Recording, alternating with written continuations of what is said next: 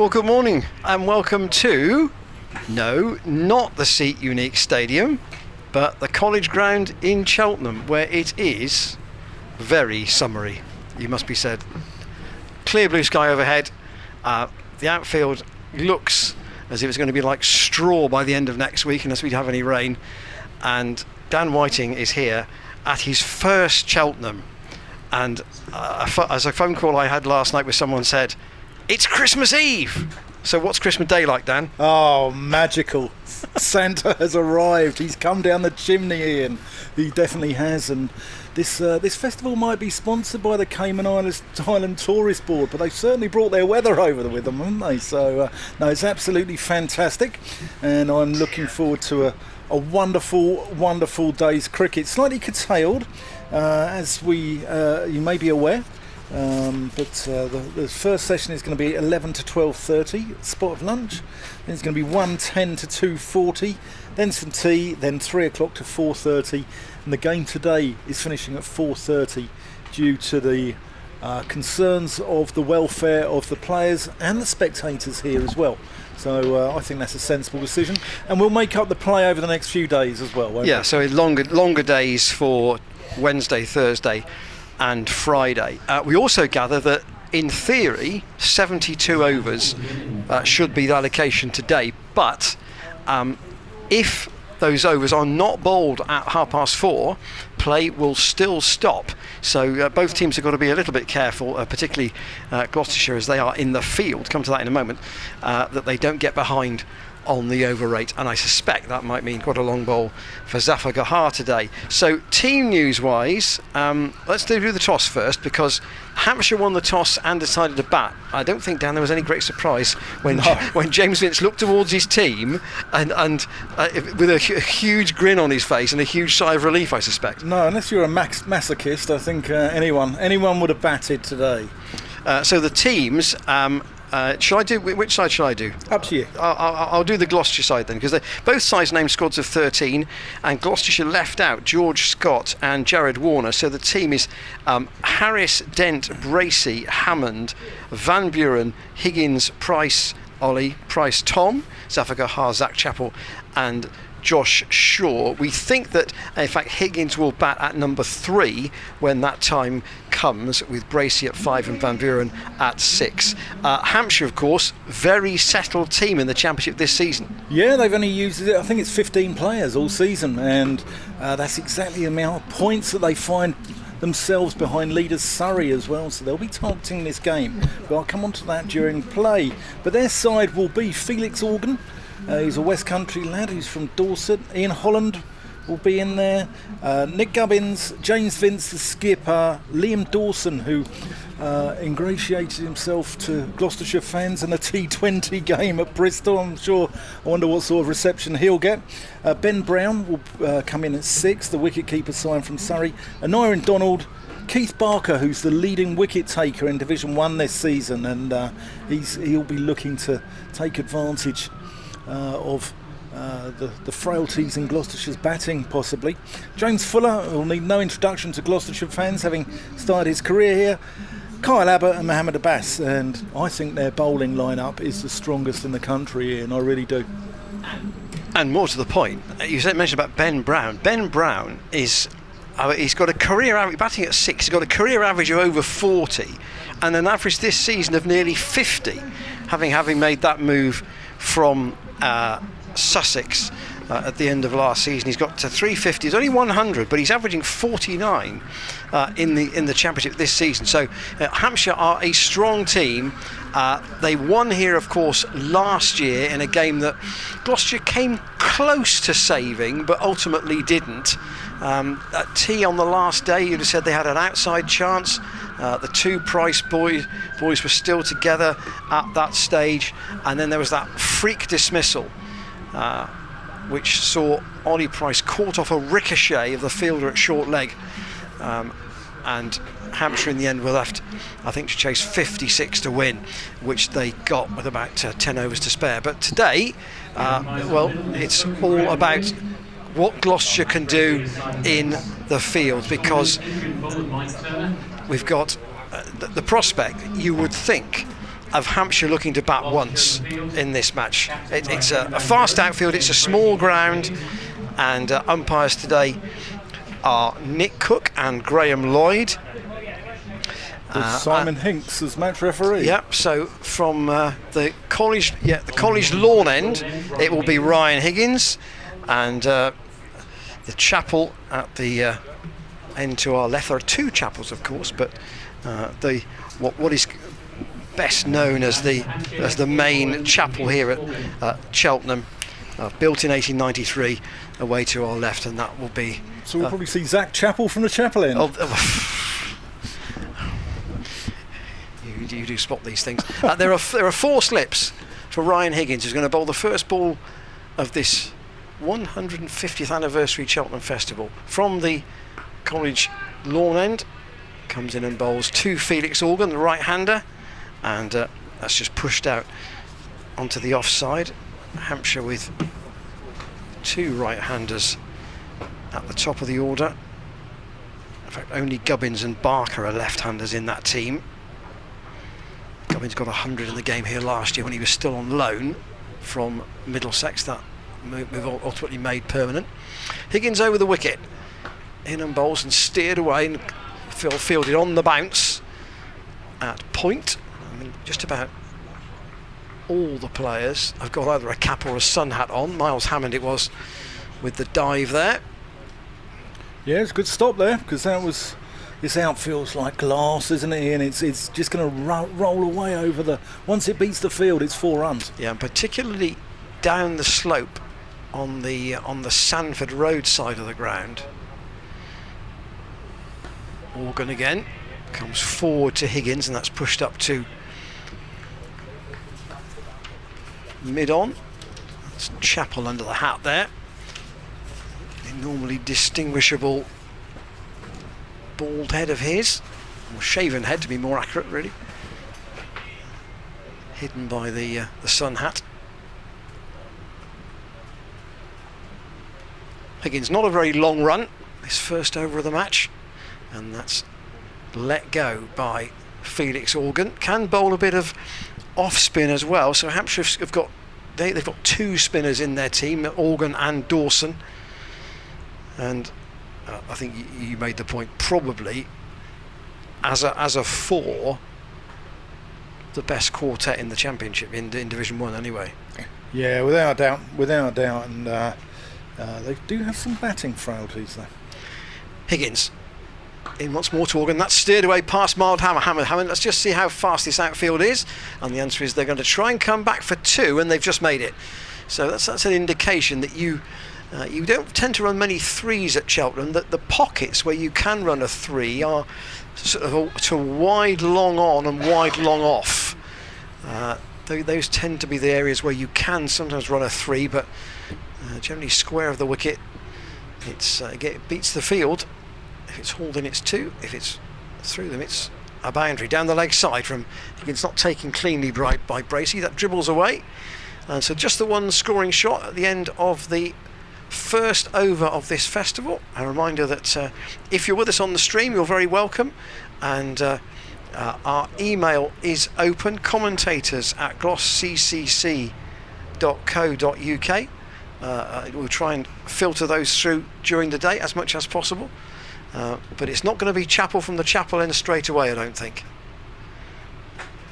No, it's going to be Tom Price, who's had a good few games recently, hasn't he? He's been absolutely he's been one of the probably the main threat with the ball, Tom Price, and he's going to be bowling to Ian Holland, who's an interesting cricketer. Actually, he was spotted in unique circumstances, winning a reality cricket TV show back in Australia back in 2012, where Alan Border was the chief judge.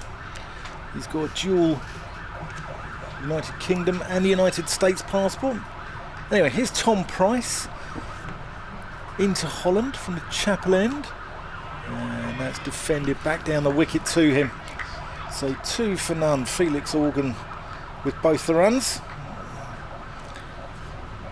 It's quite a colourful scene, Dan, isn't it? With the marquees are all this sort of, well, they call them a tortoiseshell shape, because they don't actually go right the way to the ground on the sides. Yeah. And you've got a black and red striped one, a red one, a tangerine one, or burnt orange. Tom Price in. Big shout for LBW. Turn down there. I think that's Graham Lloyd, isn't it? It is at that end, yeah. Yeah. Nick Cooks at square leg. Yeah. Son of Bumble. And involved on Saturday evening in the no ball. Indeed. Which Hampshire fans will be eternally grateful for. Price in, and that's just worked into the onside, and that's well fielded there by Zafar Gahar, tumbling away in front of square on the leg side. Interesting to see A, how much Zafar bowls today, and B, which end he bowls from, because there is a very slight slope across the square, so you would think that if he's trying to turn the ball away from the right-hander, the chapel end would help him. Here he comes in, and again that's just nudged into the onside, and they scamper through for a single. Zafar Gahar doing the fielding there. There's a big gap there between Josh Shaw at mid-on and Zafar Gahar at square leg, so there's a vacant mid-wicket area which he just worked that one in. He's got 4 slips as well. He's got 3 slips and a gully, really, although that sort of gully is floating between sort of gully and 4th slip.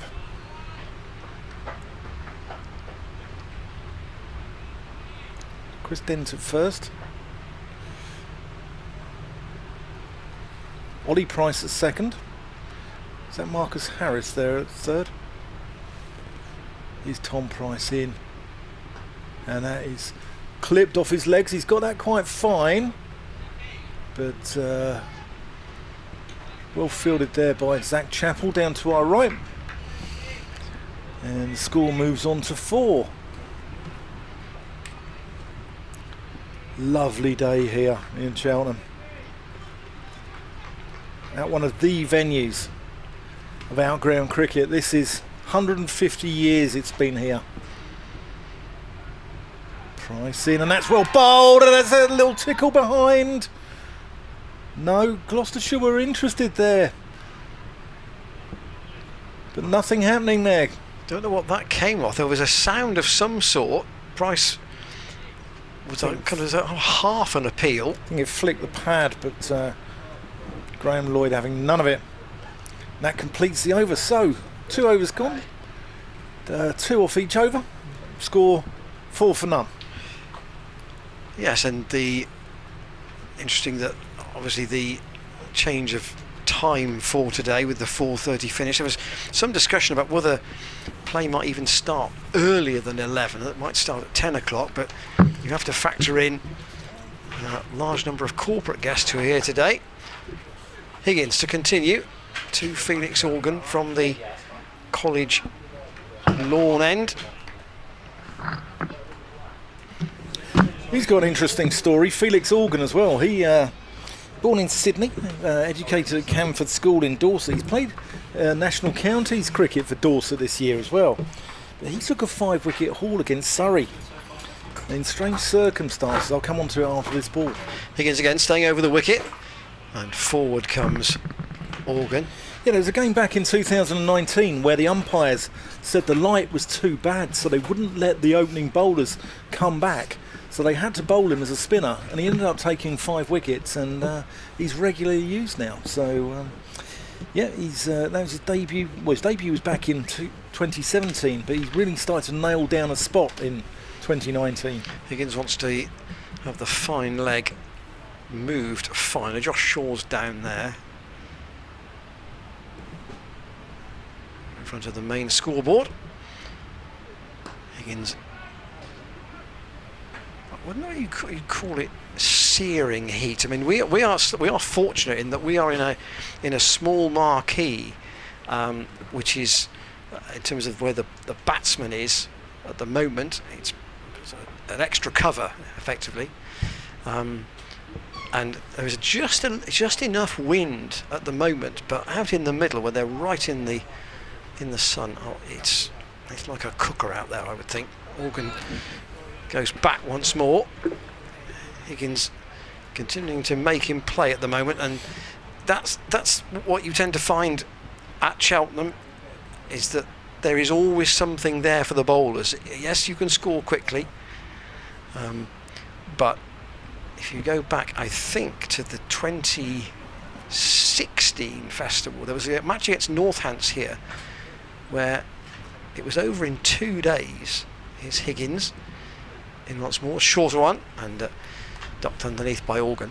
And I think the second day had something like 550 runs and 18 wickets. Wow.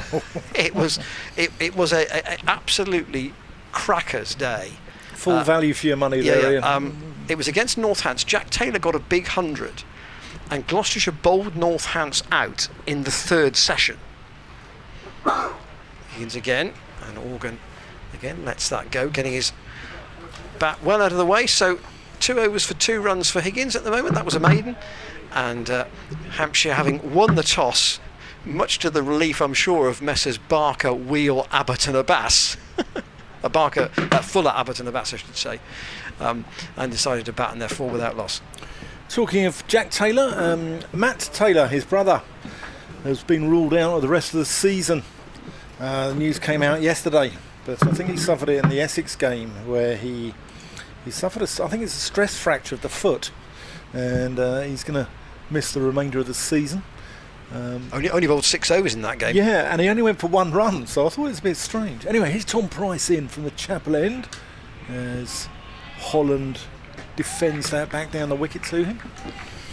Yeah, I thought it was a little bit strange that he didn't bowl more in that game, but I mean, it was a pitch that was rather conducive to spin, as I'm sure many fans who will be visiting Chelmsford this year will probably utter those words. Yeah, well, it's really set up for Simon Harmer, and with the dry weather even more so. Tom Price in, and that goes off the pads of Holland, just dribbles into the leg side. Zafar Gahar does the fielding. Yeah, it'll be interesting to see when Harmer goes into the South Africa squad in August against England, what sort of pitches are prepared then, because they've got good seamers there as well, in Jamie Porter, Sam Cook, and they're still in with a chance of that county championship. Price up the hill slightly. Holland gets up on his toes and just works it into the leg side. As somebody who, I say, this is your first visit, is there more of a slope than you thought? Massively. Yeah, I'm really surprised. I mean, it's quite flat from where we are, side on to the wicket, and then it really falls away down towards the road over there. Is it College Lawn, that road? No, that is the Sanford Road. Sanford Road. And the College Lawn, so called, is why the end to our right is named. Price in, just goes down the leg side. That's going to be the first boundary, and it's off the pads. It's going to be leg byes, as Graham Lloyd signals that, and that brings the score on to 8. Just straying away from his lines there, Tom Price. Yeah, the actual shape of the ground is it's not quite a circle. It's kind of sort of squashed on the 2 sides. So it's we've obviously watched a lot of our cricket this year at the Seat Unique Stadium, where the boundaries square are big and straight are shorter. Yep. Here it's the other way around. The boundaries straighter are longer and the boundaries square are shorter. Price, and Holland goes looking to work that on the onside, just hits him around the side pad area. And obviously the added complication, this is an outground, as people who follow Gloucestershire and know all about the festival will be familiar with, but there are 2 squares on this ground. There is the College Square, which Gloucestershire are playing on at the moment, only ever used for this festival, so I think it's only 5 pitches across. Okay. And then you've got the area which is used for the nets, which I'll come back to in a minute. Price in, and that's played out to Josh Shaw mid-on. That completes the over, 8 for none. And well, it's a maiden over. There were 4 runs off it, although they were leg byes. So drinks, the first sort of set of drinks being brought out. So there'll be a lot of this today, understandably. So yeah, you've got the kind of what you might call the festival square, which is the one that we're playing on, and then the square that the college used for their own games is away to our left towards the chapel. You can see the pitches. You might be able to see the pitches marked on the outfield, and those are also used for the nets. And one of those was used for the Lancashire match back in 2018, where they played a game at the end of May when Bristol wasn't available. So, say this, but by and large, these wickets are only used at this time of year. So they're rolled and rolled and rolled and rolled, and they are the pride and joy of Christian Brain as the head groundsman here. So Ryan Higgins back at the end of his run, and he should be very proud of it as well, because it is an absolutely gorgeous venue. Higgins in, and Organ again forward. So Hampshire this season won their last game against Warwickshire by 8 wickets, but they were involved in a real cliffhanger against Essex, which broke a run. Actually, they've won 4 of their last 5, and that game against Essex they lost by 12. Higgins in, and Organ comes kind of round his pad a bit there and steers it up to mid-on. That is, I think, Chapel under the hat. He's moving from fine leg to mid-on, and the bowling's at this college lawn end. Yeah, they were set chased at 299 to win, lost by 12. Worked off his hip this time, didn't perhaps get quite that high by Organ. So the batsmen change ends for the first time, and Ian Holland will have his first look at Ryan Higgins. An interesting story about you say about Holland, but almost being spotted in a talent show, in a TV talent programme. Yeah, it's curious that, isn't it? You wouldn't think that a cricketer would get a career out of that sort of route. No, because he's an Aussie. He's born in Wisconsin. He's played cricket for the United States as an international, and he ended up over here playing for Fleetwood, who aren't exactly local to Hampshire, and was spotted by Dimitri Mascarenhas, and he's never looked back since. Higgins in, and Holland steers that out to Miles Hammond under the sun hat at backward point. They've taken one of the slips out. No, I think there are only 3 close catches in there now. So short mid wicket. Yeah, even at this early stage, they have removed one of the cordon. Higgins in. That's a attempted short ball, but there is a man at deep backward square, and Zafar Gahar's throw will come in from in front of that sort of very crimsony coloured marquee which is behind him.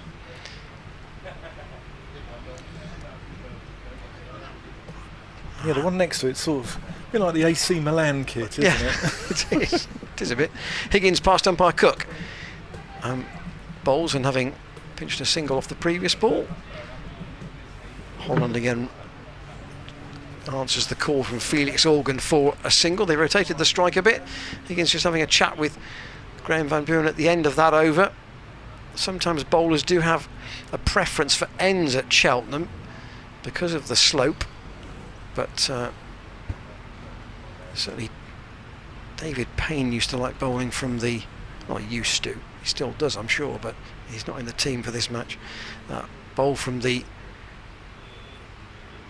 college lawn end. Hampshire with a fairly quiet start here, but I would have thought they'd be trying to get 250 today if they bat steadily all day and they don't lose too many wickets. That'll be the sort of number I think they'd be looking at. Shorter sessions, of course, only 90 minutes each. Yeah, it'll be interesting to see, you know, how sides sort of plan their day, really. Anyway, here's Tom Price in, that goes through, thumps into the gloves of James Bracey. Be interesting to see how sides plan their day, because often on days like today they're quite they're quite sort of watchful, aren't they, at the beginning of the day, and then they make hay in the final session. They take advantage of tiredness, and it'll be interesting to see. I'm sure the Hampshire batting coaches have got a plan. Tony Middleton, one of them, and Jimmy Adams, the other. They share the duties at Hampshire. That's former captain Jimmy Adams, isn't it? It is, yeah. So that's just worked onto the onside, and that beats the fielder. That's going to be the first boundary off the bat. And that's a very pleasant shot there by Felix Organ, just worked towards the pavilion here, and brings the score on to 15. Lovely shot. Yeah, Zafar was the player trying to dive to stop it, but once it beat him, it probably only had 40 yards to run. But as I say, it was just a clip, really, and the ball still ran away pretty quickly. That is Jimmy Adams, by the way, the Hampshire Jimmy Adams, not the West Indian. It's Jimmy Adams, yeah. Yeah. Price, that goes through to Bracey. Yeah, Jimmy Adams, 16 years he was at Hampshire. Scored over 20,000 runs there. Retired in 2018. He had a very good 2009, scored 1,280 runs at a shade over 53. The other one's Tony Middleton, who also had an outstanding season. I think he was due almost on for 1,000 runs before the end of May, back in 1992. His price in... and that's just defended. Yeah, Middleton had an amazing start to that year. He was just scoring runs for fun, and there was a talk about him for an England place. I can't remember who we played in '92. I think we had Pakistan over, who were, in the full cries of Wasim Akram, Waka Yunis, and that side there. Akib Jarvid, and they were a decent outfit, and there's talk that he was going to play in the England side. Is Tom Price in? That's left alone there by Felix Organ. Yeah. Just looking at him here, he scored 1,780 runs at 50 that year, and he also got runs in Hampshire's promotion season in 2014 when Dale Benkenstein was coach. Who?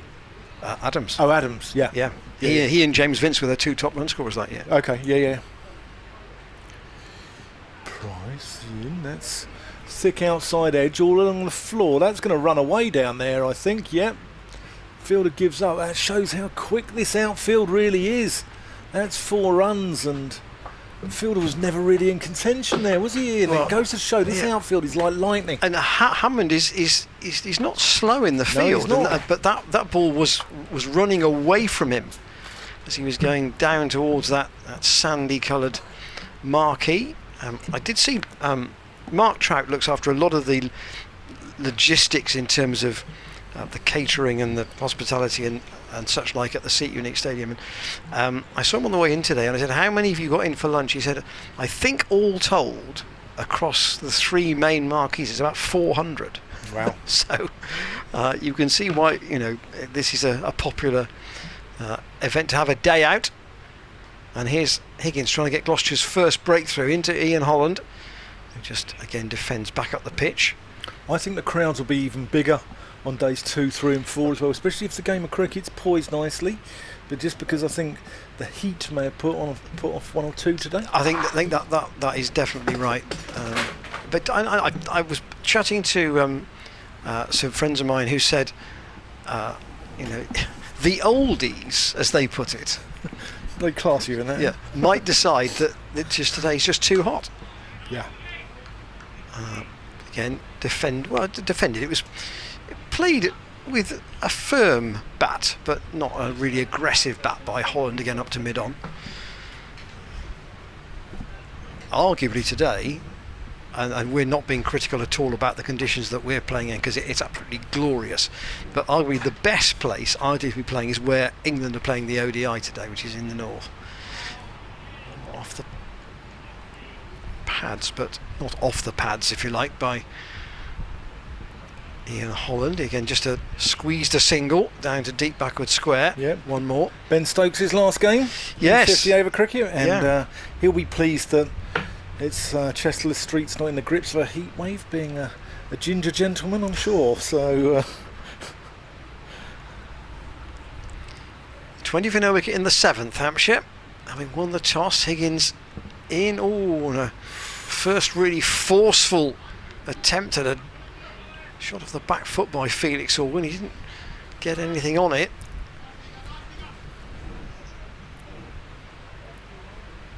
Lovely hills in the distance here as well, isn't there? You can see them in the Cheltenham racecourse, can't you? That is Cleve Hill, you can see, or we can see. Hopefully the camera may pan round to let you see it as well. Higgins, that was a little bit hurried there, just for a split second by Organ. He was perhaps unsure whether to come back or forward. And Higgins has got, I think that's Tom Price under the cap there at short mid-wicket. Higgins once more, that's down the leg side, let go by Organ, just swayed inside the line. So Higgins 4 overs in his opening spell. I mean, the length of spells today for the bowlers will be interesting. Generally speaking, as a rule, Graham Van Buren doesn't ask his bowlers to go longer than 6.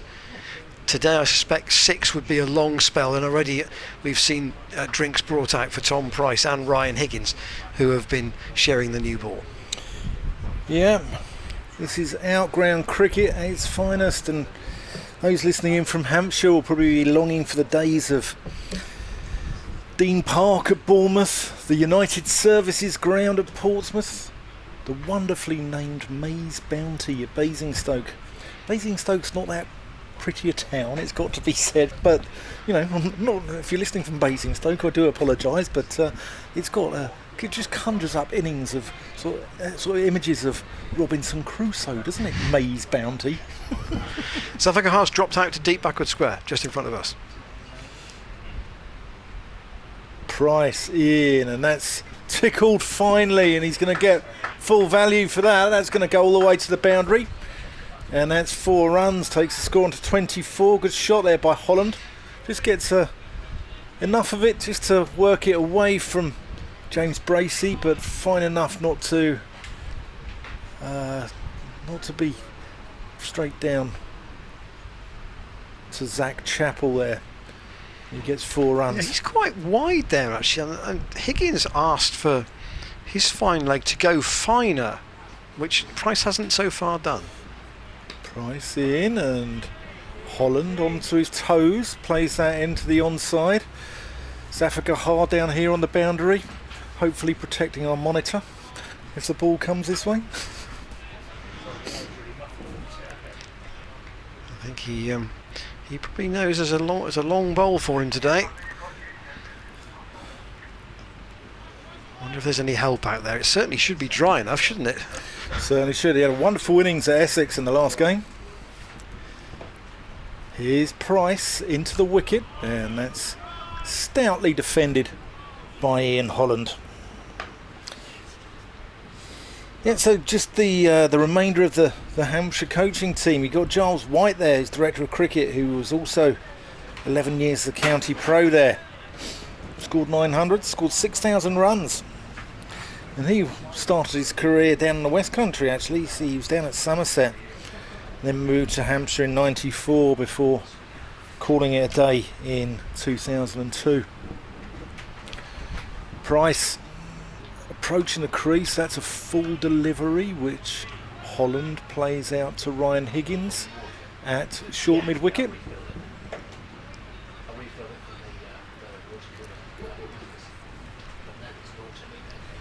Lovely hum here, isn't there? There's a different sort of hum to outgrounds, isn't there? There's always a chat. Yeah, there's always a West Country burr. And there's also the concept that people come here even if they don't support either of the teams who are playing. Yeah. Price into the wicket. Big shout for LBW. Looks a tad high to me from here. Although I've got the best view at backward square leg, but you can tell on height. I mean, you have to say, at the moment, I would doff my cap to the spectators sitting in the stand on the Sanford Road side of the ground. That's the far side from our commentary vantage point, because it's going to be very warm. The sun is literally coming over the gymnasium and shining straight into those spectators' faces.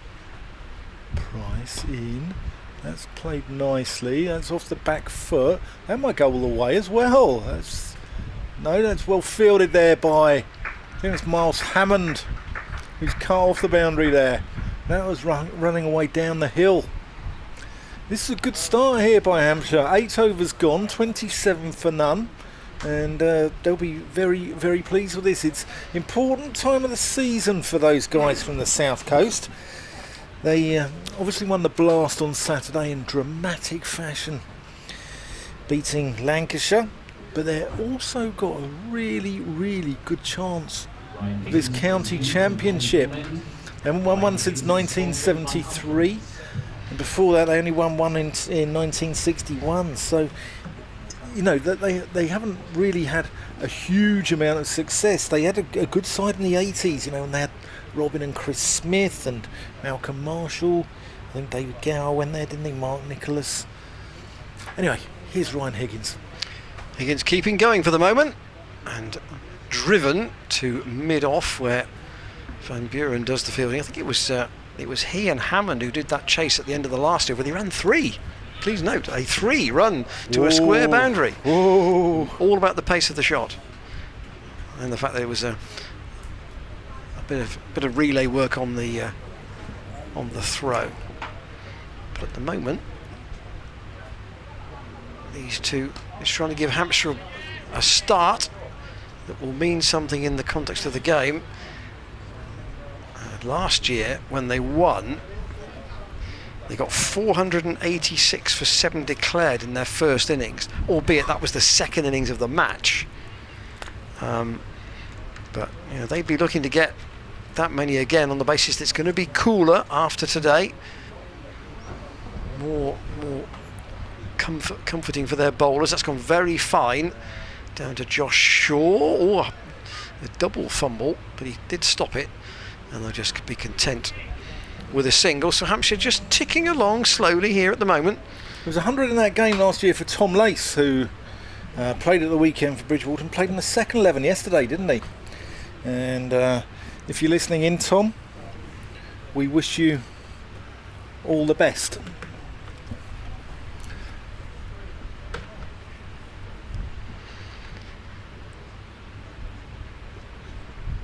Higgins in, extravagantly let go by Organ, who I think when he comes to bowl, I have a suspicion I've seen him bowl before, and if you are familiar with sort of Western Storm matches, or indeed England cricket, England ladies cricket, women's cricket, very similar action to Alex Hartley. And it's quite extravagant in terms of his approach. Who, Felix Organ? Yeah, I think so. Okay. There's a chase here for Chapel up towards the college lawn boundary, and they'll come back for a couple. It's a no ball as well. So Hampshire with 32 now on the board. Openers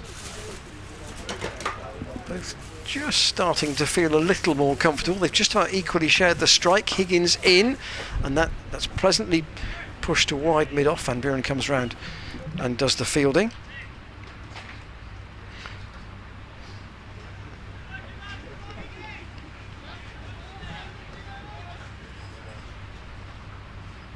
Remember that Hampshire won the toss this morning. I think there may be 2 men in this box who have completely lost their phones. Here is Higgins in. I think both Dan and I went round to the other side of the ground earlier on today, and I don't think either of us have come back with our phones. No, I've got my phone. Have you? I'm looking for my tissues. Are you? I've lost my tissues. And I couldn't tell you where my phone is. That may be a rescue operation at some stage. Anyway, 33 for no wicket. We've had 9 overs, but they bowled 9 overs in 32 minutes, which is quite good. And here is the first change, so an indication perhaps of how long spells will be today. Tom Price hasn't done a great deal wrong so far. He's bowled 4 overs for 17. There's been a couple that have been leg side, which have gone for 4, and that maybe is why Graham Van Buren has said, apart from the conditions and the need to keep his bowlers something like fresh, that he's brought Josh Shaw on for the first time. Yeah, we're going to see Shaw from the chapel end.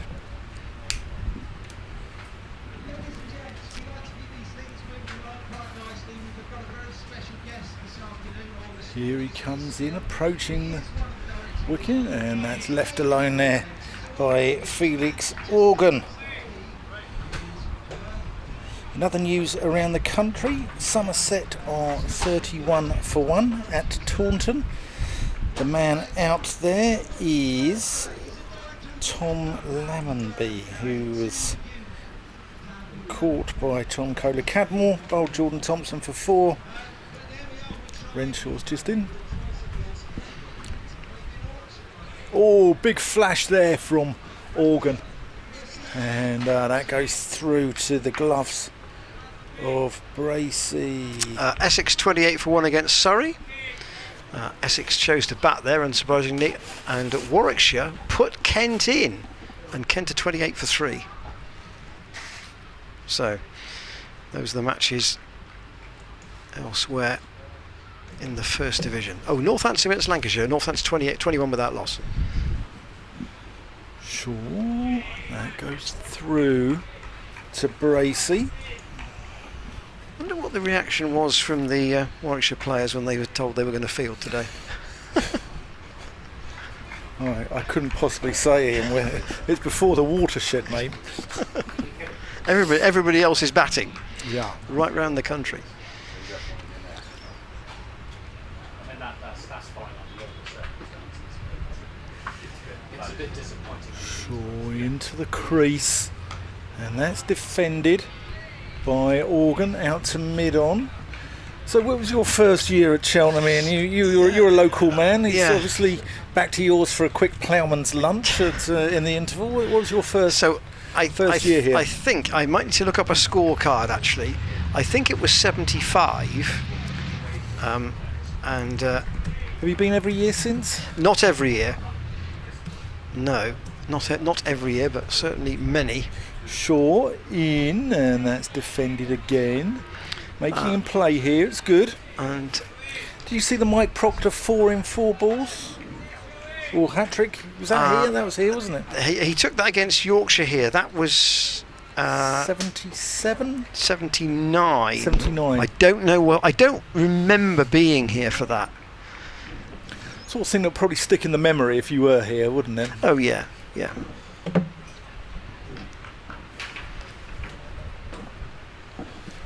Josh Shaw in, and that's left alone. That's maiden over to start Josh Shaw's day, and that'll please Graham Van Buren, because just starting to tick over, and he wants a semblance of control there.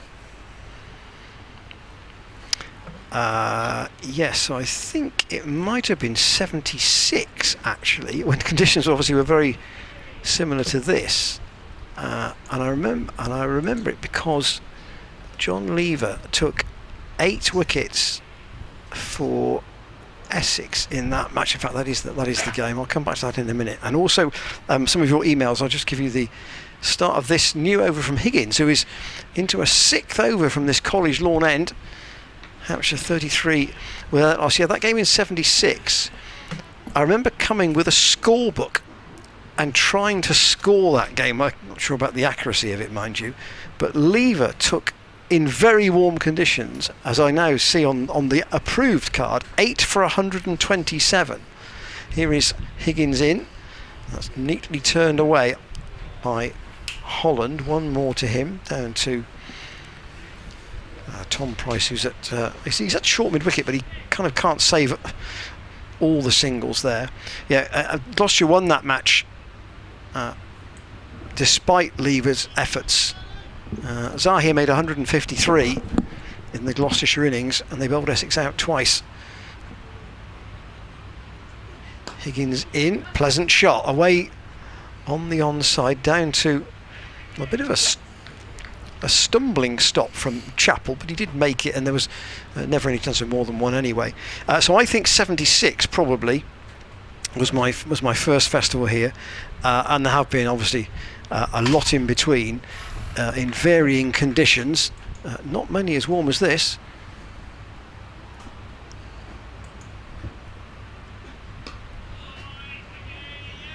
Clive, yes, Higgy from the slip cordon. Hammond does the fielding to Ian Holland. Email from Alex and Pete from Winterbourne.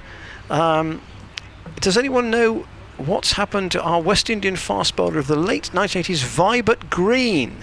He said Dad mentioned he had great pace, a little wayward, but he maybe spent 3 seasons with us in the mid-80s. I do remember seeing Vibert Green here. Oh, that's a squeezed out on the onside. Tom Price makes the stop, and they don't run a single on a partial misfield. He was a bit like a Malcolm Marshall type build, so not the tallest, but very skiddy. It's a wonderful name, isn't it? Yeah. I do remember him. Sounds like one of those villages in the Cotswolds I drove through this morning. Vibert Green. Sort of place where you should have a motorway service station. I won't go there, because the end of the over, 35 for no wicket. I'll come back to motorway service stations and such names in a moment. And a note from our good friend James Young. There is a third square, he says, on the college site, under the tents and the car park. I know that to my pain and horror, having been left stranded here on 88 not out in a match against the college at under 16 level back in the 1990s. I carried my bat and was playing well. I gave my mates some choice words at the tea break and was reprimanded by the teacher. It still breaks my heart to say I didn't score 100 on the ground that Grace Hammond, Jessup and Graveney did. Daddy says welcome to paradise, he said. Here's Josh Shaw in, and that's played out to Ryan Higgins at mid-on. So thank you, James, for that. I never knew about your 88 not out at Cheltenham. Well, it's, you know. Have you ever played here, Ian? No, Dan, I wasn't good enough. No.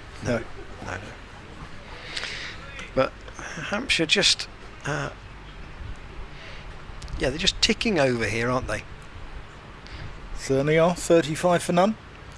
Shaw in, and that's let go into the 12th. That mentioned, I must look up, and I haven't got them with me. Vibert Green's Gloucestershire career, which would be in a yearbook, which is of course at home and not with me.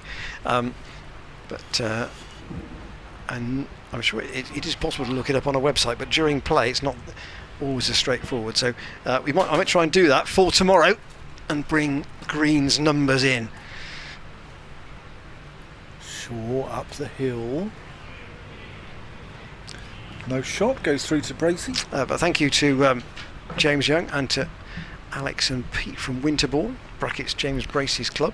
Yeah, keep them coming. Well, I must say too, and people in this part of the world will know this village very well. There's a village called Dumbleton, which is just towards the Worcestershire border, and they have a very good good club side. They play in the West of England Premier League system, but they're not in the top division, and they are into the semi-finals of the National Village Cup. Whoa, that's a nice shot. That's gonna possibly run away. I just can't quite see out to my left there.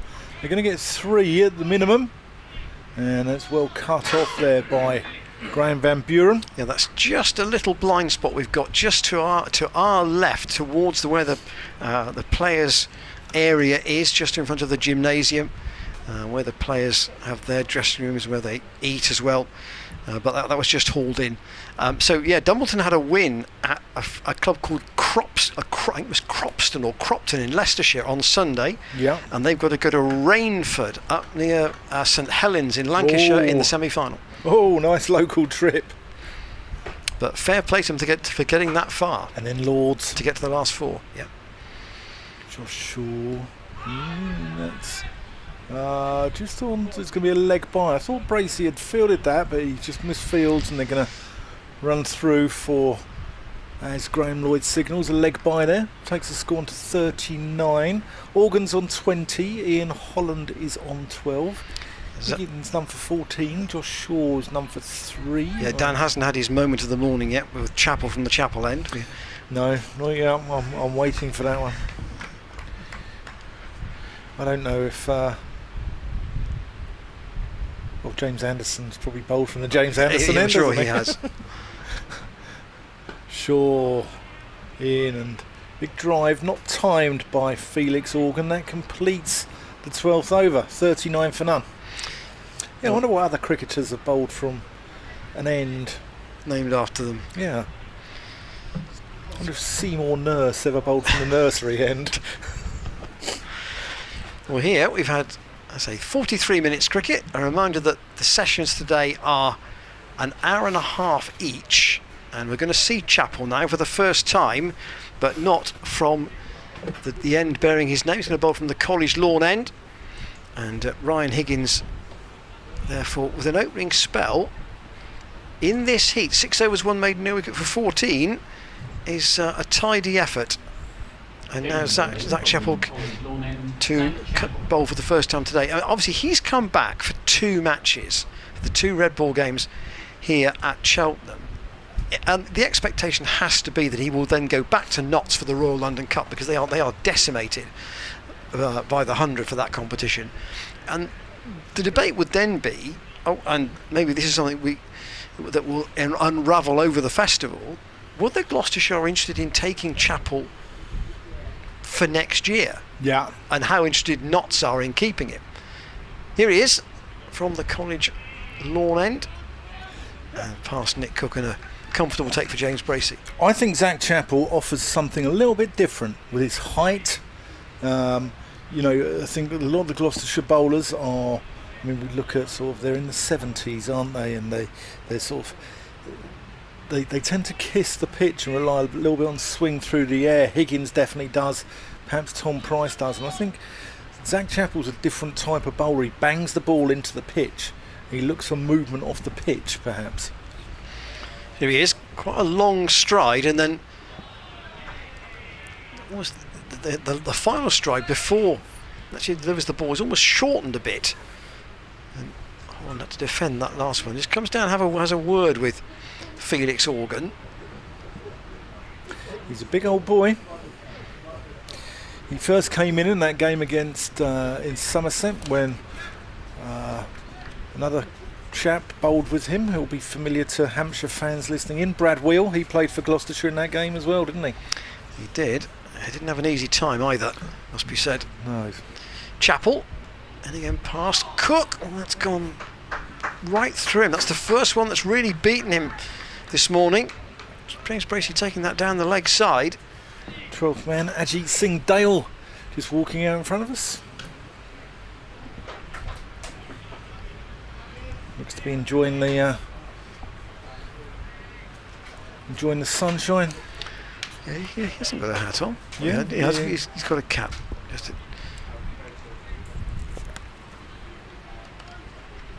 Chappell with this distinctive shaven head.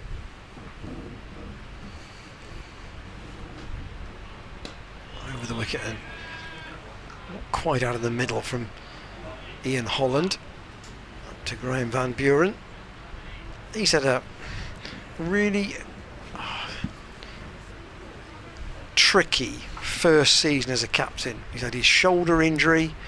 He's had to run a team which hasn't been tactically in front in many matches, and his own form with the bat has been a bit sticky as well. So you roll all that up, it's probably been quite a a mental test for him. And here he's got to look to rotate his bowlers to get a breakthrough out on this, what looks at the moment to be a pretty easy paced pitch. And there's always bounce at Cheltenham. Always see Courtney Walsh and David Lawrence in that 1986 match, which we might talk about at some stage. I mean, that was the last time that Hampshire were beaten here. That was a game when Gloucestershire were pushing hard for the title at that stage. That year, Walsh and Lawrence bowled them to victory. Jack Longstaff, the here is Chappell in, back foot this time. A kind bounce from Miles Hammond. That was played into the ground, but it is so hard here that you could get an awkward spin and the ball could go past you. But here we are, mid break here, or mid session, and we're going to have a break after 13 overs. Drinks brought out for all the players, and Hampshire 40 without loss, and without really pressing the pedal. There could well be 250 runs for them here if they bat sensibly and keep wickets in hand. On this even on this restricted first day. Yeah, the outfield looks rapid. It looks really quick, and anything that's past the field is more or less 4 runs. Jack Longstaff, the club's communications chap, has just walked in here with a Calippo in his hands, and I'm looking at it longingly.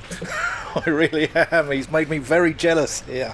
So, but we were talking about earlier Hampshire in the marquee before the game. We gave a talk, Ian and I gave a talk to a number of fans, and we discussed Colin Ingleby Mackenzie, who was skippered Hampshire to their first championship back in 1961, and he insisted that his team were in bed before breakfast.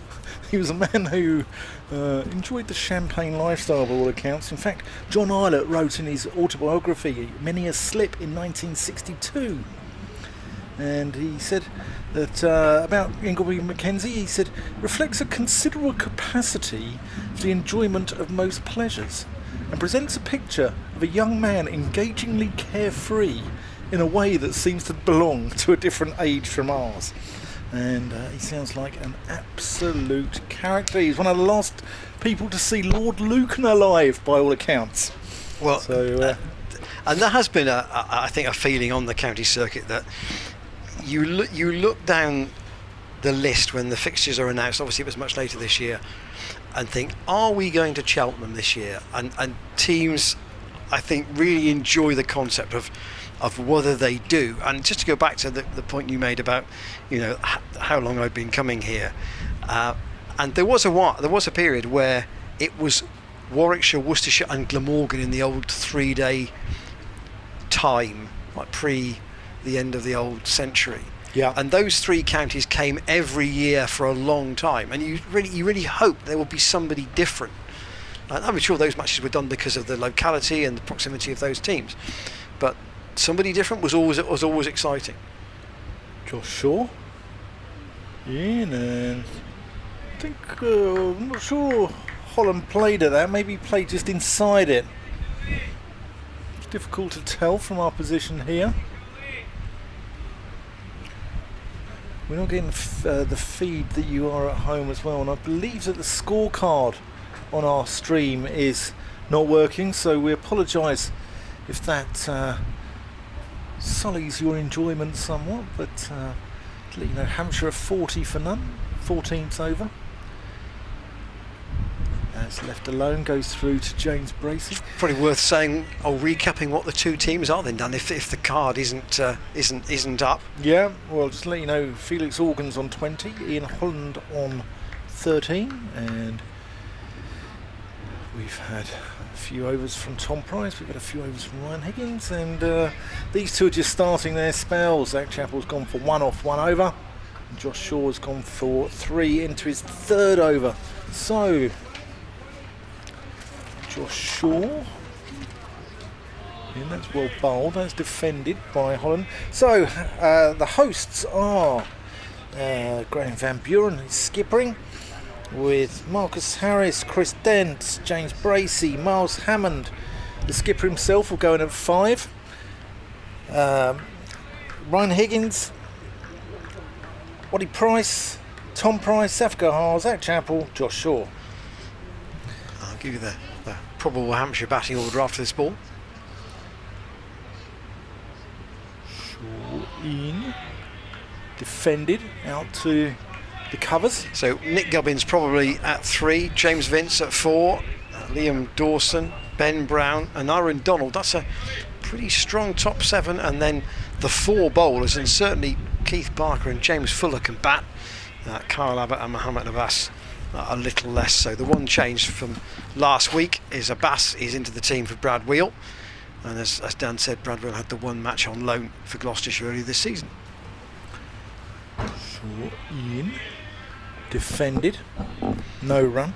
Yeah, I mean, I was speaking to Kevin James from BBC Radio Solent before the game, and he seemed to think that, you know, as you said, they'd only used 15 players this season. He said the only changes that he could see was, you know, maybe Wheel in, because he thought Abbas might have picked up a slight niggle in one of the games, or maybe Joe Weatherly might have come in to rest one of the batsmen, because obviously, you know, it takes it out of you winning T20 finals 3 days before.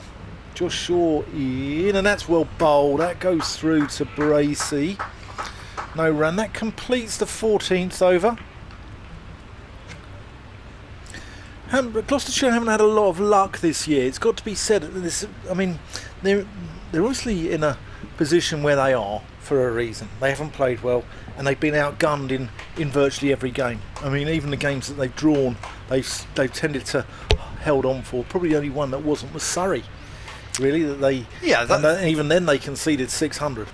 Yeah, and I think Dale Benkenstein's line was, you know, we can't be fielding for 150 overs all the time, because that's very sapping.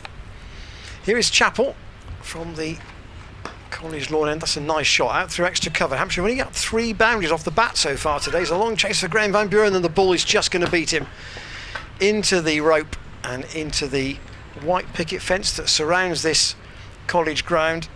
And that wasn't really out of the middle. It was stroked into the gap, and on many grounds it just might have been perhaps a comfortable 2, but it raced away here. Slightly shorter boundary, obviously, square of the wicket, and full value therefore to Felix Organ. So just the 4th boundary off the bat in 55 minutes. So I'm sure have not been going for it, and there's could be 2 in 2 balls. There's a chase for Hammond, and he won't haul that in either. That's a good shot square of the wicket once more. It may have been slightly wide from Chappell, and Organ onto it quickly, and he's on to 28, and these two have almost split the strike equally, but Organ has 28 and Hammond and Holland just has 13 at the moment. I'm afraid to say this could well be carnage. Chappell again. Oh, that's gone through Organ. Now, whether that was him getting inside it, or whether that genuinely beat him, the impression from James Bracey and from the bowler was it beat him, and the camera for you at home may give you a better idea of that than for us on the ground. And Bracey at least made the save. Still the 3 slips in. Chappell again, that's a short one, and Organ sways inside the line. A couple more emails I'll get to at the end of this over. One from Alex, who's also in Winterbourne. It would be good if you could bring the Vibert Green stats tomorrow, he said. As I said, Dad remembers him for his quick bowling and his unusual name. It sort of goes with Vasbert Drakes, Cardigan Connor and Dimitri Mascarenhas. Whoa. Could we have a greatest ever unusual name 11? Yeah, I've got a couple for that. I've got a couple for Played that. out through the offside, fielded by Hammond. Oh, An unusual names 11. That's a great 11. It's got to be balanced, mind you. yeah, I want to put in there Courtney Ricketts, who played at Sussex. He was, I think he was a slow left armer actually. And then a chap who opened the batting regularly for Cambridge University, who I'll come on to after this ball from Zach Chappell.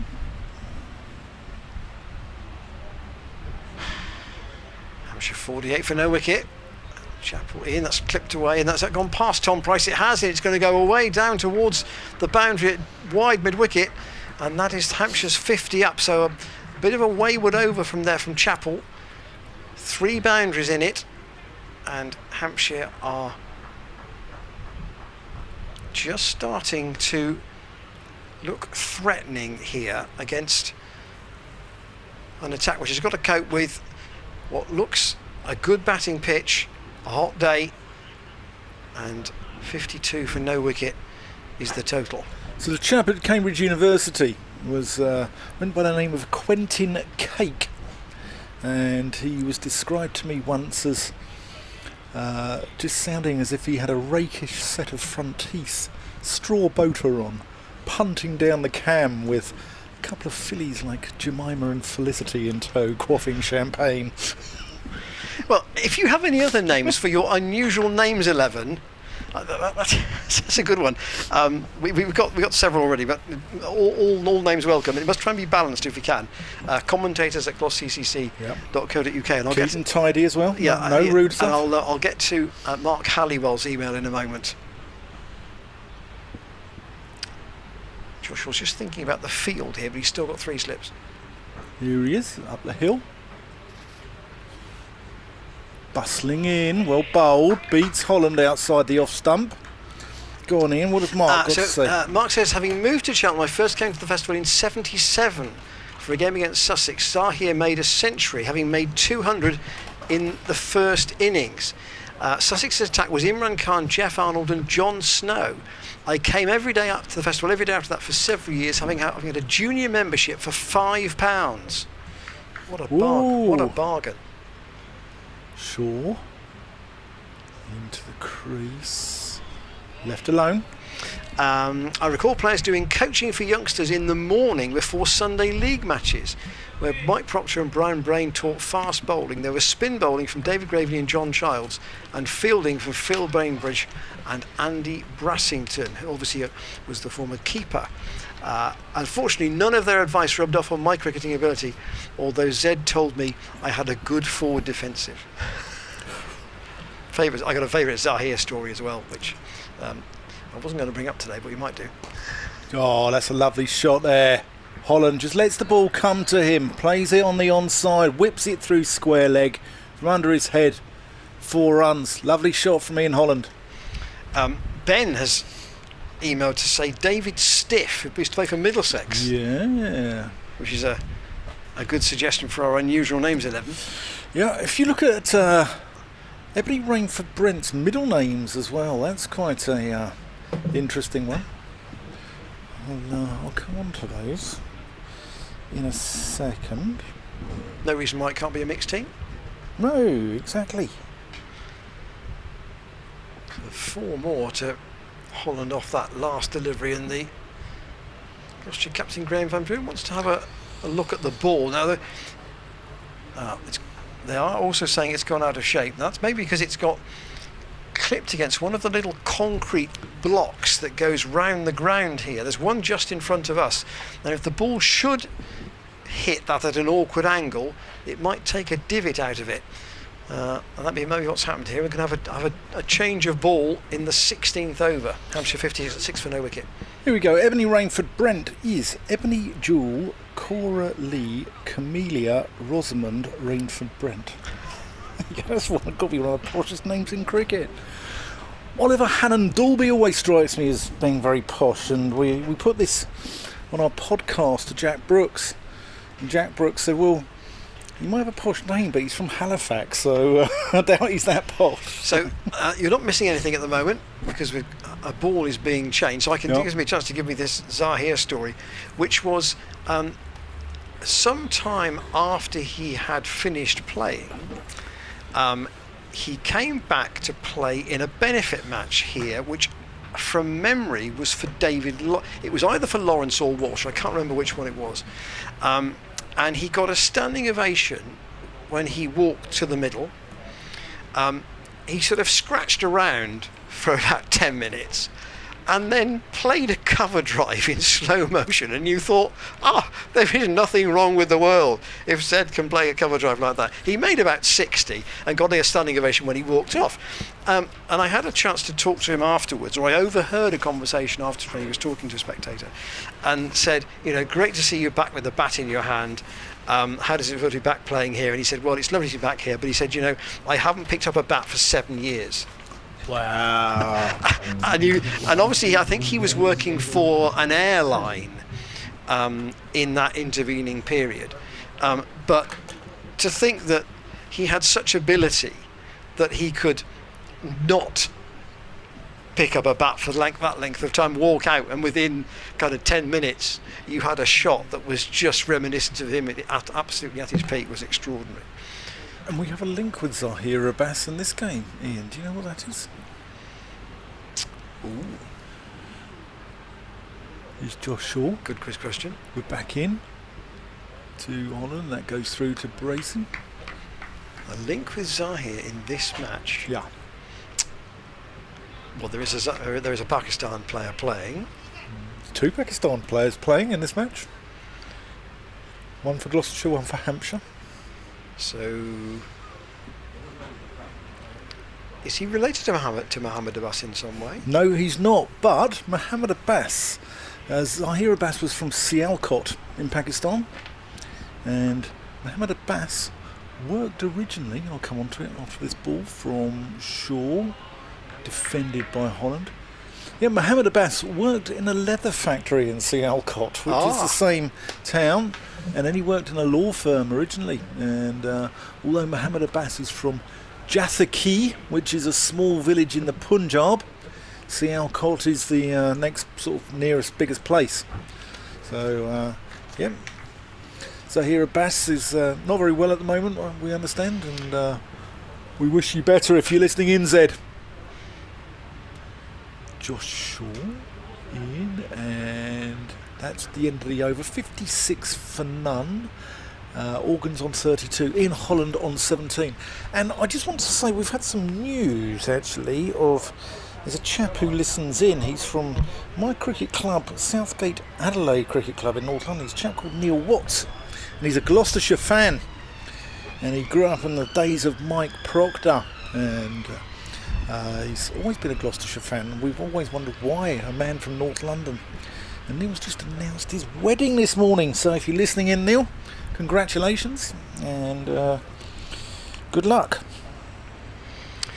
Well, here, Gloucestershire need a bit of that because there's nothing much happening for them on this pitch at the moment. Chapel to continue from the College Lawn end. He's almost played that on Felix Organ. There's enough bounce there. He went back, played it into the ground, and it bounced over the stumps, quite a way over the stumps actually. But I'm sure part of the thought in selection of Chapel and the re-signing of Chapel, as Dan was said, was about the bounce that he might get. And it used to be referred to by former groundsman Jeff Swift here at Cheltenham as almost like the bounce of a tennis ball.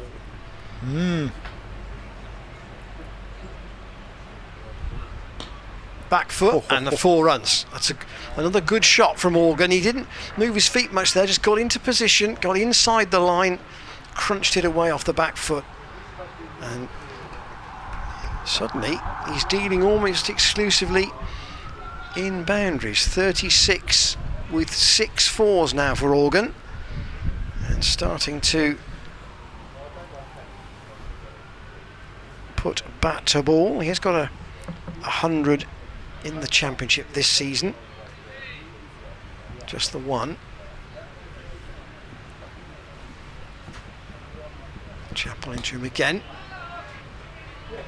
I just wonder about, you talk about the difference between where Hampshire are and where Gloucestershire are. How much of that do you think is confidence, knowledge of systems, settled team, all those sort of things that are not about ability? Do you think quite a bit of that is why Hampshire are where they are? You kind of build it's like a domino effect, isn't it? It starts well, it keeps going. Chapel in. Pleasant shot once more up to mid-off, fielded by Van Buren. I think money helps. I think Hampshire have got plenty of money, and I think that they have been an established Division 1 side for a number of years now.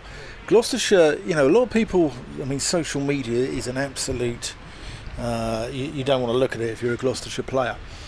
But Gloucestershire were promoted back in 2019.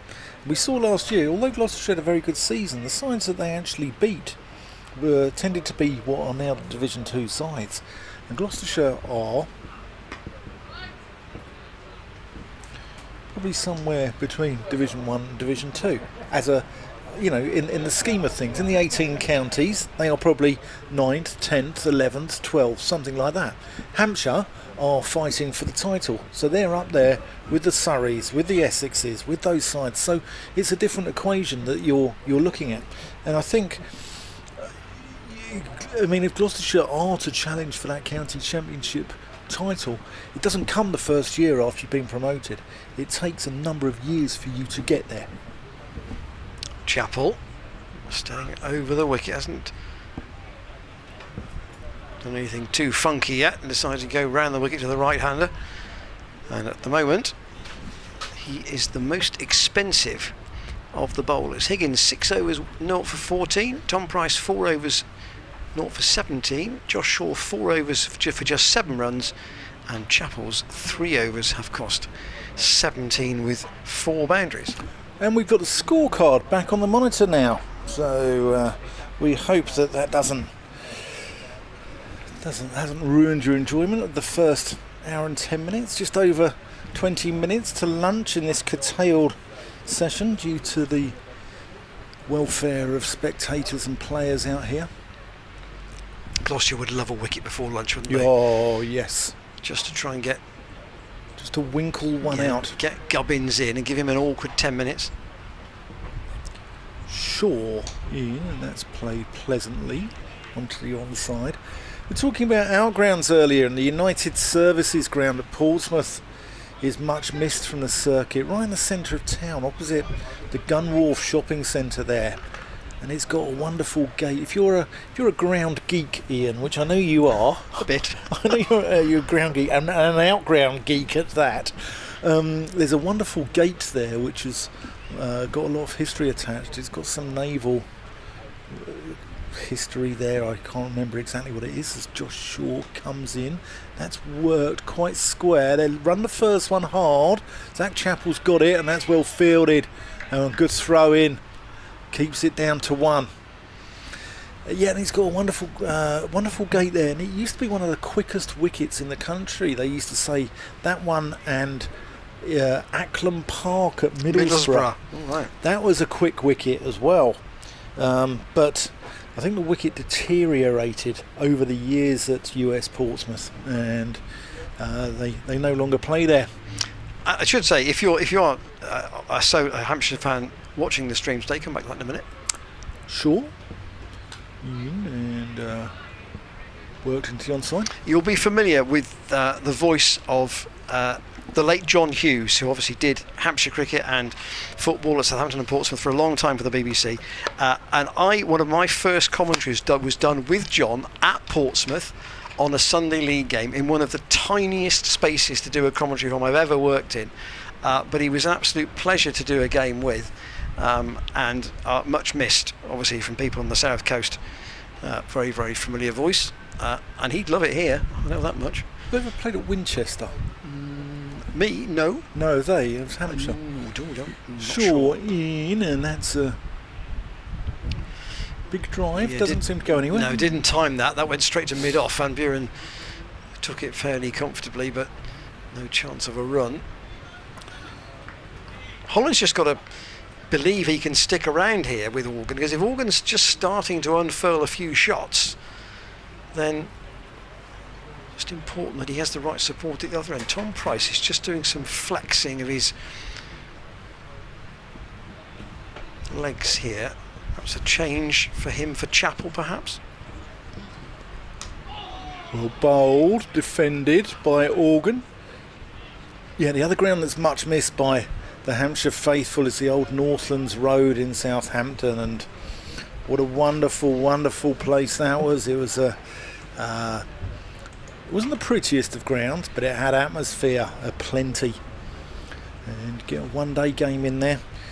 Gordon Greenwich and Barry Richards thumping it against the advertising boards there with a resounding thump. Right, we've got the unusual names 11 going in a minute. Shaw in, good square cut. That's 4 runs from the moment it left the bat there from Felix Organ. And Hampshire are absolutely storming away here. 65 for none after 18 overs. 40 to Felix Organ, 18 to Ian Holland. Ian Randall, give me your unusual names 11. Well, Churinder Vars ought to be in there, Yeah. says Alex from Winterbourne, but partly because he's got 5 Christian names. The Reverend Andrew Winfield Digby, says Mark Halliwell, also I've got a story about him. on the email. And Stephen Gulliver says Napoleon Einstein was part of India's under-19 World Cup winning squad in 2008, which was led by Virat Kohli. He made his Ranji debut for Tamil Nadu, and also a member of the Chennai Super Kings in the IPL. So surely he's got to be in there.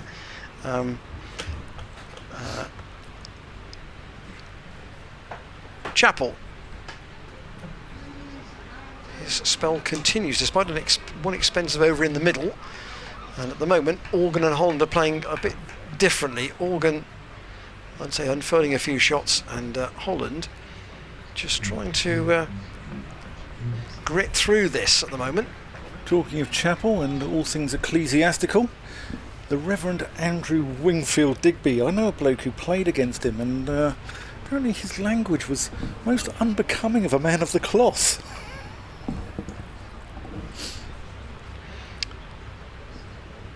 Chappell first umpire Cook in. There's a big appeal for LBW, but Nick Cook's not interested in that. It was going down the leg side. We can't tell from our angle. Paul Hibbard says a lot of West Indian cricketers in the 60s, 70s and 80s had unusual middle names. Here are a few. Can you name the player? So the middle names, Elcon Linwall. Curtly Ambrose. Yes, so he was CEL Ambrose, so that might well work. Montgomery Everton. Andy Roberts. Again, AME Roberts, so that might be right. Here's Chappell again to Holland. It was very short, and it's proved there is bounce there. Taken on the stretch by James Bracey. And Linton Churchill. Ooh. This is from Paul. Don't know that one. So thank you for that. Linton Churchill.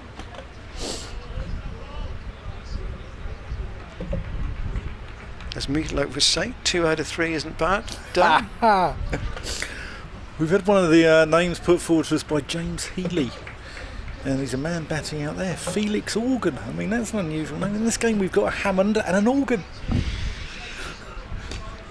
Chappell defended by Ian Holland out on the offside. Whether Hammond would bowl to Organ at any point, I don't know. It's not impossible.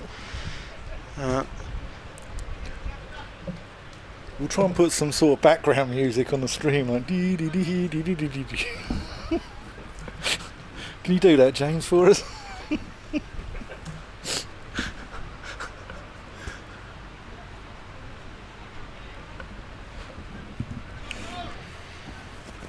Keith Barker playing in this game. He's got the middle name of Hubert after Clive Lloyd, who's his godfather. Chappell in. Holland again defends. Churchill. Linton Churchill, was it? Yeah. So. Is it Roy Fredericks? No, I think I think I might have found him, but I have to say that we've had to look him up. Otherwise, we wouldn't have got this.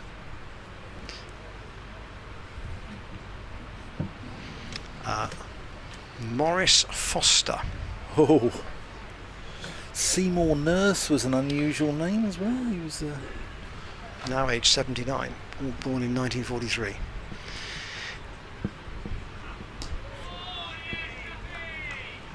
That was a tester, to be fair. Yeah. That was a tester. Maiden over from Zach Chappell.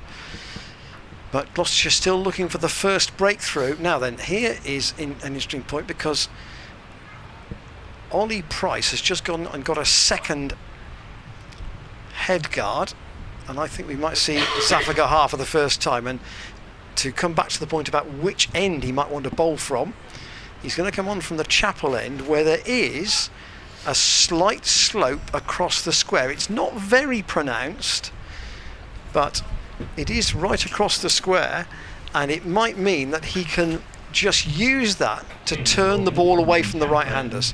Yeah.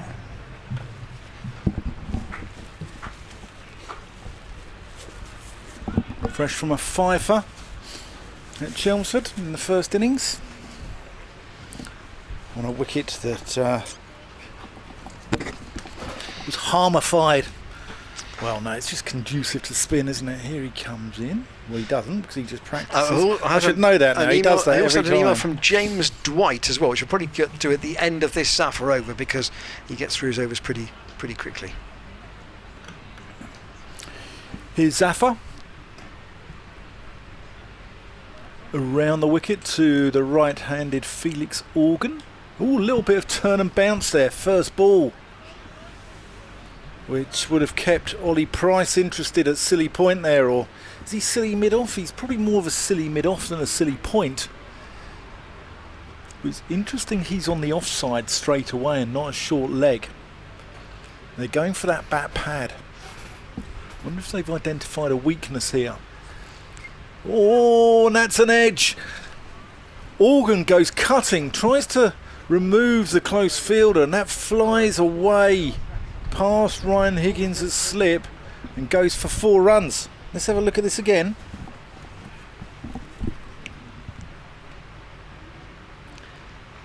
No chance there, absolutely flew, but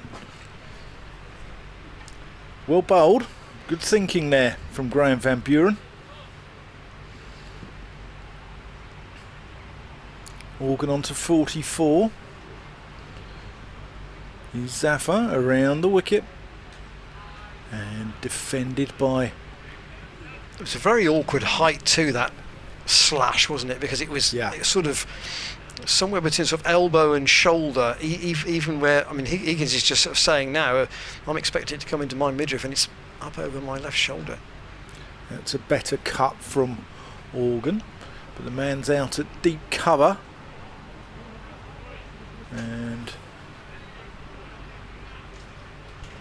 cuts that off. That's Tom Price out on the deep cover boundary.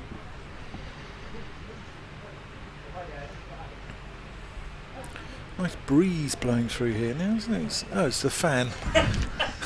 James Healy's just limped back on his chair. And artificial breeze. Yeah, that'll do. I don't care how it comes, as long as it comes. Zafar Gahar in, and that's well bowled. That goes past the outside edge. James Bracey sharp, whipping the bails off as well. They could do with one before lunch though. Score now on to 70.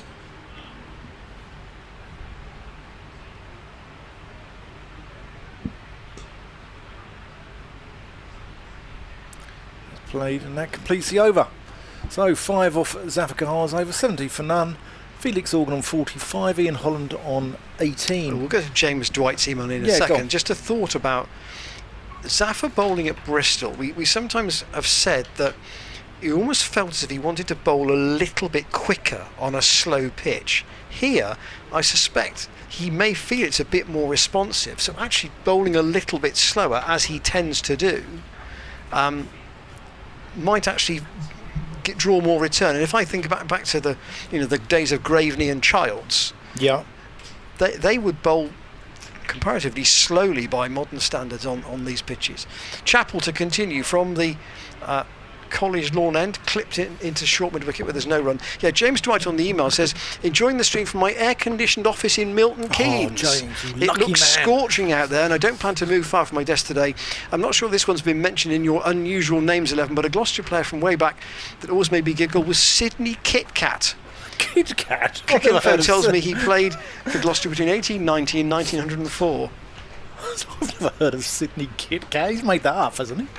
Well, no one's called the Kitcat. the Bible that is Cricinfo apparently says not.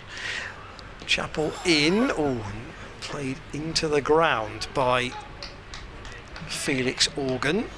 45 off 65 he is at the moment. And Hampshire field this morning has gone, well, probably as well as they could have hoped. They wouldn't have had a number in mind, I don't think, but they've got to within 7 minutes of lunch with the openers still together.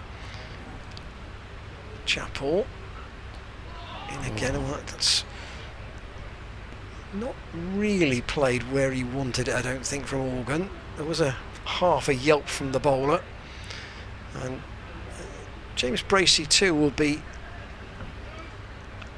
interested in how this pitch behaves, not only because of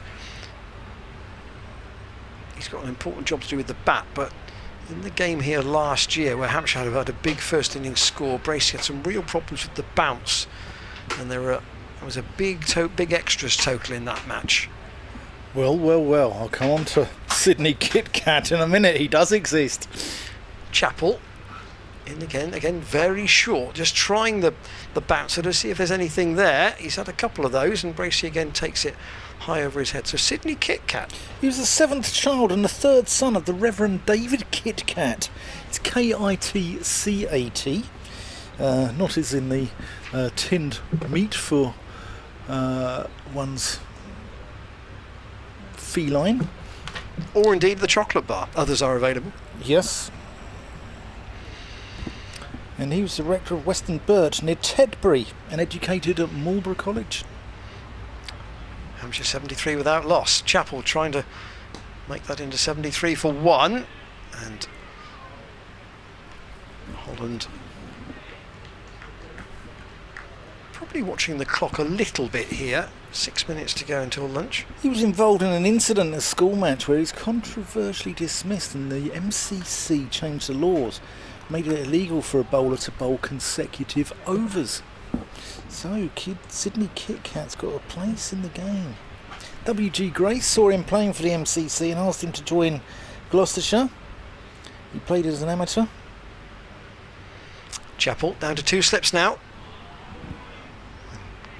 Clip, but with no great power by Holland into the onside, fielded by Ryan Higgins. Died in 1942, aged 73. There you go, Sidney Kitcat.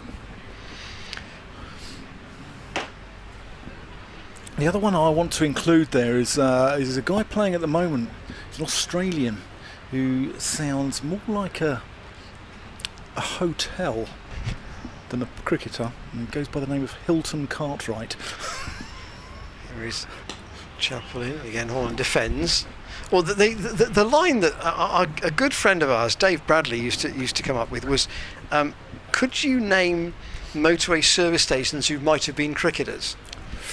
So, Taunton Dean, for example. Yeah. Yeah. Would Taunton Dean have been would Taunton Dean have been a potential service station? Potentially, yeah. That's a good one. Newport Pagnell? Yeah, Newport Pagnell, potentially. There isn't one at Frampton Cotterell, but there could be one. Yeah. There's a cracking services round the corner from here, and the farm shop at Gloucester.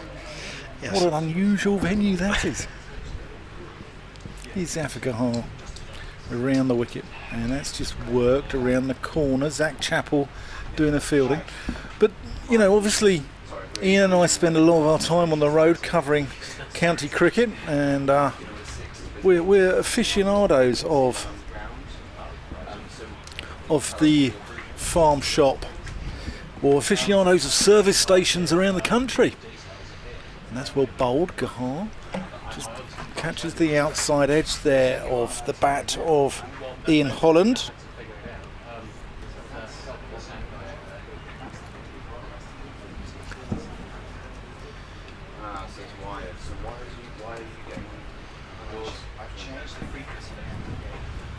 Lovely hum around the ground here.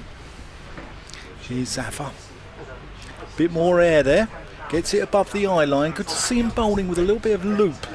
What we want to see, we don't want to see him firing in darts. We want to see him getting it above the eye line of the bowler. And I think, come back to that point from earlier, I think it is for him to bowl slightly slower here. Ooh. Well bowled. Probably squeeze one more over him before lunch. Remember today, 3 90-minute sessions. Yeah. Not when Gloucestershire bowled 23 out of what they should have bowled 24, so they're pretty close. And they might be able to make that up if Zafar has a long bowl in the afternoon. That's defended out into the covers there. But there are service stations vary in quality and price. I saw one with diesel at $2.30 the other day. That's outrageous. That's gone up. It's gone up more than your bowling average, Ian. My bowling average, my batting average was about 2.3. We wish diesel was the same price. Here's Zafar Gahar, and that's well bowled as well. Defended there by Ian Holland. That completes the 22nd over. 74 for none. Felix Organ 47. Ian Holland 18. And yeah, the service stations are interesting places, aren't they? They really are. They're they're just a complete rip-off. Avoid them. You avoid them like the plague, don't you? You really do. You don't want to. So here we have it. You don't want to be spending your money. You don't want to be. We have Hammond bowling to Organ for the last over before lunch. Wonderful. It's made my day. It's made my day. So diddly. Hammond into the attack. Interesting Hammond into the attack rather than Van Buren. Do you know what? I thought Hammond came on at Essex. I thought he bowled well. He makes things happen because he came here as an off spinner, didn't he? He came to Gloucestershire originally as an off spinner who could bat a little bit, and now he's an occasional off spinner. So slip and a short leg. Hammond trots in, and that's squeezed out onto the offside. Is there a man out at deep point? There is, and Josh Shaw will get round and keep them down to just one. Organ didn't want to. I'm not sure why he's surprised he didn't look for two there. I mean, Shaw had ground to make up, but it's more important that he's there, I suppose. 75 without loss. This is the last over before the first of the 2 breaks in the day. That's, I'll say, whipped round. He didn't time that Holland at all. Zafar Gahar, he's at short fine leg halfway to the boundary, down in front of the main scoreboard. The Martin Stovald scoreboard, the small one, is out of our view to our left. It's by the players area, clipped into the leg side. There's a fielder at short mid-wicket, who is Chris Dent. Hammond off about 6 paces. In, and that was a lovely shot. 4 to Ian Holland, away to the extra cover boundary. Only his 3rd boundary of the morning, but there was a gap there. He absolutely picked it, and nothing that the pursuing Josh Shaw could do about that, and indeed nothing that Marcus Harris could do about it either. It went past his left hand, but it was away so quickly. Hammond to the player known as Dutchy. Ian Holland goes forward and defends. There's again to Dent, There's that short mid wicket. There's an umbrella up on that. In fact, there are two up in that Sandford Road stand where the sun is beating right down. Oh, there's half a yelp from Ryan Higgins at slip as the last ball of the morning goes dribbling away to short fine leg, and Hampshire go to lunch on 79 without loss, 48 of those to Felix Organ and 22 to Ian Holland. And I'm trying to think, Dan, in the last 45 minutes there's not been much created by Gloucestershire in terms of even a chance or even the thought of a false shot from these two. No, there hasn't. They've looked very comfortable. This wicket looks very placid. The outfield's very quick, and I think Hampshire will be looking to bat once in this game, put on a big score. Interesting that he said Ian Holland's name was Dutchy, and just as he did that, Miles Hammond threw one down past his leg stump, so it was past the Dutchy on the left-hand side. But on that note, well, I think it's about time that we went for lunch, isn't it, Ian? I think we'll take our leave from you on that note. Dan's going to get a new script writer for the afternoon. We'll be back at about just before 10 minutes past 1. But the bowling figures at lunch, where Gloucestershire, having lost the toss and seen Hampshire decide to bat first. Higgins, 6 overs, 1 maiden, 0 for 14. Tom Price, 4 overs, 1 maiden, 0 for 17. Josh Shaw, 5 overs, 2 maidens, 0 for 12. Zach Chappell, 5 overs, 1 maiden, 0 for 20. There was an over with 3 boundaries in there. Zafar Gahar, 2 overs for 6 runs, and Miles Hammond bowling the last over before lunch that went for 5. Thanks for your names in the unusual cricket names 11. We might try and complete that after lunch, but meanwhile, have a break yourselves, and we'll be back with you just before 10 minutes past 1 for the resumption on this first day here at Cheltenham, where Hampshire are sitting pretty after 90 minutes play.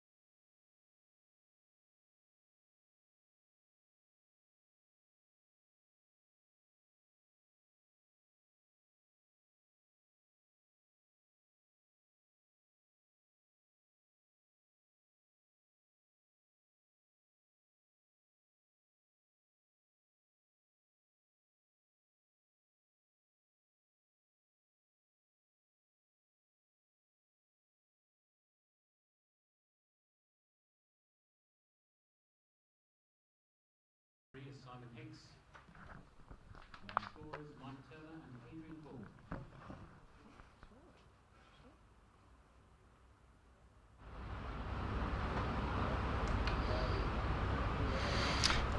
Umpires on their way after lunch here at Cheltenham, where Hampshire are in a really good position after winning the toss, 79 without loss at lunch. Felix Organ 48 and Ian Holland 22. They've started at Chesterley Street in the ODI. South Africa batting first after winning the toss. They're 10 without loss in the second over. Give you the scores from the other matches in the first division.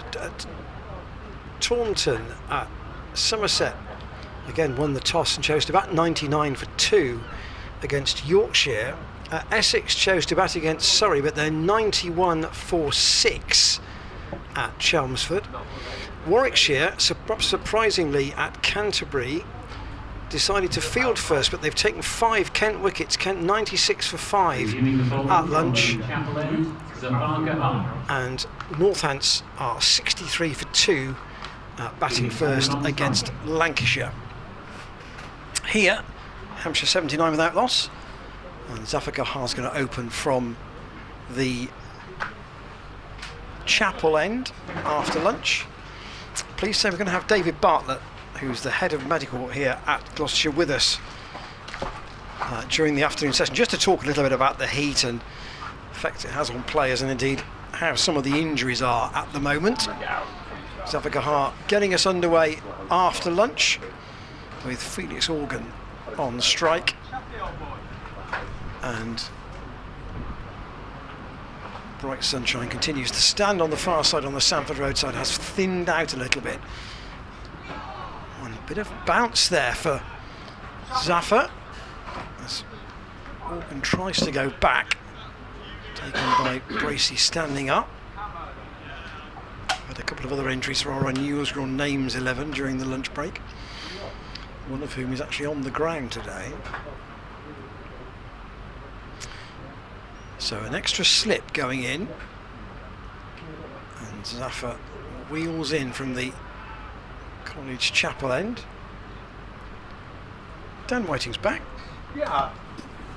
I say he's back, he's never been away really. No, I'm back after lunch, and we're also, I'll come on to it after this ball. Zafar comes in, and that's rocked onto the back foot, pulled away, and that's 4 runs, and that's going to be the 50 for Felix Organ. 52, 71 balls, 94 minutes, 9 fours in there. Well batted, Felix. But I'm delighted to be joined this afternoon by Gloucestershire's head of medical, and the man formerly known as the Duke of Datchworth, and now he's the Prince of Pucklechurch, David Bartlett. Dave, welcome along. Good afternoon, thank you for having me. I'm sure it's taken you all of that 40-minute lunch break to come up with that.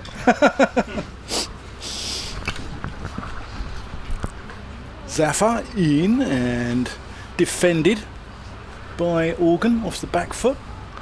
I presume it was the BBC commentators that were blessed with the air-conditioned marquee, was it?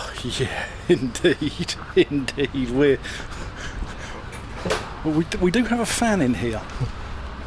Zafar in, and that's a big not half shout there, and that completes the first over for lunch. Hampshire 83 for none, Organ 52, Holland 22. And Dave, I mean, obviously head of medical at the moment, heat is the big thing at the moment, isn't it? I mean, obviously we're curtailing play today. How much of an effect does it have on the play? I mean, we played club cricket in our day, and it's not particularly pleasant, but these are professional cricketers. How much of an impact does it have on them? Yeah, I think that they're generally they're pretty good. Regardless, to say it's not easy in these temperatures, and I think that it's just been recorded with the hottest day on record in the UK. So it's pretty unprecedented times the last 2 days. Ryan Higgins from the College Lawn end in, and that's let go by Ian Holland. Obviously some of our boys have been away. They've been to throughout their career, they've been on various trips, played club cricket in Australia, played on tours in the subcontinent as well. Like James has been with the Lions, and they're great exposure to those sorts of conditions. So I think for the majority of them, they have experienced these sort of temperatures before. Higgins, headband keeping that big shock of hair back. And again, Holland just pushing that out on the offside. And they seem to know all the right strategies we've got in place. Obviously, lots of fluids on board every time. Well, hopefully, when we get a wicket or a few wickets this session, we'll get a drink every time. And every 45 minutes, we've organised for drinks to be run on, both the players and the umpires. Very orthodox feel for Higgins. Just the 2 slips.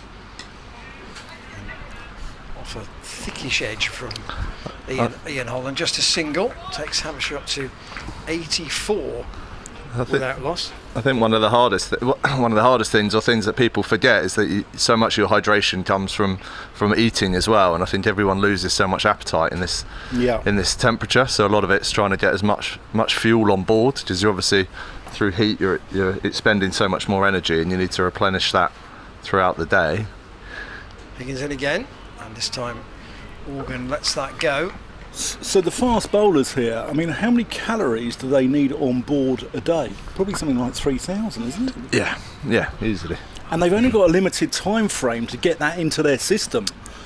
Exactly, and lunch, we're trying to keep them fueled as much as we can, but we've got 40 minutes, they've just come off, everyone's done strenuous exercise before. It's generally the last thing you want to do is have a big plate of curry and rice, which is what we were served up today, as wonderful as it tasted.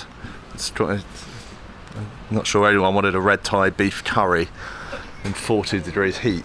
Long gone are the days of Mike Gatting having an extra portion of spotted dish from Nancy's at Lord's. Yeah, absolutely. It's very much eat natural bars and fruit is our dessert of choice.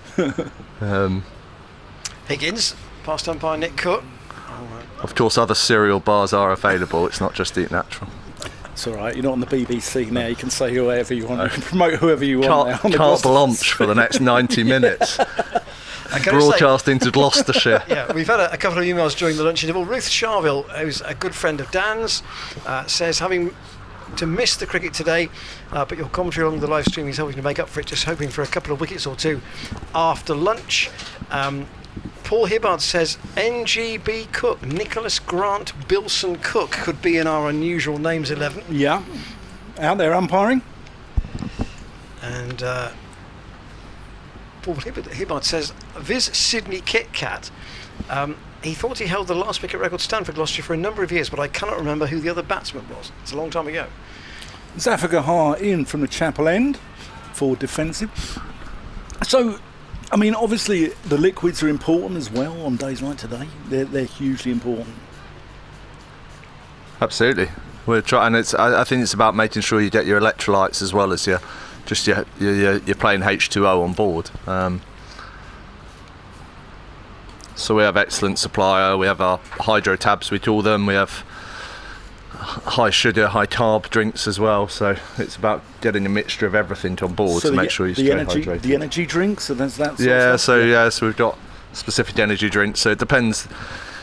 You can you can break it down into 3 drinks at this stage. You can either just have your plain H2O. You can have an H2O with a hydro tab in it, which is just your basic salts, electro tabs.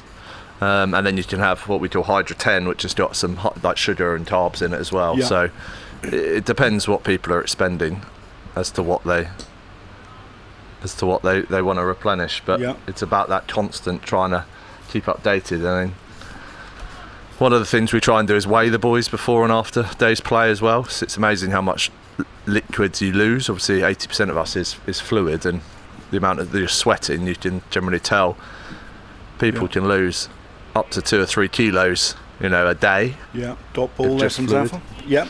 So it's about making sure you replenish them. But like I said, so much of that as well as just fluids is what you eat as well, and fueling yourself throughout the day of a red ball game of cricket is pretty challenging. Yeah, Zafar in, and that's another 4 defensive. That completes the over. 84 for none, 26 overs gone Zafar Gahar now none for 10 off 4 overs. I remember Darren Goff a few years ago. I think they played at Adelaide, and I think it was something like 45 degrees at Adelaide, and Darren Goff said he lost something like 3 or 4 kilos, something ridiculous. Absolutely, yeah, it's definitely not unheard of, and obviously the science shows the heavier people find it harder to lose heat as well. So.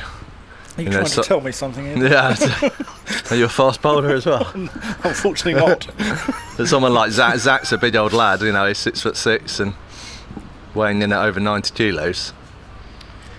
Higgins continuing. This is his second over after lunch. Had the longest spell this morning. Can I just pick up on that? Sort of, you said about having a curry at lunch. One of the things I think I was told was that Chris Dent is a massive consumer of fruit. And I've never, and I remember wandering past where the players eat. This is in a previous festival during a tea interval. Here is Higgins in, and Morgan goes back and plays it out defensively on the onside. And Denty had a massive bowl of fruit at tea time. Yeah. Is he unusual amongst players in doing that? Yeah, Denty's certainly unique with his diet. So Tris follows the keto diet, which is to try and get into a constant state of burning and utilising fat as your energy resource. So in order to go into a ketogenic state, here is Higgins once more, and that's let go by Felix Organ. You essentially need to deplete yourself of all carbs. So very simply, Chris doesn't really eat any carbs unless he absolutely has to. So that means no pasta, no bread, no rice, nothing like that, no potatoes. He's very much just protein and fat. So he's your meat and your veg. But he obviously still needs to get energy, especially during a days of cricket. So in order to do that, in order to do that, he has large quantities of fruit in order to get sugars on board. So that's why Chris particularly has a lot of fruit in his diet. When we did the Somerset game, and Peter Siddle there, and we did, obviously Ian and I are very meticulous men, and we do our research thoroughly, and Peter Siddle apparently is supposed to eat 20 bananas a day. I mean, that can't be very good for you. Is that actually like potassium poisoning? That is, yeah. Higgins in once more again. Organ defence. You're testing my sort of medical knowledge now, but I'm pretty sure that you can have a potassium overload and go into cardiac arrest. But I'm sure Peter Siddle's had a long and successful career, so I'm sure he knows about his potassium intake via bananas better than I do. But it's not just all about food, is it? I mean, obviously you're managing the workload of players as well with medically. I'll come on to it after this ball. Higgins. Organ looks as though he's back in the rhythm he was in before lunch. Here, that was a maiden. Ryan Higgins 8 overs for 15 now, and Hampshire openers still together. David Payne's missing this one, and I think a lot of Gloucestershire fans were disappointed because he's only played 2 championship games for Gloucestershire this season. Yeah. And he was put down to managing his workload, but he's had a big workload with England, and it's not just what you see out on the pitch, is it? It's what they're doing in the nets and etc. No, exactly. I mean, put very simply, my job is to look after the science and medicine team, and I think everything we do can be whittled down to 2 very simple things. Zafar in from the chapel end, defended. That being, firstly, injury prevention. We got our best chance of winning if we've got our best 11 out on the field. Yeah. And the second one is performance enhancement. So how do we get these players performing to the best of their ability for every game they play? Zafar twirling away. Now, defended. Payne's got a long-standing hip injury that we've been managing certainly for the 4 years I've been here, and we just felt with this festival, it's 8 days of cricket in 10 days. Yeah. We've only got Saturday and Sunday off, and if you add in the heat and everything that's going on this week, Zafar in again, defended, no run. That's a challenging 10 days. That's a challenging 2 days, and how our season's gone. We looked at it and thought, we're not going to get the best out of Payne for both of those games. Yeah. Physically, he's not going to be primed, and we're not going to get the best David Payne if we try and roll him out there for both games. He just won't be recovered, and he'll struggle, and his hip will struggle with that. Yeah, Zafar, that's just turned into the onside. They run the first one quickly, looking for a second. Josh Shaw's in pursuit. And they get back comfortably. 2 more to the total. So of course my job's just to communicate that with Benke and have a sensible discussion about what we're going to do. So you put forward the information that Payne is going to struggle physically to do back-to-back games with only 2 days rest, and then we come up with a joint decision. Well, how do we want to utilise Payne? In this instance, it was very much Northants is a real winnable game. We know how successful we are at Cheltenham since 2015. I think Tomo put the stats up. We've only lost 2 or 3 games here since 2015. So we have a successful rate either winning or drawing games of cricket. Zafar, and that's defended back to him. So we're really looking to target that Northants game, and for us to have a best opportunity to beat Northants next week, we want 100% David Payne. So we made that decision. He's come back from England. He played those 250 over games. He's pretty stiff. He's pretty sore. So we could have rolled it. We quite easily could have rolled him out here for this game, but he wouldn't have been operating anywhere near 100%, and then he certainly wouldn't have been anywhere near 100% for next week. Yeah. So we thought, you know what, the best decision we can do over this 2-week period, because that's how you've got to look at this, is let's rest him for this game. Let's get him in 100% knit so he can really attack that Northants batting line-up next week and hopefully get off, secure a win there. Obviously, we're not resigning ourselves to defeat or anything here. Yeah. I think a lot of that is he's come back from England pretty stiff and sore as well.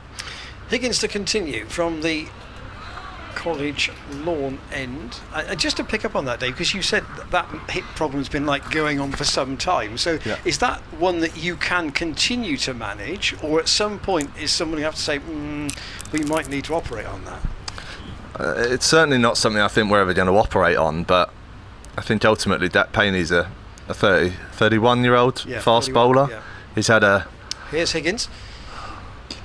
And again, Organ content to defend. I mean, look, I've got I think scientific, this is just an opinion of mine, but I think most athletes are a bit like cars, and they have 100,000 miles on the clock before they start to go a bit rusty and struggle. And, you know, we can look at multiple examples throughout sport. Someone like Wayne Rooney started football at 16 years old. He didn't go on to play till 36, 37. He only had a certain number of miles on the clock, same as Theo Walcott for Arsenal. Higgins, Organ waits for him. Payne's had a pretty long and decent career, and as he's getting older and he's bowling more and more, he will find it harder and harder to manage physically. And I don't think we should be afraid to manage our players. I think the county season is so intense and there's so much cricket, we really do have to target games, and that's certainly what we've done here with Payne's instance. Do you think that it ultimately, I'll just come back to that question, I'll try and reframe it in my head. Here's Higgins in once more. Just going to the Stokes decision, because and people are saying that we play too much cricket, or the players play too much. So is it that there are too many matches, or that the players don't specialise enough? Because if you take the matches out of the schedule, it feels as if you're watering it down. What you may end up with is that players say, right, I'm only going to play maximum 2 formats. Yeah, I mean, personally, I think we play too much cricket in this country, is my opinion. I think 14 first-class games, 14 T20s, 9 50 over games, and then the 100 on top. I just think that's too much cricket. And I think Rory Burns wrote a brilliant piece earlier, and there's either in Wisden or the Cricketer. Higgins once more in this, I'll say, very, very warm Cheltenham sun. And continuing just at the moment to keep things tight from this College Lawn. The second maiden in a row. His overall figures 9 overs, 3 maidens, 0 for 15. So he's been very tidy, but still at the moment nothing doing. I just last point because I got done getting. What was the talk at lunch about the pitch? Was it doing anything? Yeah, we'd like to have beaten the bat a few more times, but certainly there's been some turn and bounce for Zaf at that top end. So I think spinners will come more and more into the game, and it's yeah. You're listening to me, Dan Whiting, Ian Randall, and we're joined by Gloucestershire's head of medical, David Bartlett here, who's been likening cricketers to cars. And we've got some good news, because Ben Charlesworth's had his cam belt done and he's back from the garage, and unfortunately Matt Taylor's gone into the garage for a while. Certainly have, yeah. It's Africa half from the chapel end. So that's defended out to short I leg. prefer calling the physio arena pit stops. It sounds a bit more glamorous than a garage. But yeah, the pit stop has certainly been a revolving door this year. We have certainly struggled more than I've ever known since I've been at the club this year with injuries. Zaffa in, and that's driven out to mid-off to Graham Van Buren. And I think the thing everyone has to realise is injuries are part and part of being an athlete and being part of a sports team. We generally target. I'm just going to let Zaf bowl this ball. Yep. We generally target to have about 90% availability of the squad. The reason we do that is that if you think about a squad of 20, 10% out injured is 2 players. Yeah. So what we try to do in our strategic thinking with that information. Yeah. Ooh, is there a bit of inside edge there? Went out to short leg. Ollie Price ducking away, taking evasive action. So we target 90% availability. It generally sits at around 85% throughout the season, which is about 2 or 3 players injured at any one time. Yeah. That's really important information for both Benji and Snelly. Here's Zaffa. It's just turned around the corner. Zaf Chapel Fields. Because what we can do with that information is if we can at any one point assume there are 2 or 3 people injured, well, you can also, everyone knows it's most likely going to be the fast bowlers that are going to get injured. You know, if you're a betting man, you're going to put your money on a fast bowler being injured before a batter. Here's Zaffa twirling away.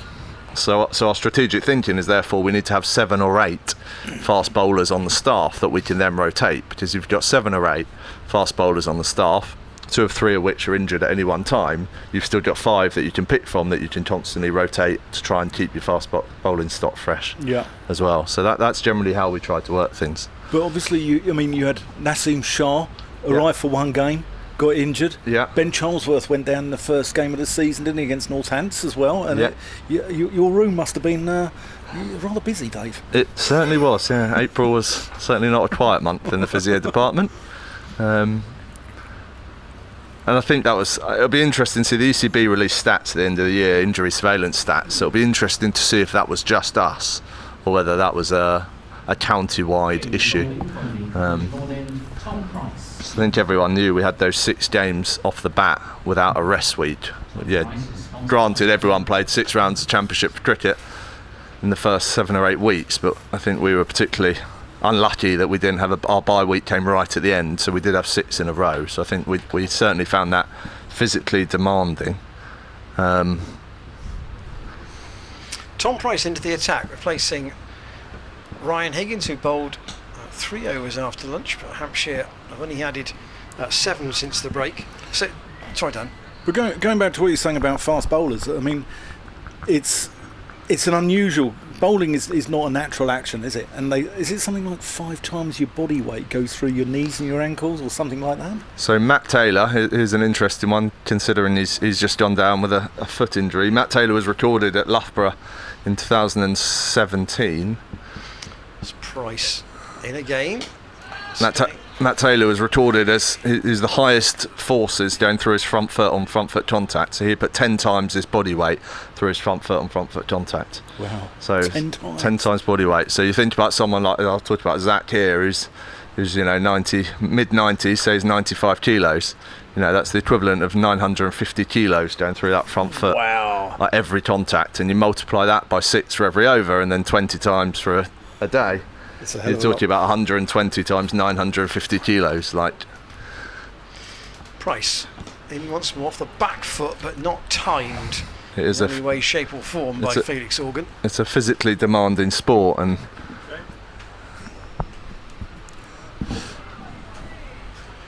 you must see some horrendous injuries though as well. You must have seen some shockers in your time. I mean, how do you cope with the squeamish side of it? Yeah, the dislocations, a lot of finger dislocations. Yeah, I think actually, funnily enough, the worst one I ever saw live was actually Tom Lace, but Tom Lace was playing for Derby against Gloucestershire.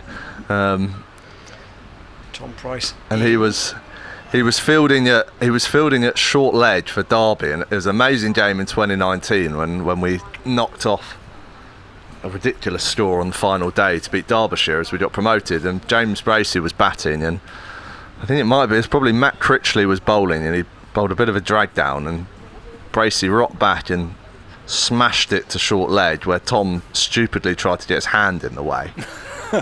And it was an incredible reaction from Tom. Price past umpire Cook. Cry of no from Felix Organ. So Tom literally just looked at this finger, which I won't describe what it looked like, but there were certainly bits of bone hanging out and a lot of claret, and he just quickly used his other hand to cover his bones up and just wandered off the field and came to the medical room. And of course I knew Tom then he was on loan at Derby from Middlesex, where I'd sort of grown up with him, and he'd been on the academy with him, so I've known Tom for a number of years, and it was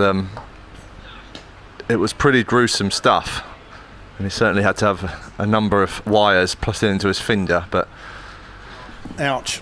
Bless him, he still goes out there, and when he's playing, he's generally at short ledge as well, so how he manages to have the resilience to do that after that incident, I'll never know. But yeah. It's been pretty quiet from the College Lawn end since lunch. You've had 2 maidens from Ryan Higgins and 1 now from Tom Price, so we've only added 7. When you said about, you joked about, cars and 100,000 miles and stuff compared to bodies. So where is Ben Charlesworth at the moment? Because obviously he's played in this seconds game against Northants this week. Yeah, so Ben, we deliberately brought Ben back a bit early. So Ben's only playing for the twos as a batter this week.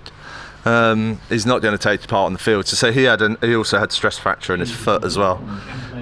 So we've deliberately brought Ben back early just because we want to get him facing some balls really and playing some cricket. So he's just playing as a batter. And the plan will be there's no second team cricket next week, and then we go into that 50 over comp. So it essentially means we've got 2 weeks after this week to start building up his running intensities and his speeds, so he can hopefully go straight into contention for that 50 over competition. We're going to see Ryan Higgins from the Chapel End, who starts off with a dot ball where Ian Holland plays it out to Graham Van Buren at mid-off. I'm just bringing up the Gloucestershire second 11 team to see if we're batting yet, but we're still toiling in the heat after 129 overs. Northamptonshire twos are 516 for 8 at lunch. Where's that being played? Here's Higgins. Oh, and that beats the bat. Good ball there. Off the outside edge of Ian Holland's bat. I shall be texting Ben Charlesworth to see he probably owes me a beer, because he's managed to avoid 129 overs in the field as he'll just go out there and bat. So hopefully he does exactly what Charlie Thurston's doing for Northants and scores 250 himself. He's another man from the Hertfordshire League where we grew up. Of course he is, yeah. Yeah, from Shenley Village Cricket Club. Here's Higgins. And that's just whipped off his legs. That's not going to go all the way. Zach Chappell is just about cut that off, actually. Tom Price and Chappell. Great footwear there from Chappie. That was like what a very tall John Joe Shelby, just stopping the ball on the boundary. Yeah, there was a little bit of after you, It was after you, Claude. Yes. Yeah. It's in danger of almost going for 4, but I presume it's a commentator's dream if Chappell comes on from the Chapel End, isn't it? We haven't had that. I know you haven't, I thought. But we did have Hammond bowling to Organ before lunch. There you go. Higgins in. And that's again worked around the corner. Only for 1 though. Price is going to... I did see Dan's Twitter going mad when Salt was stumped by Pepper, or Pepper Salt was stumped by Salt. Yeah. I haven't been so happy since the days of mustard and onions at Durham. So is it feasible that Ben Charlesworth could bowl in that Royal London? No. So Ben, we're not. Ben's had a pretty tainted couple of years really, and so many of his injuries have come from bowling. He got these stress fractures in the foot. Higgins in. Catch that. Oh, yeah. Got these stress fractures in his foot, on his front foot, which is going to be from bowling. Last year he obviously picked up a side strain during that Glamorgan game, missed some cricket. He's also had a stress fracture in his back. So for someone whose frontline skill as an opening batter, he's missed a lot of cricket from his secondary skill, which is bowling. So we've made the decision as a coaching unit. Here's Higgins. Just feel like there's something happening for Hiddo here, playing a miss and then one up in the air. Yeah, that was uppish, the ball before, went out, one bounced to Graham Van Buren at mid-off. And so we've made the decision that Ben's certainly not going to bowl this year, and I think he plans to go to Australia because he's had such a fragmented season this year and play some cricket over the winter, and then we'll probably make a call early next pre-season as to whether Ben bowls next year or whether we just play him as a batter, because we really, at the moment, we're struggling to string sort of 3 or 4 months of cricket into him, which we really do want to try and do. So we think he's a lad with high potential, especially with the bat. they said the heat might bring 1 or 2 thunderstorms into play today. We've heard that it's raining in Taunton, so interesting news there. Certainly the Met Office forecast last night suggested there might be rain right on the sort of the cusp of that sort of potential close of play. Here is Tom Price to continue. I'm sure with the shortened hours today, what happens if it rains? Ooh. That's a good question. That's a very good question. We're on time.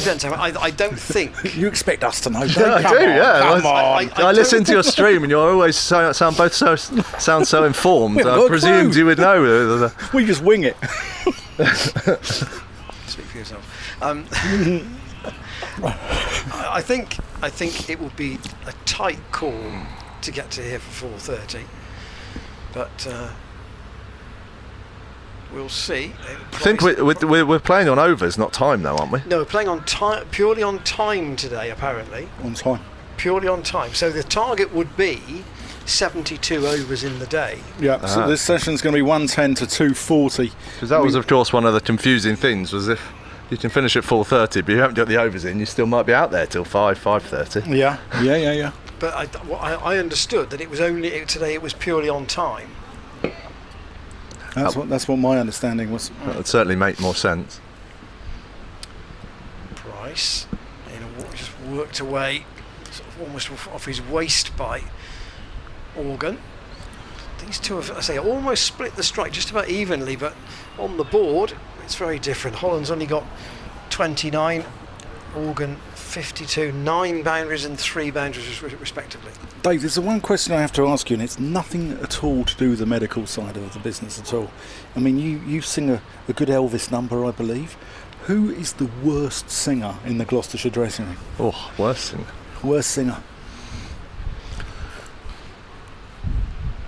Holland waits again for Tom Price to come in and bowl to him, and he might get more than a single there. Van Buren's chasing that down the hill, and they'll come back for 2. It's a long chase round in front of the Sanford Road stand. I can't say we've been a huge sort of group to go to karaoke bars, but I reckon I'm going to be throwing out there either Matt Taylor or Ryan Higgins. I reckon they are both tone deaf, would be my guess. I can tell you who the best is. Go on. Another Hertfordshire legend, George Scott. Yeah. Very musical lad, plays the piano. So, of course, us cultured lads growing up in Hertfordshire, we often went to the West End and got ourselves around some Lloyd Webber musicals. Well, Graham Van Buren's gone increasingly on the defensive now. He's taken all but one slip out. One man here next week, actually, who's played in the Hertfordshire League quite a bit. Gareth Berg. He's a pianist, isn't he? He is. Very good. But George Scott is. George Scott, very musical lad. Yeah, often. Who'd have thought we'd be discussing our favourite musicals over lunch? But we often do. And what's George? Is he Les Mis man? I'm off to see Les Mis on Friday, actually. Chris Powell is covering this game for me on Friday, so I'm lucky enough to take my future father-in-law to see Les Mis at the Bristol Hippodrome. So, what's your favourite musical? Grease, man. Oh, Grease. No. Joseph in his amazing Technicolor Dreamcoat. I could see Ian behind the phantom mask, actually, and really belting out that. That's about right. That's about right, I should think. Yeah. So we've had just about half an hour's play since lunch. Hampshire have only scored 14, so Gloucestershire will be pleased that they haven't got away and really got the scoreboard accelerating. But by the same token, they've got to try and split these two to see if there's some fragility in that middle order, and to try and do it, they're just trying to build some pressure by going on the defensive and creating a set of, they say it in white ball cricket a lot, but trying to create a set of dots together, dry the runs up and force a mistake. Here's Ryan Higgins into the crease, and that's defended, and a little bit of a misfield there, but they don't benefit from it. And I'll tell you another man who's a very good singer is Joe Cracknell at Middlesex. He'd have been one of your people. He sang for the Queen and the Pope. Joe Cracknell has got a huge resemblance to George Michael as well, so if you ever see him you might mistake him. He's just George Michael going out to bat at number 3 for Middlesex in the T20 Blast.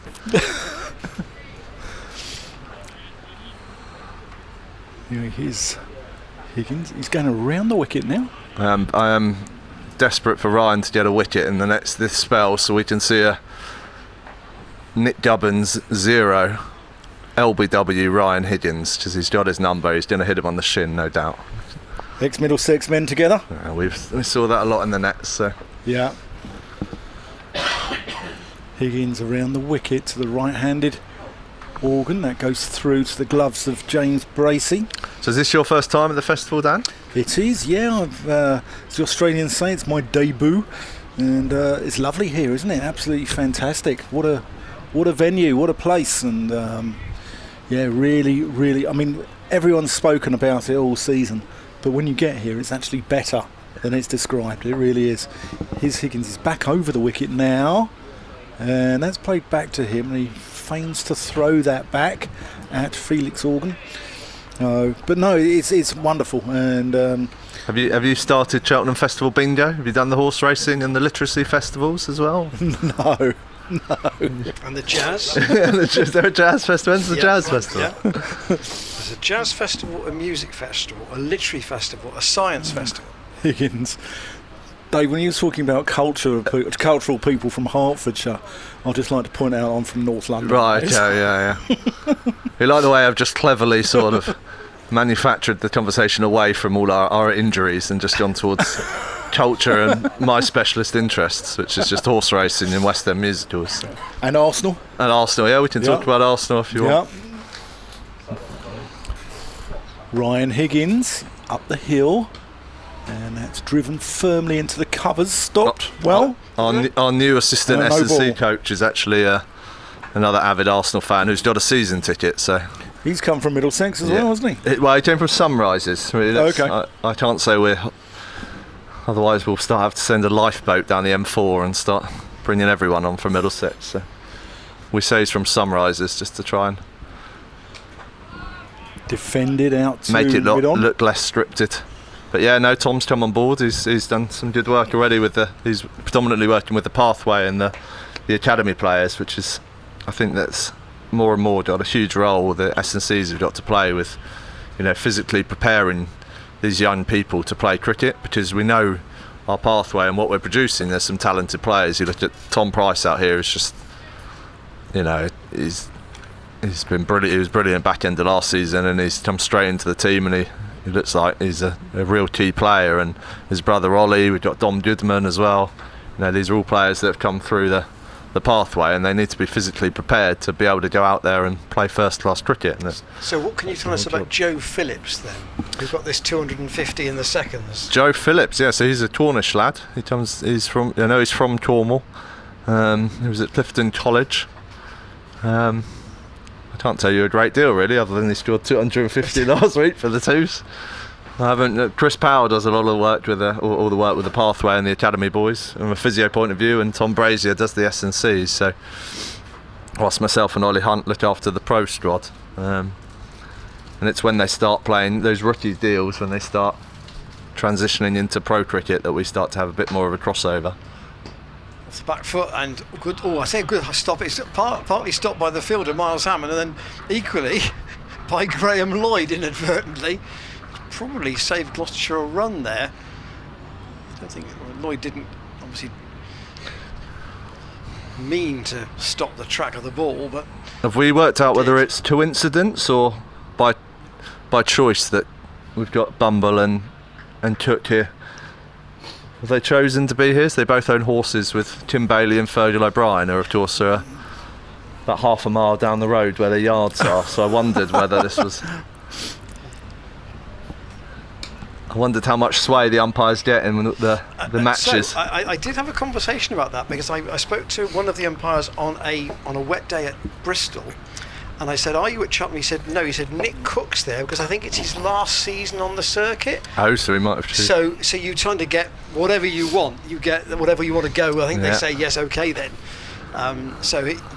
Nick is here. Well, Graham Lloyd has a horse called Does He Know? I think it's still in training with Tim Bailey, who's got a yard over in Andoversford. That's right, which is 20 minutes from here, and here is Tom Price continuing just to tie this end up here. Tim Bailey's son Archie has just joined last winter's joined our academy, and he's played a couple of games for the second team. He's playing in the Super Fours at the moment up in Loughborough, so he's a high potential fast bowler, Archie Bailey. But I wonder how many decisions he'll get in his favour from Bumble if he ever umpires him whilst he's bowling. If his dad looks after his horses. Price, this quite high stepping run in, and a sharp call for a single out to Van Buren, who doesn't let the ball go. Big horse racing country around here, isn't it? Huge, obviously. You said about the stables being there, and there are other cricketers as well. Michael Holding was massively into his horses, wasn't he? And Michael Atherton, I believe, is big into his horses. And of course the biggest one was Craig Brathwaite last year. So Craig came over and he breeds horses in Barbados. Okay. So he's got 4 or 5 in training, and he's got a stallion and a mare that he breeds off. And the weekend before Craig joined us last year, there's a story coming, you can sense it. Here's Price, same shot from, I think it was on Holland this time, just pick up one. The 26th of March 2021, Craig Brathwaite's horse War Eagle actually won the Bayesian Derby at Savannah Park. Okay. So he was full of beans when he joined us, and me and Craig both went to we went to Richard Hannon's yard and Virgil O'Brien's yard to have a look at horses, because he was desperate to, how's this for a cricketer's hobby, he was desperate to fly over a turf mare from England. He had to quarantine in Miami and then get it over to Barbados to breed it. Price in what's just hurried organ a touch, which is saying something when he's faced more than 100 balls. He's got 54 to his name. There's you thinking all we talk about is what the wicket's doing, but actually it's it's far more. West End musicals, horse racing, literacy. Price 0 for 24 from 7 overs. Higgins 0 for 20 from 11. He's been very economical. Josh Shaw 5 overs for 12. Zach Chappell 5 overs for 20. Zaffer 6 overs for 12. Miles Hammond just the 1 over before lunch. Are there any injuries that we don't know about, Dave? So we've spoke about Charlesworth and Taylor and Payne. Are those the only 3 at the moment? No, the other 2 currently on the slab are Dom Goodman. Dom's got a minor quad injury.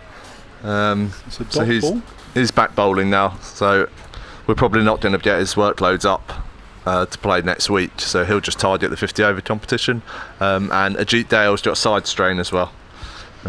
So there's only actually 3 really injured at the moment in terms of Ajit Dale, Dom Goodman and Matt Taylor. And how far would Ajit be from? So again, Ajit's not going to be fit to get his loads up for next week, and because there's no second team cricket, we've just made the sensible thing and we're just going to target that 50 over comp. So hopefully Charlesworth, Ajit Dale, Dom Goodman will all be available for that whole 50 over campaign, which means, touch wood, it's only Matt Taylor missing. So gives you a bit of time to look around the yards then, doesn't it? Yeah, exactly. Plenty. Well, I'll of course be off with the. Am I allowed to talk about the 100 here? Or is it go for it. Is it blasphemy on these parts? No. Here's Higgins up the hill, and that's driven firmly. I'm off to Cardiff next Friday to join up with the Welsh Fire for the month, and Chris Powell takes the reins. Okay. Looking after the team here. So. And is anyone from Gloucestershire in the Welsh Fire side? Yeah, so we have Ryan Higgins, David Payne. Yeah. And Naseem Shah's coming back over from Pakistan as well. Okay. So we've got those 2. Higgins in. That's cut away, and there's no need to canter for that one. That's gone away for 4 runs. That brings up the 100 in the 36th over, 136 minutes. So Hideo and Payne coming to the Welsh Fire, and then Miles, Graham and Benny going up to Birmingham. Yeah. So we've got 5 representing us over there, and obviously Nassim Shah coming over. We spent so much time with Naz, bless him, and then he had a bit of a family emergency, which means he had to go, and then unexpectedly Pakistan decided to put on a training camp, which means he didn't come back. So we didn't. It was Higgins. Nassim was one of the irritating ones, if I'm being honest, is he put in all the hard graft to get him fit, and then we never reaped the rewards. He only bowled 2 or 3 overs. I think in the Kent game that he played that T20, and then Surrey played away because he yorked that was right. Jacks. And he bowled a real quick one. God, he bowled a twitch spell there. That he did look quick. He did. He's Ryan Higgins, and he's turned him around there. Holland looking to play that on the onside, and it squirts out to the offside. So 102 for none. The glamorous life of a cricketer. Ryan gave me a lift up, so we live around the corner from each other in Henleys. Gave me a lift up this morning, so we said we'd meet at Hampshire Common, and he turned up in a Suzuki Swift. I was like, where's the 4x4? He says, no, I've got the Swift. Vicky's got the Volkswagen today. I said, oh, brilliant. The windows were down. I said, should we shut them? He said, no, the aircon's not working. So me and Ryan came up the M5 this morning in a Suzuki Swift with no air conditioning. It was a pretty warm and loud journey up the M5, but yeah, it's got to be said. It's I think it's sort of 7:30 this morning coming through Oxfordshire. It was about 28 degrees even at 7:30. It was an uncomfortable night in London last night, it has to be said. It's got a chat here between Higgins and Van Buren about the field. It's definitely something. Even though he isn't the bowler, Tom Price is the bowler. They're trying to work out how they can squeeze a wicket out of this situation. 2 short mid wickets in. They're trying to just cramp Felix Organ here. Yeah, try and bowl a bit straighter, I reckon.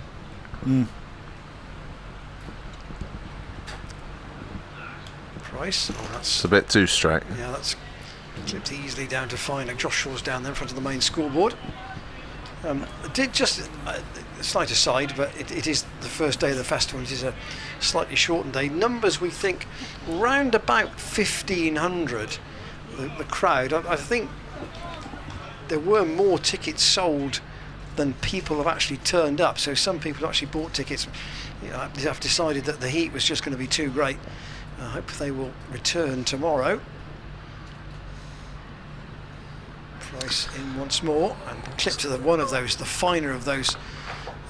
So Dan, two short legs. You wouldn't have seen this, but these stretch tents were newly erected last year. Right. They look fantastic, a festival feel, and they were erected because of COVID, so it increased airflow, so the air could flow through. So, can you give me your other top 3 things that were a positive from the COVID outbreak?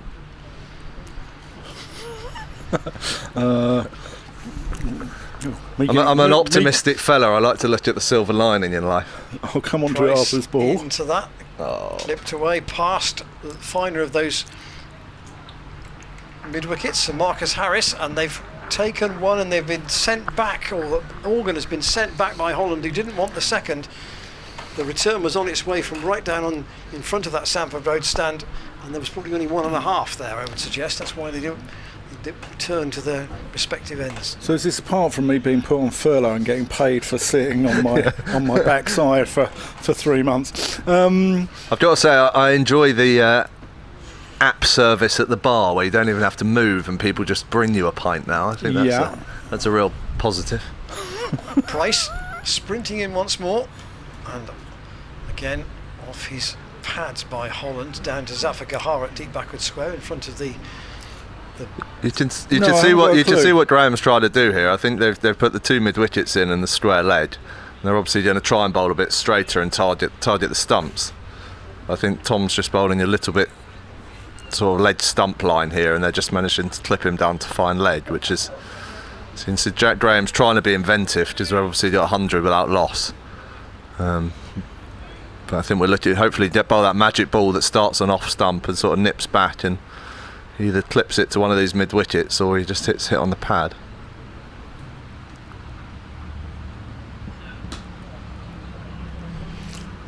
No, go on. I can't think of those three things. What are the three things? No, me neither. I'm just. Oh, it's a riddle. No, not a riddle. It's just an opinion piece. I'm a fan of these marquees, though, and I'm not sure if the one over on the far left next to the scoreboard, whether that's a bit of Bournemouth kit or AC Milan going. No, I think that's Chris Tolley's tent, isn't it? Isn't that the? That's the Boundary Hub marquee one. Is it? Yeah. Is that the Cheltenham College colours?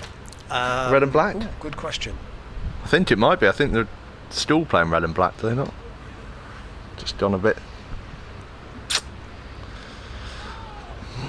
Good return again from Zaffa, just keeps them down to 1. Email from Mark Halliwell regarding Percy Jeeves, who played for Warwickshire at Cheltenham College. 1913, I paid a visit to my parents in Cheltenham, went to see Warwickshire play Gloucestershire on the college ground. I suppose Jeeves's bowling must have impressed me, for I remembered him in 1916 when I was in New York and started the Jeeves and Bertie saga. It was just the name I wanted. This refers to P.G. Woodhouse getting the name of Jeeves into his work. The players are just taking drinks, you're not missing anything.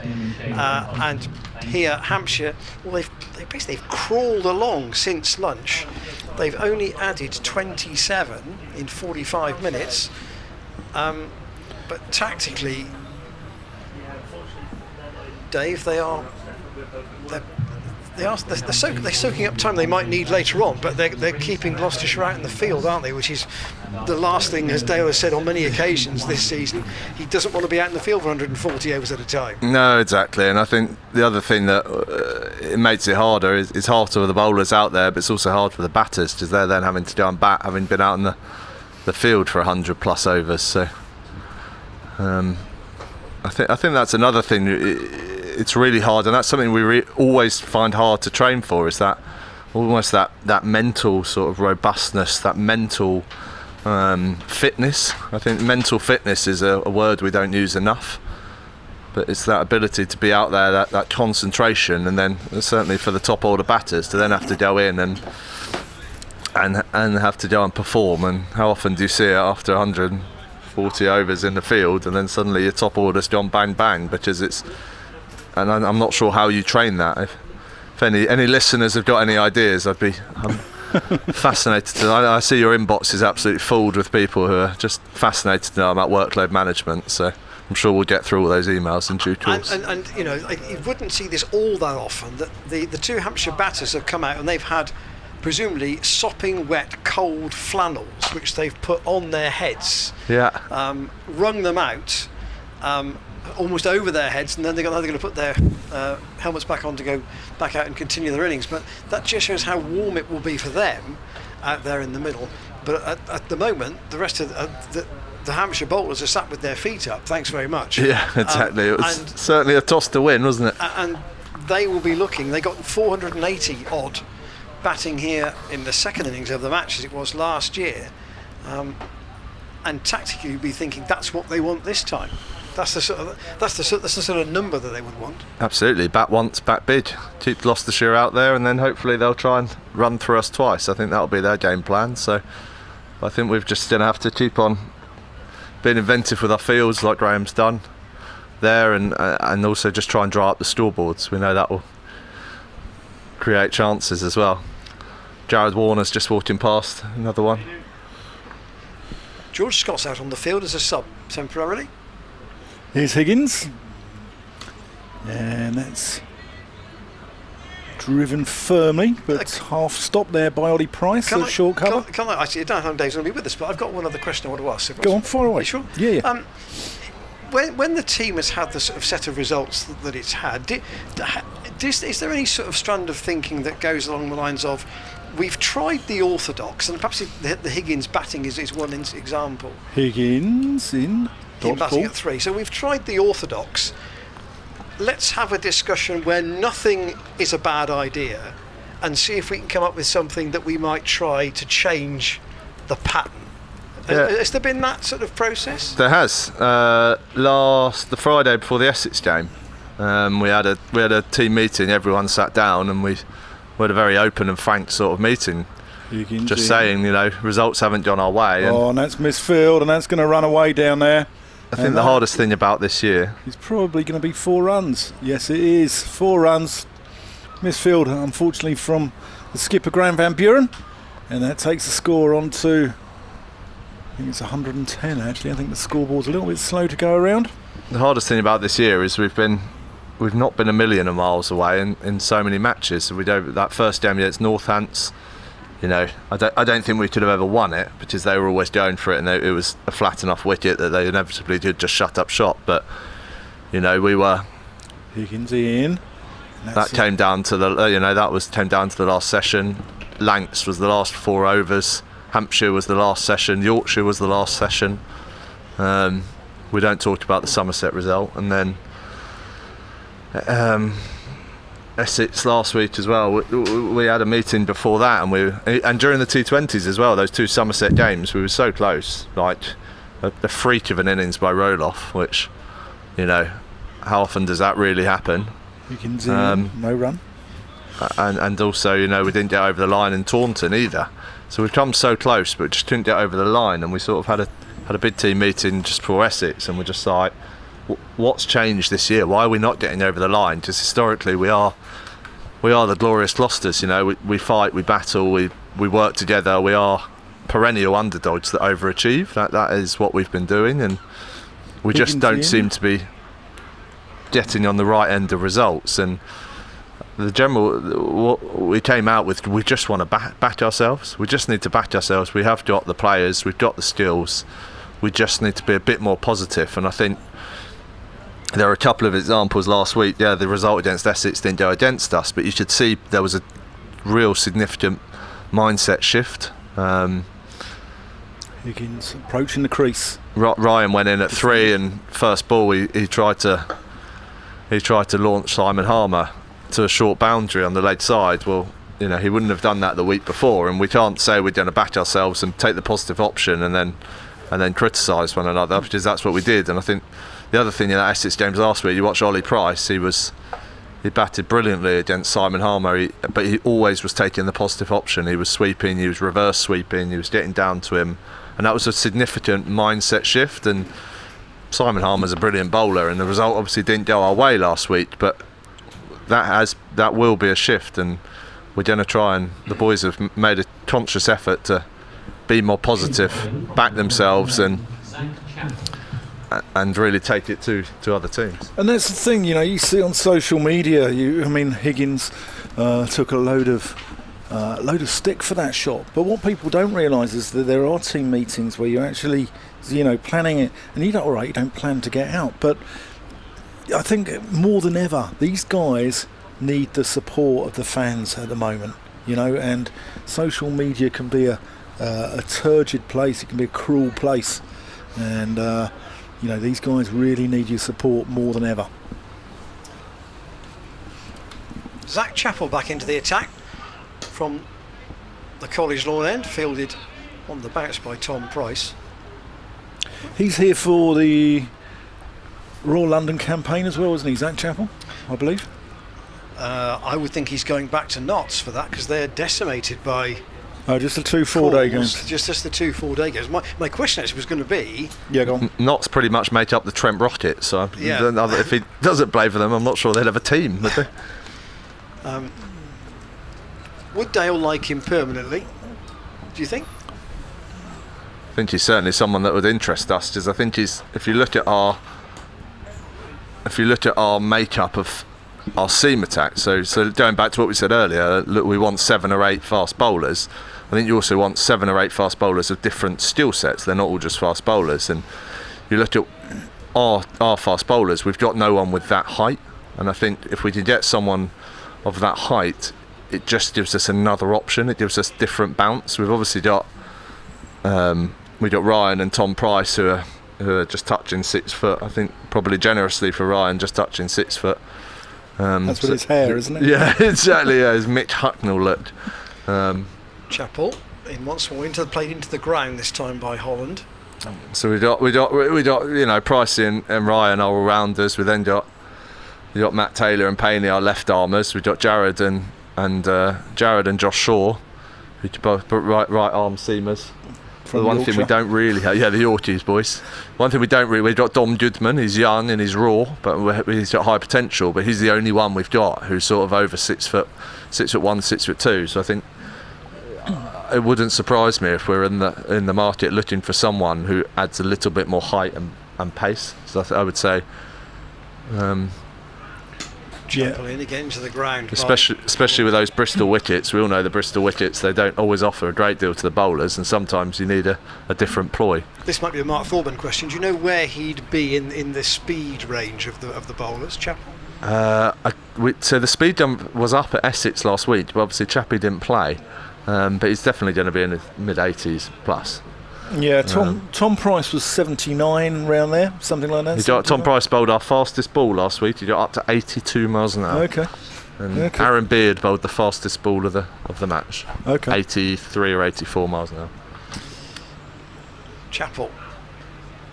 We knew something was up with Matt Taylor. He's a bit of a warrior, Matt. So he played the last game. And me and Mark were looking at the speed gun going, he's clocking in at 68 miles an hour here. Like, he bowled 4 overs, didn't go for a run, but he wasn't bowling well. We were talking to him, there's something up with Matt Taylor. Lo and behold, he came off down. My foot is really not good. Like, I'm really struggling to slam my foot down. I said, we thought so. You're only bowling 68 miles an hour. So we popped him into an MRI scanner and he's got a whopping crack through one of his bones. We were like, that's probably why you didn't slam 10 times your body weight through that front foot, big lad. So Jack Taylor, is Matt Taylor a Tottenham fan as well as Jack Taylor? Yeah, unfortunately he is, which was absolutely horrendous at the end of the football season. And you weren't sort of tempted to sort of give him an extra whack in the foot for being a Spurs fan or anything? I wouldn't dare do that. Of course, I worked for Tottenham Academy for a year, which was challenging in itself, so I've sort of forgiven them. I was a Surrey member as well. I was a Surrey member that worked for Middlesex and an Arsenal fan that worked for Tottenham, so I've sort of... Steve Kirby always tells me that he's got no issues with loyalty at all. He's a Lancastrian who played for Yorkshire and then he went from Gloucestershire to Somerset. So we're going to see a change at the Chapel End. We're going to see Zafar Gahar come in, and he is going to be bowling to Ian Holland. Needs 5 more for his 50. Zafar so far 6 overs, 2 maidens, none for 12. Always does this practice run which throws me. He's thrown me virtually every game this season, hasn't he, Ian? It's got to be said. But you think I'd be used to it now. You think I'd look out for it, but he still did me this morning with it. It's his dummy run. Anyway, I think this is the real one. Here he comes, and that's whipped into the leg side. Should be cut off. There's definitely 2 there. And they'll settle for 2. So that's only 3 now needed for Holland's 50. So interesting, Willie, that on the over rate, Gloucestershire are absolutely level at the moment with where they should be. So on target to bowl the 72 overs by 4:30. I just remind you, if you are coming on the other days, obviously the time has been added on, so you'll have more cricket field money. Zafar, and that's what we know as bowling us into rush hour. Yes. Since you came to the southwest, have you pledged your allegiance to a secondary football team, Dan? Well, I mean, I've got to be very careful here. But and that's a shy at the stumps, but Holland makes it home. Well, the boys in the office trying to sort of drag me into Bristol Rovers. John Hook, who works in the community team here, he's a big Rovers man. Ian, big Cheltenham Town fan. James, a big Yeovil man. Here's Zafar around the wicket. But I couldn't leave my beloved bees. Barnet the bees. They're my side. Hopefully Conference Champions 2023, and that's we had a James Bracey is obviously a die-hard gashead Bristol Rovers fan. He's hooked up with James Belshaw, who's the Bristol Rovers goalkeeper, on social media, and we're determined to see, and I'll be interested to know your views on this. Zaffa around the wicket. We're determined to see a keeper off. So James Bracey do some goalkeeping and James Belshaw do some wicket keeping. Now my question is, who's going to be better at the opposite skill? There was one of these on YouTube a few years ago with John Simpson, the Middlesex, and David James. Yeah. He's good from Welwyn Garden City. Yes, yeah. And David James's wicket keeping was absolutely shocking. I mean, he's 6'5". I'm not sure it's going to go down. Like, if we have to send James Belshaw back to Joey Barton with a broken digit where he tried to catch a wobble seam from Tom Price, I'm not sure that's going to go particularly well with Joey Barton. But no. And this is kind of, if you look at it now, it probably looks very simple. Jack Russell did some goalkeeping coaching at Forest Green back in the day. I'll just come back to that in a moment. Zach Chappell, start of a new over, clipped firmly but straight to Miles Hammond at backward point. We've gone back to a slip and a gully now for Zach Chappell. I'm sure Jack said that he used to work with the football goalkeepers using a tennis ball. Yeah, I've seen Carl Hopkinson and Brendan McCullum as well. I see them the other day. They do a lot of goalkeeping drills as well. I think it's just all about footwork and reactions, isn't it? But with a soft ball. Yeah, of course, yeah. And obviously a man playing in this game who's not a goalkeeper, but Keith Barker. Come on to it after this ball. Chappell, big long stride, that's down the leg side, taken by... Of course, Jack Russell's here today he painted a picture of the first ball. Yeah. So, if you noticed, Mark Thorburn and I were stood behind the bowler watching from the chapel end, which means we're now going to be immortalised in Cheltenham Festival history as we're painted. Yeah, Jack started that yesterday on the ground, and that could have sort of the shape and the key outline to it, and then he said, I'm going to come back tomorrow and finish it. And it was quite a small piece as well. I think it wasn't all that big. Here is Chappell in. Yeah. And yes, a very, very slow raising of the finger from Nick Cook, and Ian Holland has to go. It's 117 for one, and Holland goes for 48. The most enthusiastic appeal came from James Bracey. We're not behind the direct bowler's arm with the camera there. There's the replay though, and there is Nick Cook with his left hand firing, metaphorically, Ian Holland for 48. But Hampshire have got a good start here, and we're now going to have the sight of Nick Gubbins, who got 100 here in the game here last year, coming in for Hampshire at number 3. It was a slow death, wasn't it? It was like Rudy Kurtzen back in the day, the South African umpire, who you knew if he sort of went not out straight away, you were fine, but it was when he delayed, you knew that that dreaded digit was going to go up in the air. But that's 117 for one, and that's the breakthrough that Gloucestershire have been desperate for. So who else? What other football teams do the boys support in the Gloucestershire dressing room then? So who have we got? We got Chris Dent, Bristol City. Yeah. Marcus Harris. Harris. I haven't spoken to him about football. Miles Hammond. Hamo is Oxford United. Yeah, we claim he would be Bristol Rovers, but he's. I'd say I wouldn't back him to be able to name 2 players. So, but he'll say Bristol Rovers. Graham Van Buren. Don't think he follows football. Higgins. Doesn't follow football. Ollie Price, Tom Price. I think. Yeah, but most of my conversations with the Price boys are generally around politics, because of course Tom did PPE up at Durham University. Okay. So he's a fascinating. Tom Price and Ollie Price ticked the most important rules in life, which is they're both interesting and interested. So they're fantastic people to talk to, but I've never actually got down to football with them. What about Zaffa Gahar? Zaf, I don't know who Zaf supports. Zach Not Chappell? doing very well here. Zach Chappell? Pass. Josh Shaw's Leeds, isn't Josh Shaw's a die-hard Leeds fan, yeah. Yeah. Like Jack Longstaff here in the staff, he's a another Leeds man. Got Payne's Bournemouth, Jack Taylor Tottenham, Ian Cobain Everton.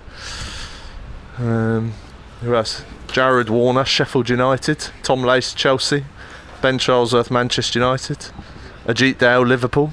We're pretty. So here's the left-handed Nick Gubbins in, and his first delivery from Chappell.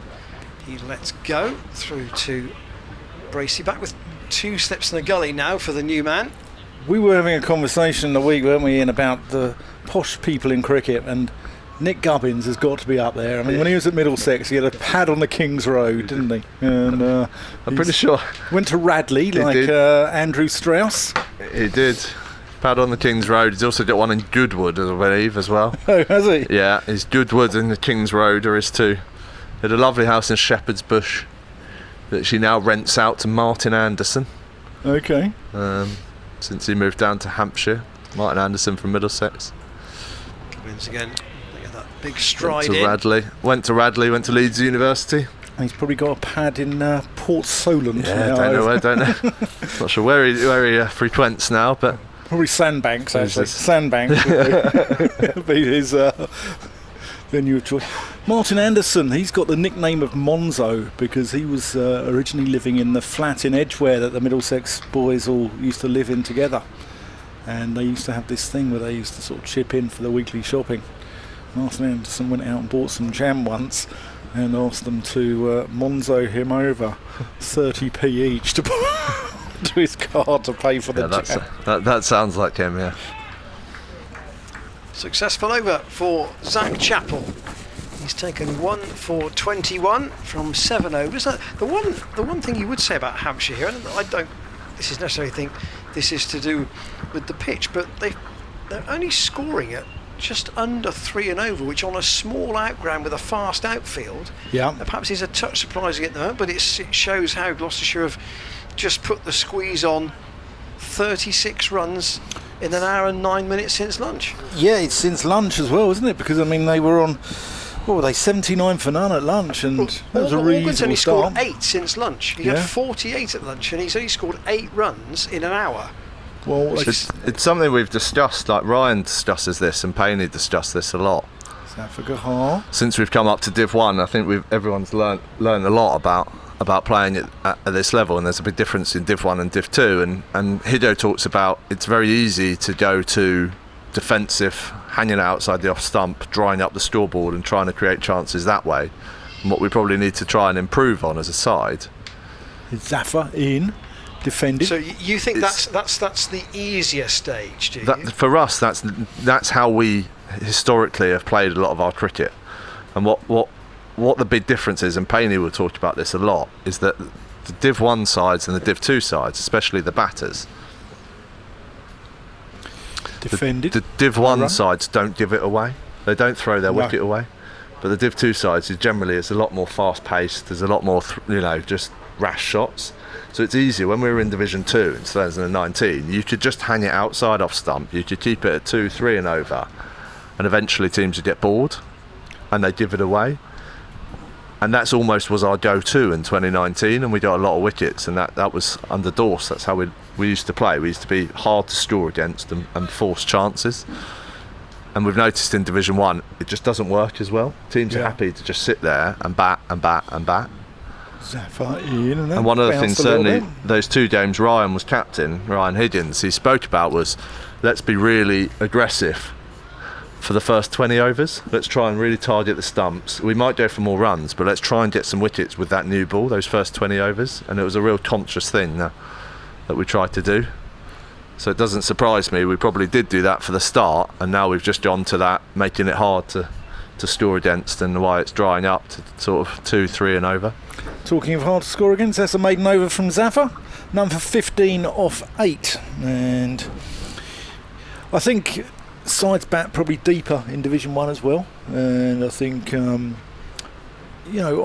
said to Ian earlier, I don't think Gloucestershire have suddenly turned into this awful side all of a sudden. I think you look at the results last season, they beat the majority of sides that they beat with Division 2 sides, weren't they?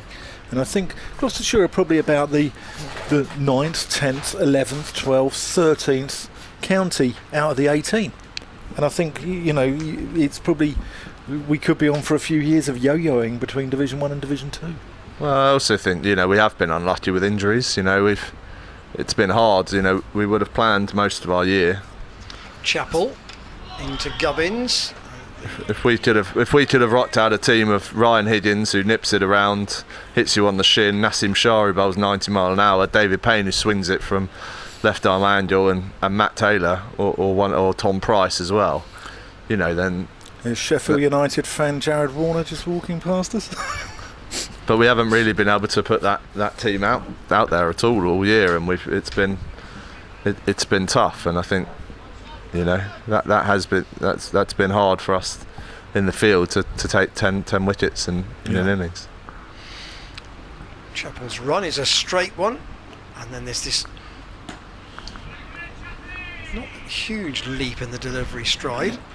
He's got a languid approach to the crease, hasn't he? I wouldn't say he walks through the delivery stride, but there isn't a real gather at the crease, is there?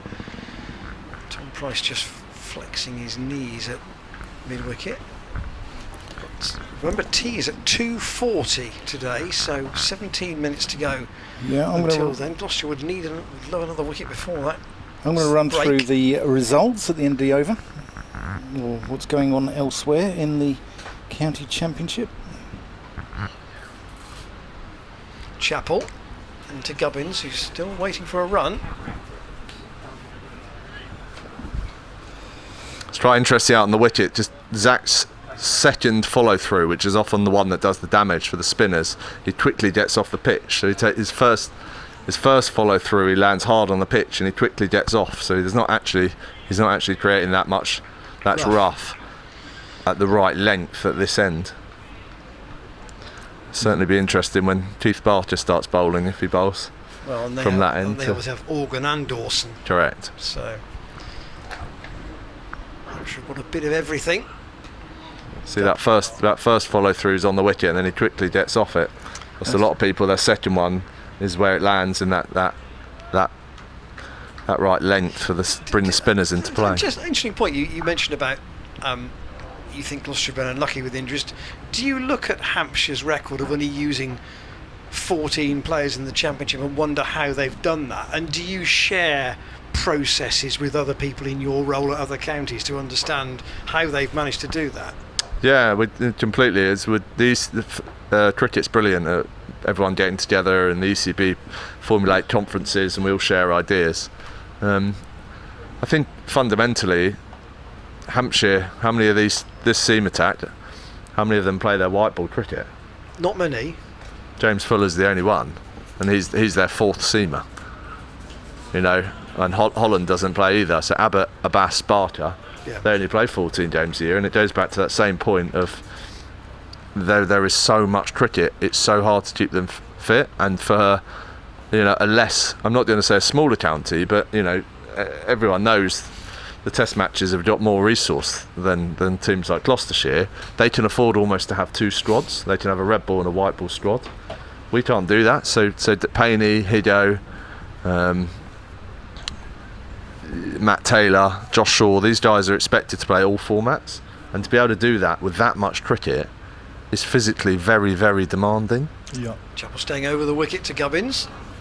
So it comes back to the point, doesn't it? Is there too much cricket, or should players be managed, or should the player themselves effectively almost be managed in a way where they say, I will play, maybe as Hampshire almost do, red ball only or white ball only? I mean, I'm not wishing to trot on eggshells here, but Benny Howell doesn't play red ball. No.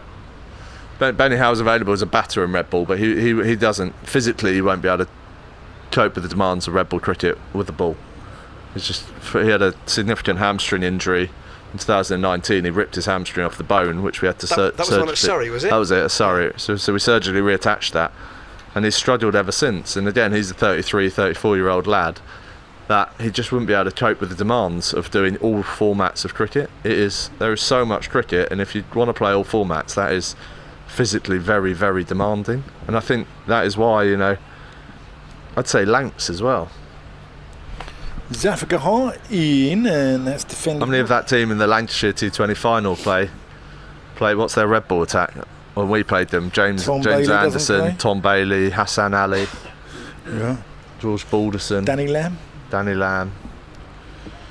Zafagahar in. You know, their red ball and their white ball sides. They're made up of completely different players. They are, I would say, they're a fairly unique people. Ryan Higgins is a unique.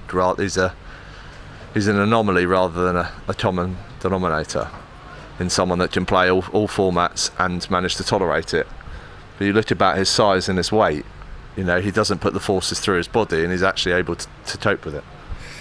Right, let's go around the country. That was a dot ball, by the way. There was a lovely shot in the last over from Nick Govins. Glorious cover drive that got him off the mark. That's a dot ball.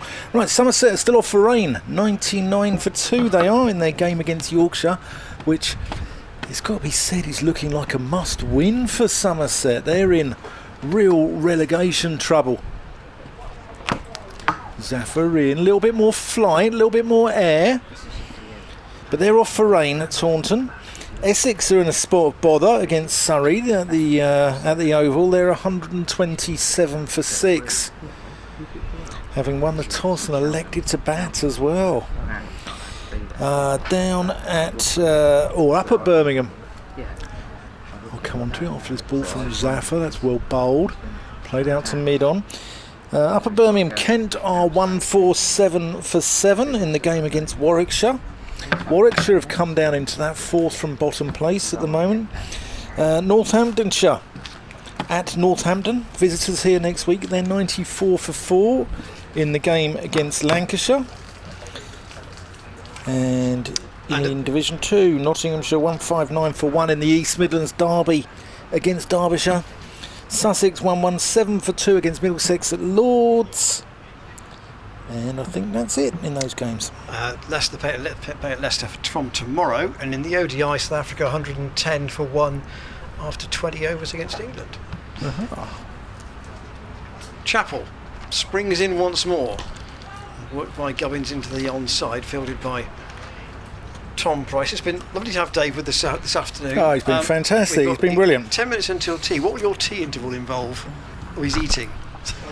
Sorry, I'll come answer that in a minute. Dave, you're wasted in the medical profession, mate. You should be in here with us. You are absolutely wasted. Actually, it's my 10th year in county cricket, and then I'm going to transition into commentary. Tea will involve, I'll have a brief chat with the lads, see if anyone needs anything. I mean, it should be okay. We've only bowled sort of, what's Ryan bowled? He will have bowled the most. He's bowled 12, I think.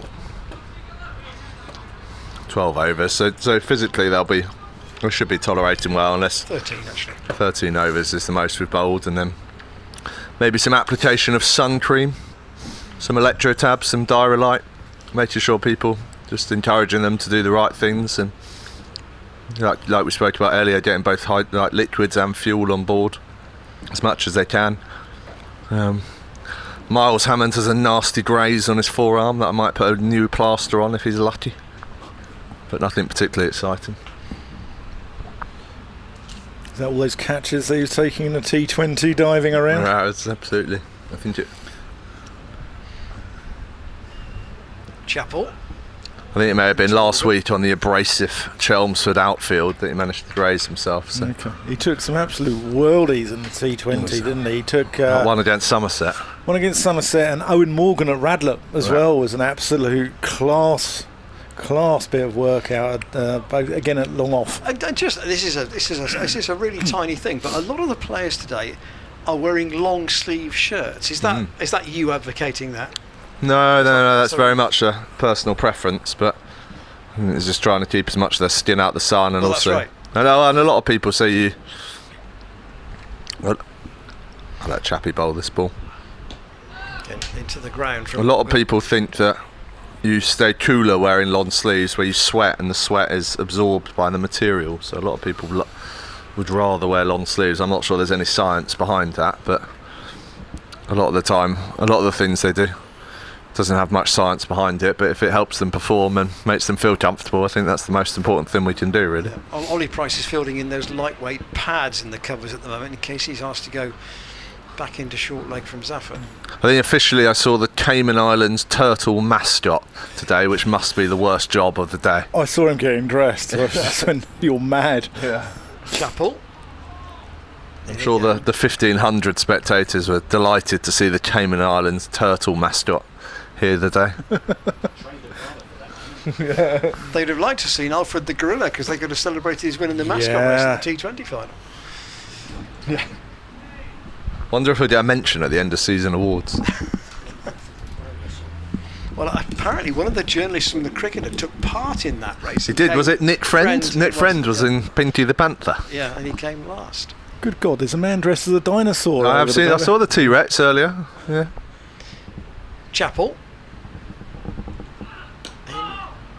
And again, clipped by Organ to mid-wicket. No run. The Chapel looking, well, resplendent as it does here at the college. There are two Chapels, but the one on the Sanford Road side of the ground is the one that's much more visible, much more seen in pictures and photographs and sketches. I did see that Paul Edwards was here today, who Dan and I have mentioned before, writes for the Cricketer and other publications, and he's an absolute champion of outground cricket. No surprise that we'll get 1,000 words on today's play from him in somewhere at the end of the day. Yeah. I think Dave should take this over, do the ball by ball. Zafar Kahar's over. I'll go and put the plaster on Miles Hammond's arm, and you go and do this ball by ball.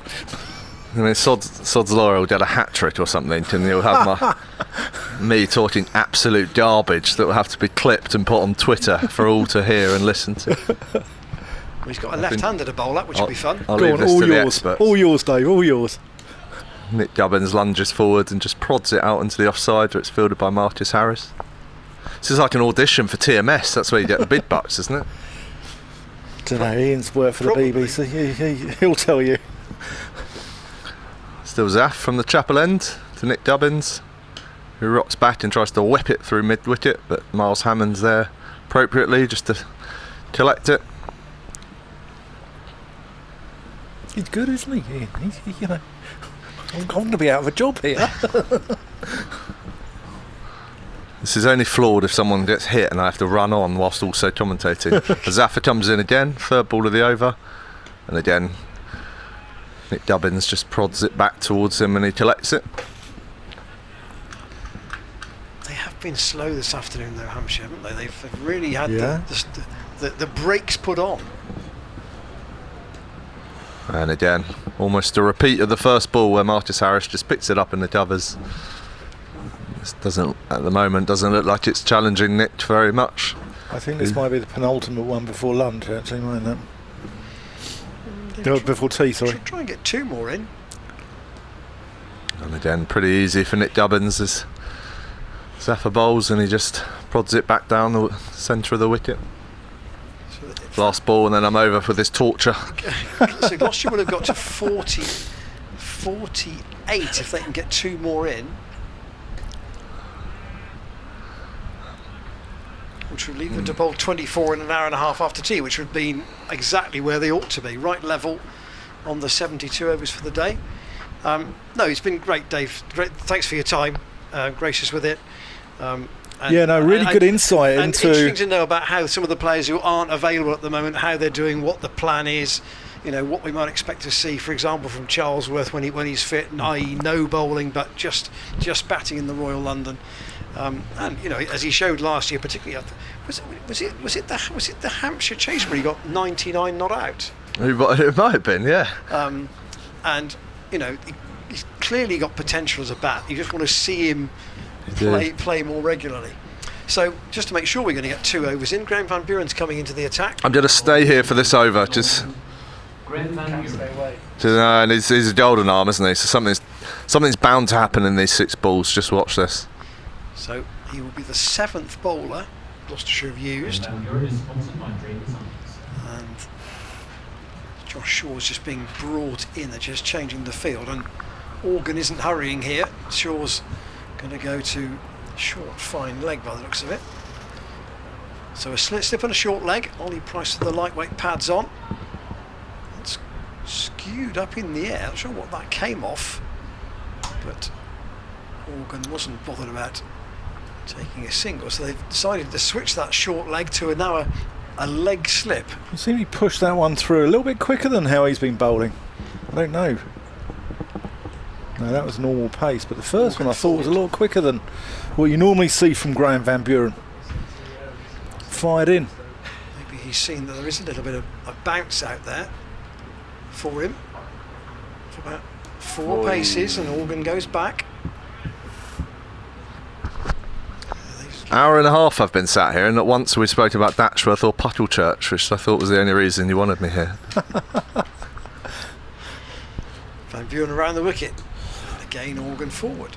Well, I saw that you got runs the other week in some cup semi-final. Adrian Thomas accused you of having a £600 player's bat on Twitter. I had Max Holden's bat, I must confess. Miles Hammond won't give me a bat, which I won't.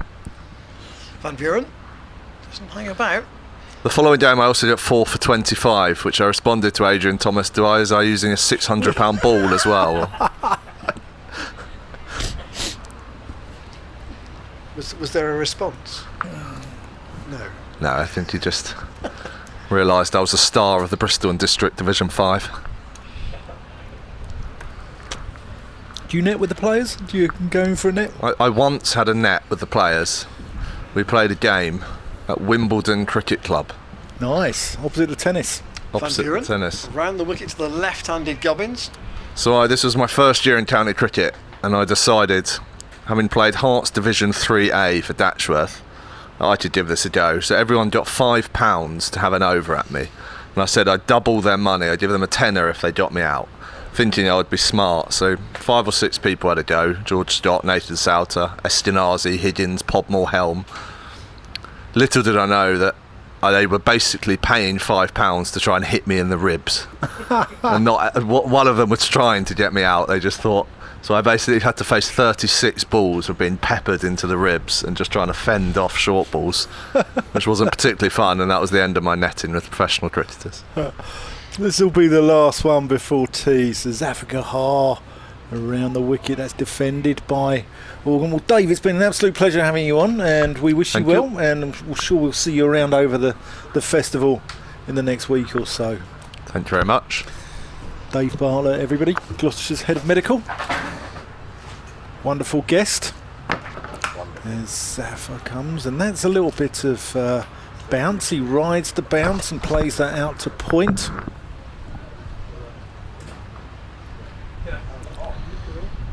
He was good, wasn't he, Ian? Some interesting insights there. Yeah, and some important stuff about players who aren't currently playing as well. Yeah. Zafar in, and that's defended off the back foot by Organ. Yeah, so that we would expect to see Dom Goodman to be fit for the Royal London. We'd expect Ben Charlesworth to be fit for the Royal London. Here's Zafar. And again, the brakes are on, the pedals being pressed on the organ. James Healy liked that one. He's shaking his head, but he liked it. But they've only scored 44 this afternoon. Yeah. Here's Zafar. It's well bowled. A little bit of flight. Zafar's cleverly varying his pace here. Varying his flight. Some are fired in. Some are just getting above the eye line of the batsman. It's good bowling, this. Yeah, I'm sure you've got to be a little bit careful they don't go too slowly here, because they're going to soak up time they may need later on. But the maiden from Zafar to end the afternoon session, which has taken them from 79 for no wicket to 123 for 1, so 44 runs in the afternoon session. Zafar's bowled 11 overs for 15, and Ryan Higgins 13 overs for 31. That's been the economical side of Gloucestershire's bowling. Tom Price 8 overs for 28, Josh Shaw 5 overs for 12, hasn't bowled this afternoon. Zach Chappell's the 1 wicket taker, 1 for 25 from his 9, and Miles Hammond and Graham Van Buren have both had a brief appearances at the College Lawn End with an over each. So at the moment I think Hampshire would still be reasonably happy, because they're still only 1 wicket down, but I think they've got to be a little bit careful that they don't crawl along and, as I say, take up time that they may need later. They've still got 24 overs in all probability to bat today. If they were shy of 200 by the close, I think they would say they'd gone too slowly. I said to somebody before play, 250 for 2 would be what they'd be looking for. And 50 runs light would feel a long way light to me. Yeah, I mean, I think they're probably conscious that they don't lose wickets. They can always have a dip later on. If we're looking at 72 overs being bowled today, and they score maybe 60 or 70 here, if they're 180, 190 for 1 or 2 down at the end of 72 overs, they'll still leave them, 40 overs then to get sort of 160 for 4 batting points, won't it? No, they'll have to get 200. If they only get 190, they've got to get 200 to get 4 batting points. Yeah, but 350 will give them the 4 batting points. So if they say on 190 at the end of play today, of 70... Depends if you want full batting points, you've got to get the 400. Yeah. But I think they'll probably settle for maybe, the 350 and take those sort of the 4 batting points. But anyway, only time will tell, won't it? There's the scorecard has been on your screen. There is the scene here at Cheltenham. We're in the small marquee you can see just in the bottom left-hand corner of your computer. But it's a very sunny sight, as you can see, and we'll be back with you in a little over 15 minutes for the resumption of play, which today will be at 3 o'clock, and that will be 3 to 4:30 when play will be concluded for the afternoon. Remember, it's an extended day tomorrow, and play tomorrow will start as today at 11 o'clock. We'll be back with you just before 3 for the post-tea session.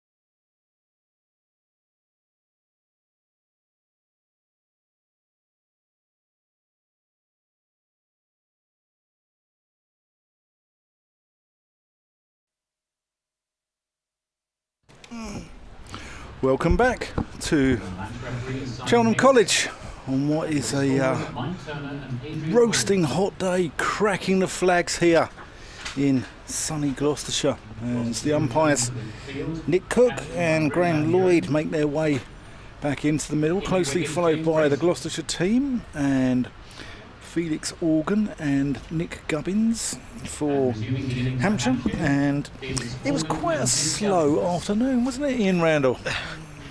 Well, you could say that then. That's being very polite. They scored 44 in an hour and a half at Hampshire, of which Felix Organ's share was 9. So he made 48 in the morning, absolutely fine, 48 out of 79. And the afternoon, Gloucestershire absolutely dried the runs up. And they took the 1 wicket, that of Ian Holland, LBW to Zach Chappell for 48. 48 made from 131 balls with 5 fours. But James Healy, who does after all the cameras today, said, you know, if they got to 200 for 2 at the close, Hampshire, they might still think that they're not in that bad a position, because they could accelerate in the morning. But I think if they want all 5 batting points, they've got to accelerate tonight a bit. And Josh Shaw's going to have his first bowl from the college lawn end. He hasn't actually bowled since lunch. Appreciate it's a shorter session, and I'll try during this over to update you on the T scores and indeed on the ODI from Chesterley Street. Here is Shaw then to bowl to the left-handed Gubbins. Oh, and that's come off a bottom edge. James Bracey couldn't gather it, and they're going to come back for 2. Nick Cook looks on. It didn't come off the pad, I don't think. There's no signal, so it's come off the bottom edge somewhere. Something's they've just thrown a water bottle on the ground, I think. So the ball was stopped by the bottle. I don't know.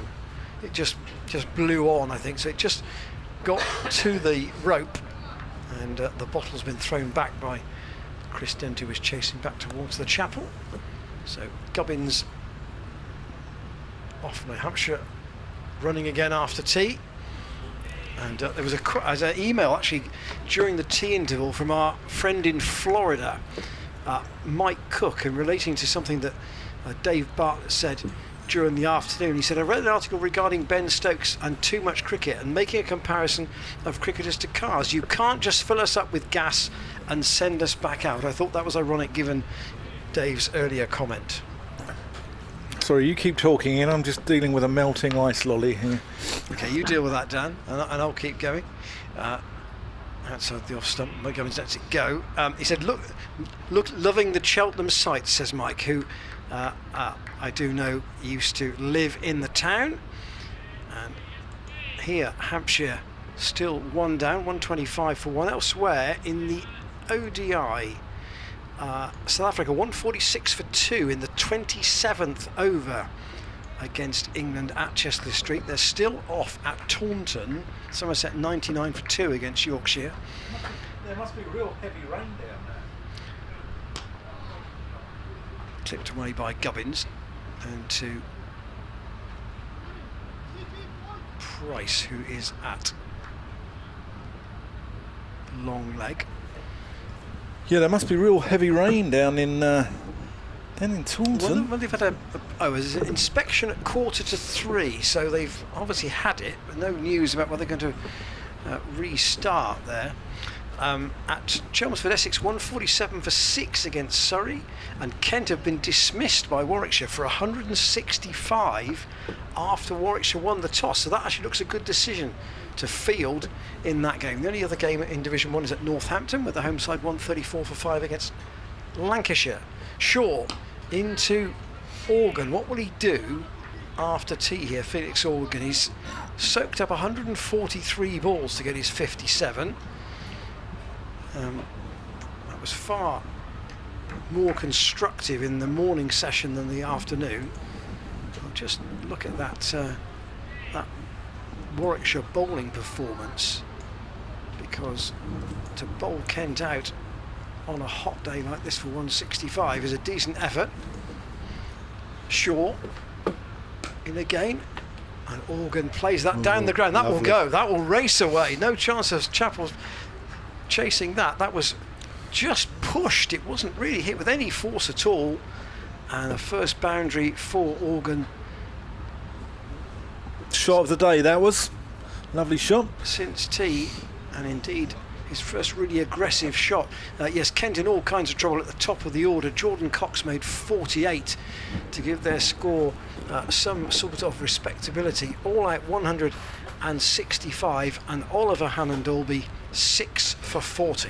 He gets wickets every week. He's having a fantastic season.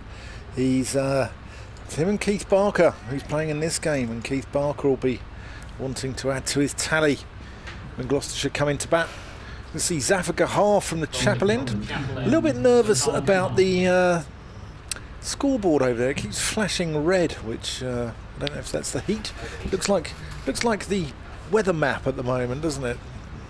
Is Zafar, and that's ballooned up off. I think off the. Oh, it's off the ground. Played into the ground, I think, by Gubbins. Yeah, I was blocked there by Josh Shaw walking in front of me. He was at backward point. Oh, big appeal. Not given. James Healy gave it out. Yeah, Gubbins, as Dave Bartlett said, Gubbins can be an LBW candidate. He had a fantastic season. He signed for Middlesex last summer. He had a fantastic season when Middlesex won the championship.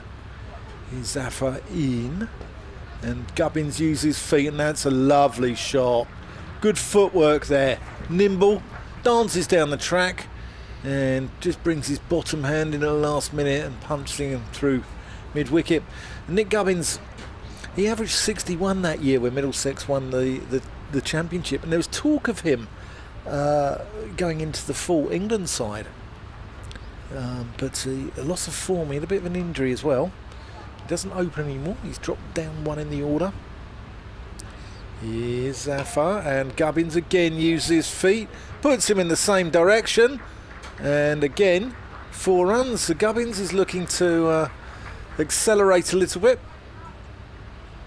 after their rather pedestrian afternoon session. I wonder if there's an element here of, right, we're not. Zafar's bowled very economically so far, probably got into a rhythm during that afternoon session. They don't want to let him just drop into a rhythm here at the start of the tea session and continue to apply the brake. So Gubbins is immediately forced to change for Graham Van Buren. He's got a man out now at long on, and he's got an extra man on the leg side. Yeah, and Zach Chappell's just come round from mid-off to extra, so Zafar Gahar bowling without a mid-off. I wonder if Gubbins is going to target that area next.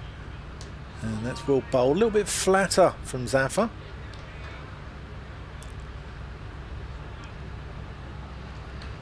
Lovely, peaceful setting here, isn't it? Yes, I do agree with you. The border on the scoreboard, if it's flashing red, I indicate to me it might be overheating a bit. That's nearly taken the inside edge.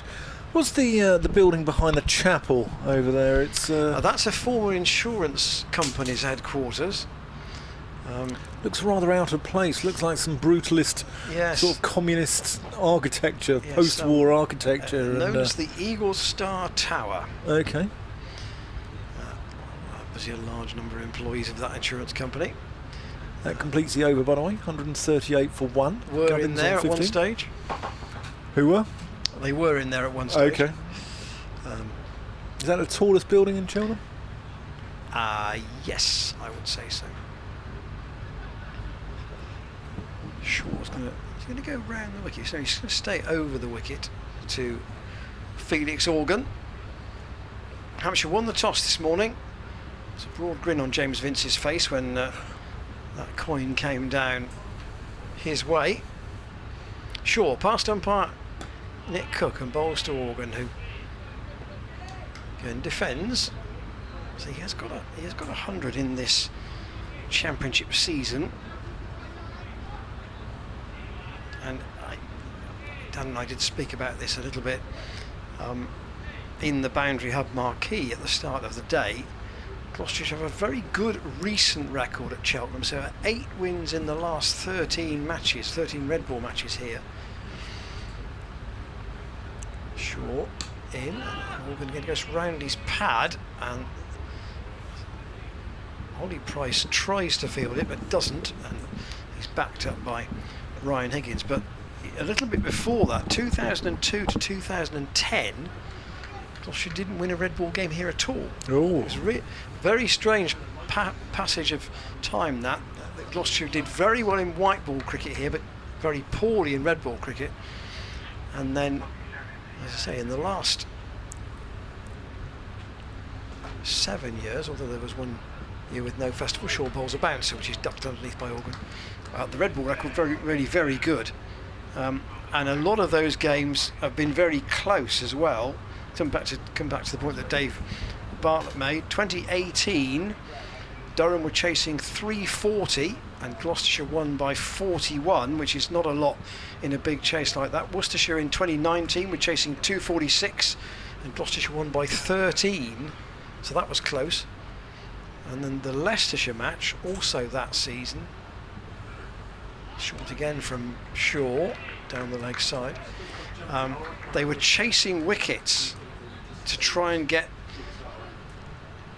some sort of small total to chase in the 4th innings, and Gloucestershire were left to get 48 in 8 overs on the last day, and that was I think Gareth Roderick hit a 6 in the last over to get them over the line. So, and the last season's 2 games are obviously quite close as well, including this one. Into the ground again from Organ. There's a very pleasant looking church over, almost symmetrically opposite us on the ground. That would be St Luke's, I think. I just want to look at the geography of Cheltenham. Yes, that's St Luke's to my knowledge. 138 for 1 Hampshire. The 51st of 72 scheduled overs today. Shaw in again. Organ off his hip down to deep backward square. Zaffa's down there. Seems to be a lot of churches here in Cheltenham. Is it sort of a very sort of religious area? Is it sort of like, you know, like Utah in the States with sort of the Mormons? Is it sort of? I'm not aware of that there are proportionately more churches in Cheltenham than Clifton, but maybe wrong. Zaffa's going to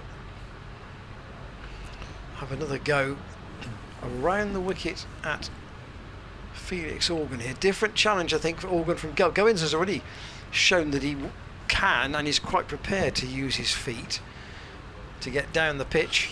They're going to look at the ball again, and this is now getting beyond a joke, because it's every side that does it. This batch of balls this season has been ridiculous, and I think now it's time for uniformity amongst balls in world cricket. I think we should use the same ball as the Australians do, or whoever, and I think it's, you know, this batch of balls this season have been shocking, not just because they've been so batsman friendly. Is Zaffa Gahar, and Organ plays that one out to mid-on, but it's not just because of the amount of runs that have been scored, but because they're changing. They're going soft every 10-15 overs, and it's no good. And that's carved away by Organ. I'm not sure he was totally in control of that. It's gone backward a square. It's more of a thick outside edge, but he's got 4 runs for it, and that takes the score on to 143 for 1. Felix Organ has moved on to 66 with Nick Gummins on 15. Crash that off the back foot, wasn't it? Yeah, I think he was looking to get it, a lot squarer than where he actually got it. And it sort of went down to where third man would be. Zaffa fires that one in a little quicker. Yeah, Chris Dent's a backward point, isn't he, there, really? That's almost for that shot, if he gets it wrong. Yeah. But it went fine of Dent. Not eating any carbs, as Dave Bartlett told us. Here's Zaffa in. Organ defends, front foot. Yeah, we made a comment about this at the last home game, but I suspect Dent will be a bit cooler with his current haircut than the one he had a month ago. I bet he is. I bet Miles Hammond's a little bit cooler as well than he was last season. And that's short, and that's gone through Chris Dent, who punches the ground in frustration. That runs away down to the sign there for Almondsbury. And that's another 4 runs to the total. And we must emphasise that this is obviously a school ground. It is the Cheltenham College ground, and they do play, hockey on large parts of this outfield during the school terms. Yeah. So, although the ground staff do their absolute best to prepare it for the festival, there will be the odd bobble. It's kind of inevitable. Yeah, I don't think it's too bad. I think it's Zaffa, and that's gone backward as well. And the other thing about it is it's very hard at the moment. It's not as if it's a lush green. It probably feels very, very firm at the moment. Oh, it's completely parched, isn't it? It's completely parched. Oh, yeah, it's completely arid. And summer of '76 has been mooted around, but that was a little bit different. It never got this hot, but it was a very, very dry period. Yeah, I've got photos of my 6th birthday from there. Really? From '76, and the grass is already brown by the end of June. Dave Bartlett just walking in front of us with Jared Warner. Talking about the net session he did on Monday morning here. Gubbins waits for Josh Shaw, who powers in again, still with 2 slips and a gully. For Gubbins, who at least has not been around in the middle that long. He's had to restart his innings twice, once when he came in, another time after tea.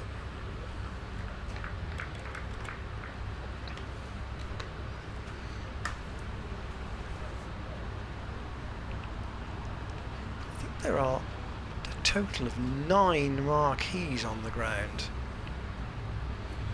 for this festival. Some offering just shade for spectators, some hosting. It's quite a large party at lunch in the sand-coloured marquee at the chapel end. Switched Chapel and Hammond in the field here, Gloucestershire, and Shaw again outside the off stump. We've had emails come in. Graham Ash. Hello Ian and Dan. Watching from home due to the heat. It wouldn't be the Cheltenham Festival. The scoreboard worked perfectly all the time. Dan looks at the tracery work around the top of the Eagle Star building. You'll see how the architect has carefully mimicked the design of the college chapel.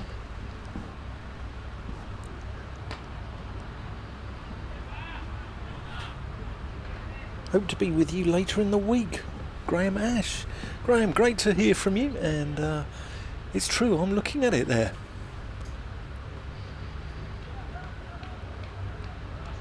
Can you see that? Well, not at this range. No. Not with my eyesight as it now is, I suspect. No. Gubbins is just checking his guard here, because I think Shaw is going to go round the wicket to him. Change the line. I have to have a closer look at that. I might go for a walk over there at lunch at some point. over the next 2 weeks. We've got a 4-day game here this week, 4-day game here next week, and then we've got Warwickshire in the Royal London here, haven't we? Short round the wicket, clipped in the air but safely by Gubbins to the left of Zach Chappell and away till the mid-wicket boundary for 4. Now, from memory, Hampshire bring up the 150 with that shot. Still, That was a gorgeous shot by Gubbins. just going along at under 3 and over, but from memory, when Gubbins got his 147, I think it was here last year, 137. He did start very slowly. Now today, he's started a bit differently, maybe a bit more aggressive. He got 19 off 32 balls at the moment, 19 off 33 as he chops that last one to Marcus Harris in the gully. Just moving Chappell back. There's the double bluff here, I wonder. Chappell's going back onto the boundary at mid-wicket. There's a big gap on the leg side. And will he try and tempt him with the short one? Answer is no, that's outside the off stump and it's clipped away, partially stopped. It's ricocheted out to Zafar Gahar and Gubbins will pick up a further single.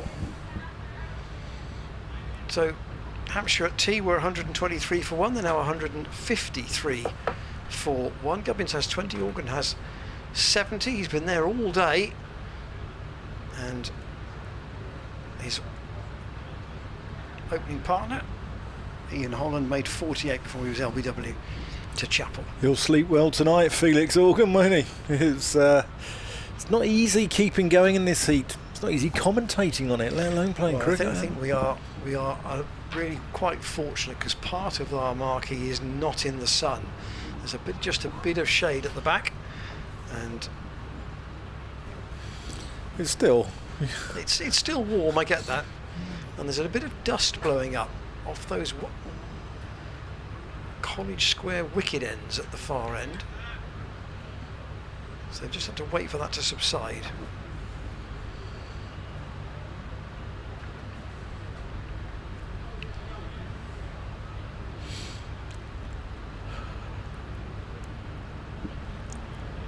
Zafar from the Chappell end. Gubbins goes onto the back foot, tries to whip him into the leg side, can only find Graham Van Buren. 152 for 1, Gubbins on 20, Organ on 70. Zafar and into 14th over, none for 31. And that's glorious shot there, Gubbins. That's absolutely delightful. Just using his feet, slightly over pitched, but you still got to put them away, and Gubbins did with panache in the gap between extra cover and mid-off. He's played 3 really nice shots off Zafar Gahar already. 2 where he's used his feet, and that one just where it was just an orthodox shot, and that's persuaded, or forced Graham Van Buren now to go with the mid-off. Zafar over the wicket at him. Gubbins lunges forward. I wonder if, I'm sure it happens to professional sportsmen, that you go to a venue where you've done well before and you have a feeling that might happen again. You know, if Gubbins having got 100 here last year, I wonder if he looked at the weather forecast, they looked at the pitch, saw Hampshire won the toss and batted and thought, right, there's runs here for me. I'm sure he did, and likewise there are venues where you haven't scored a run where you think, I'm just not going to get one here. That's off the back foot, that's nicely played as well. He's going to get 4 more there. That's really nice. He's not trying to hit the ball too hard, it's just pure placement here from Nick Gubbins, and some really nice shots there. It feels almost as if Hampshire have decided, right, we're going to actually counter-attack a bit here. We've soaked up some deliveries in the afternoon, we've soaked up some Gloucestershire energy as well, and now we're going to try and up the ante a bit. I think so. I think that's the plan. going to be hard as well. It's tired bowlers. Still got 18 to get through after this. Zafar in, and Gubbins plays that out to long on. I think I'd be surprised if they got to 250 from here. But at 5 and over, if they find a boundary and over, they're going to get very close. Yeah. Cook just wanting a brief drink from Don Goodman, the umpire. Warm work for the umpires out there today. Their concentration has to be spot on. But I say the day is fractionally shorter for them as it is for everybody on the ground. And in that Sanford Road stand on the far side, there are 3 umbrellas up, not because of the rain, because of spectators shielding themselves from the sun. Shaw's going to continue. Just run down the full bowling figures in brief form at the end of the over.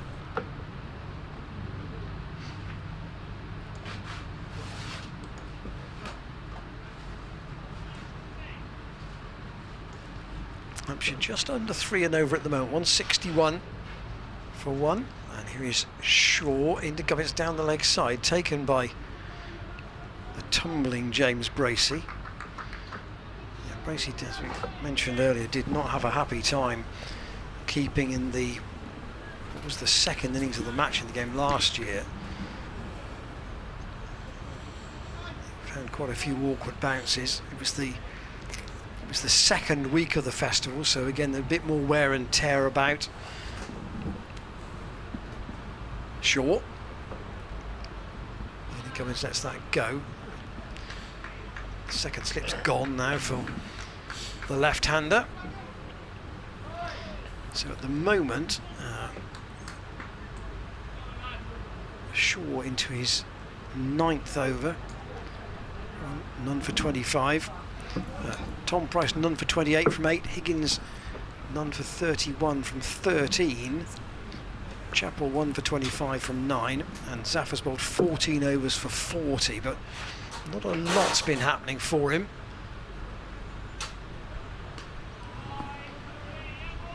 Been too many oohs and ahs around the close catches, and it still remains that I think that the fascination of this next hour, if Zafar stays on, is going to be the duel with Gubbins, Dan, isn't it? Because he's already shown that he's prepared to be he's prepared to be positive. Yeah, he's moving his feet and he's giving Zafar the dance a little bit. Short, staying around the wicket to Gubbins. That's steered away. He'll want certainly one there, and he'll get one. There's a good tumbling stop. Backward point. Chappell gets to his feet a little gingerly. Heathrow Airport. Okay. Heathrow Airport has just hit 40.2 degrees centigrade. And where's that at, sorry? Heathrow Airport. Right. Best of luck if you're flying out of there. A lot of the crowd have stayed right throughout this shortened day, and I think, if you've come for lunch and you have you've missed part of the arguably those who've had an extended lunch and missed part of the afternoon, probably done quite well. Here's Shaw in, clipped off his toes by Organ into the leg side. Yeah, if you had a good lunch and you missed most of the afternoon session and you think, I'll come back and watch the cricket after tea, you've probably done quite well, because you've missed the quieter time of the day, and now you're going to see, you're potentially going to see some shots from these two men who are trying to get Hampshire's innings up a gear. Powerfully built Shaw round the wicket, back over the wicket now to the right-handed Organ, who pulls away out of that. And lets the ball go through to Bracey. I think tactically we know where the game probably is going. Having said that, I heard so many times on I know it's a different format on Saturday night in the T20 final. Even the Hampshire commentators were saying something major is needed, pardon the pun, for them to get back into the match. And of course they got themselves into a position very, very late where they could win, and did win. Here I think it's up to them to boss the game. The game is there for them to dictate, but the question is, how do they do it? And we had this a little bit in the Lancashire game at Bristol, where we felt that they didn't quite get themselves into a position early enough to force things. So no, and Hampshire might be faced with the same debate here, and that's why I think Gubbins and Organ are just trying to raise the tempo a bit. Yeah, I mean, I personally don't think Surrey did either. Surrey sit top. I thought that they were a little bit negative in the game against Gloucestershire at Bristol. Rory Burns went on over 600 when I don't think he particularly needed to. I know Gloucestershire responded with 420 for 2, and then it rained on the 4th day, but I thought that, you know, if you're at the top, you need to win games, you need to make things happen, you need to be a little bit creative in your captaincy. Here's Zafar to Nick Gubbins, who plays that out to long on for 1 run. Long on back and mid off up for the left-hander. In other news, Ian, we've been voted best stream in the country on Twitter. What's going on there? Have you got all your mates to vote for us? I think, is it Rosie the Gas Queen? Yeah, here's Zafar. Dot ball. Yeah, Rosie the Gas Queen, who's a Somerset fan, by the way. She did this cup where everyone was pitted against everyone else, and Gloucestershire managed to beat Somerset. Zafar comes in. Gloucestershire managed to beat Somerset in the Division 1 final, which put us into a head-to-head? A head-to-head versus Middlesex. Division 1 versus Division 2. We managed to beat Middlesex. And then, the crowning glory, the icing on the cake, the coup de grace, was... Is Gloucestershire stream better than Sky? I think the Gloucestershire fans hijacked that one. But, yeah. So it's good to see, good to hear. Cooler in there. Here's Zafar. And that's not far away from Miles Hammond, a short leg, as Organ tries to work him into the onside.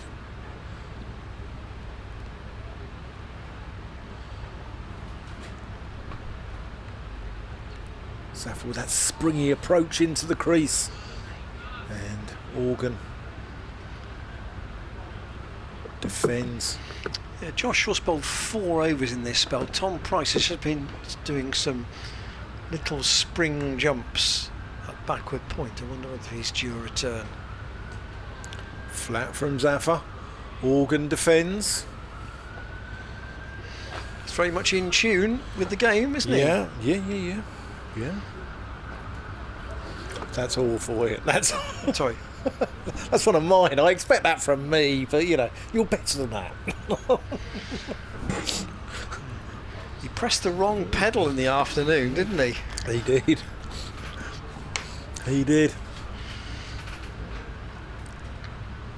Can he press the right one after tea? I'm sure I've added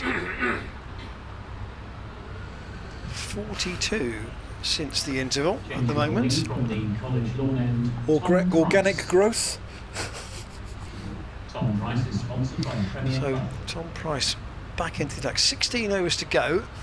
Gloucestershire might not quite do that by 4:30. They were certainly at level at one stage in the afternoon session, but on the over rate they're actually +3. So the on pure time, the umpires have been allowing time for drinks breaks and such like, so they do make certain adjustments. So at least there's no penalty to go against Gloucestershire. They'll get all those 16 in. We will see they might get perhaps 14 perhaps. Depends if Zaffa keeps going at the chapel end. Here is Tom Price then, as we thought he might be, into the attack. And Gubbins gets that pretty cleanly away off the back foot, but it's straight to extra cover where Zaffa is actually fielding and there's no run. Do you know what's going to happen tomorrow, Ian? It's going to be, 24 degrees, 25 degrees. We're going to feel freezing after today, and we're going to be whinging and moaning about it. No, we won't be whinging or moaning, Dan. It's not our style. No, it's not. No. But it will be a lot more comfortable for spectators tomorrow, unquestionably. Price in, and Cummins didn't time that. It went to Graham Van Buren at wide mid-on. Almost a wide mid-wicket, actually. He was a bit squarer there than I thought, because Josh Shaw is straight at mid-on.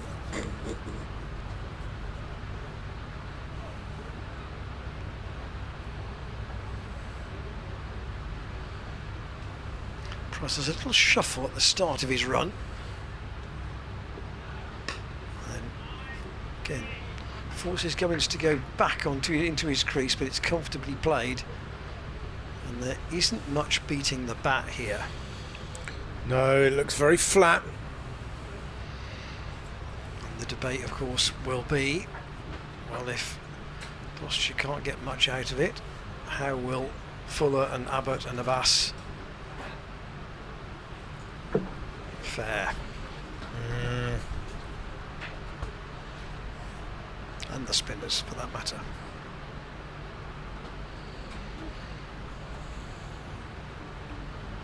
Price with the trees swaying a little bit on the Sanford Road side of the ground. That's pulled away by Gubbins straight to Ollie Price, who's at the deep square leg boundary. Just pick up one.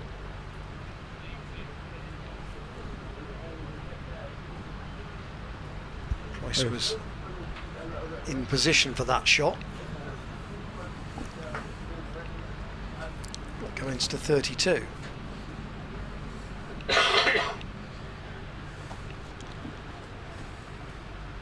The umpire signalled 4 there. He's obviously changed his mind. Well, I don't know how he got to 4 there, because Price fielded the ball. Yeah. He did signal it, didn't he? Well, how? Morgan. Get one there. I say he'll get one. Van Buren with a turn and throw. Oh, that was close. That was. I don't think Morgan expected that. 50 partnership up with that single. Gubbins has a far more of the greater share of that. He's got 32 off the bat, 32 off 49 at the moment, which has been a good cameo for him so far. Morgan on to 71.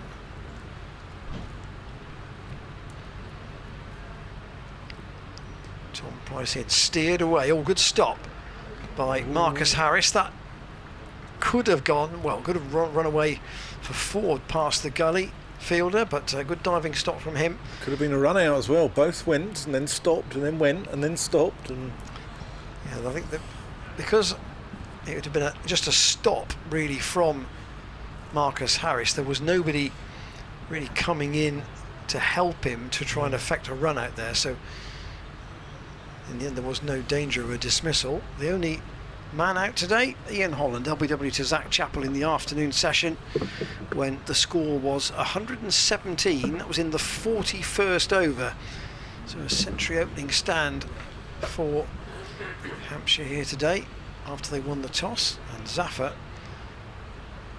has now bowled more overs today than anybody else.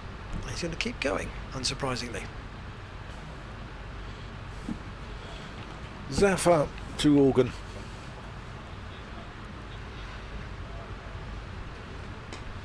Played firmly back to the bowler. No run. There's been many cricketers called Felix. I can't think of any before. No, that's probably one beyond me at the moment. Defended. 168th ball Organs faced. 71. Strike rate of 42.3.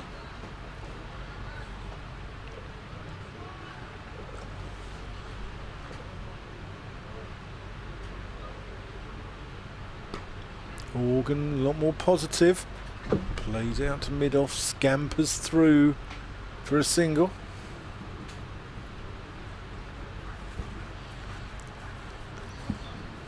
He's had 12 fours today. But they tend to come in sort of clumps, haven't they? He's maybe almost got 15 minutes of red mist, and then he goes back into his shell again.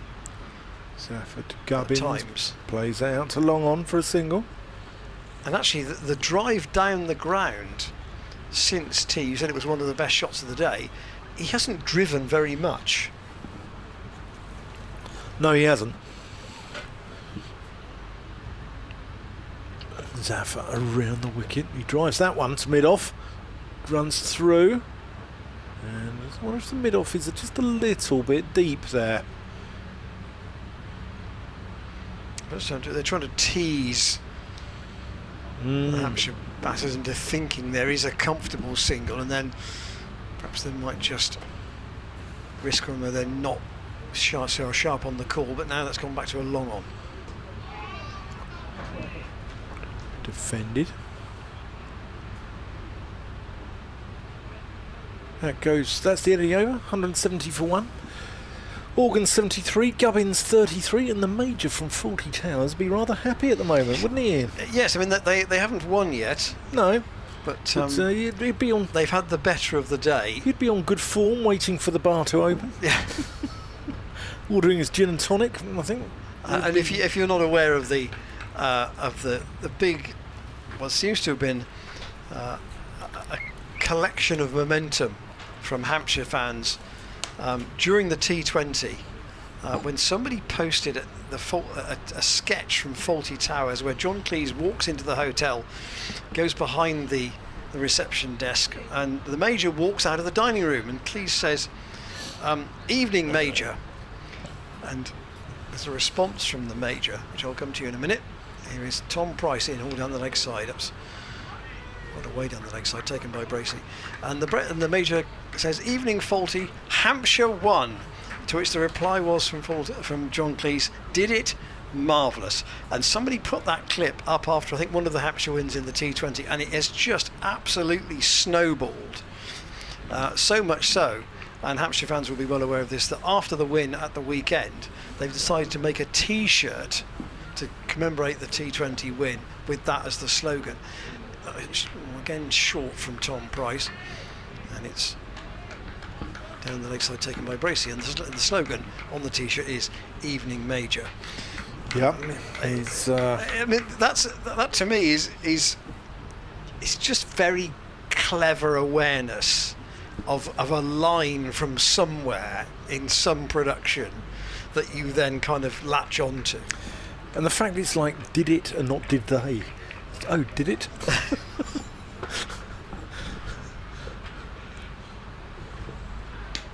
But Hampshire is a singular, isn't it?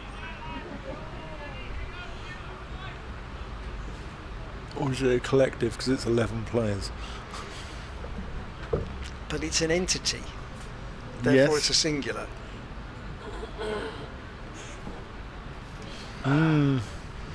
So Faulty would be correct in saying, oh, did it? Yeah. Email from Alex in Winterbourne, thinking that I'll come on to it after this ball.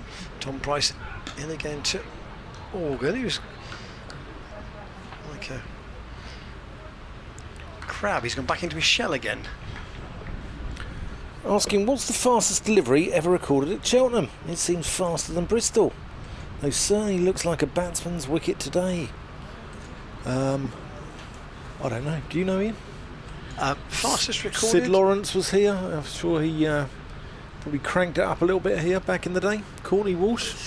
Well, I think you generally knew when Courtney was in full flow. You could certainly see by the bounce. Tom Price and again to Organ. Was Sid quicker than Courtney though? Well, you know, I wasn't around in terms of measuring things on speed guns in those days. No. And the two approaches were so different, because Walsh's was very languid, wasn't it? Yeah. And Sid was all about Shoulder. force. Yeah. Almost if he really felt he was pushing every. I mean, Dave was talking about, you know, pushing the force through the front foot in earlier on, and with Sid you certainly felt that was the case. Cook sees Price go past him once more, and again Organ clips it into Ryan Higgins at short mid wicket. 170 for 1 Hampshire off 59. That was a maiden for Tom Price. His overall figures, if my screen will just refresh, 10 overs, 2 maidens, no wicket for 30.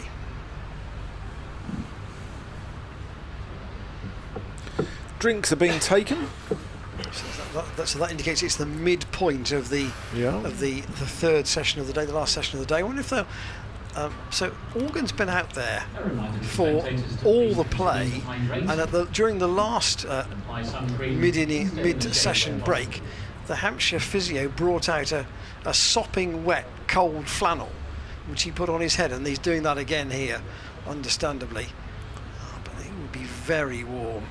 There's a great story of a famous... at the end of this day's batting. There's a great story about a famous Thai test in India, in Chennai, where I think it got up to 48 degrees and the humidity was almost 100%.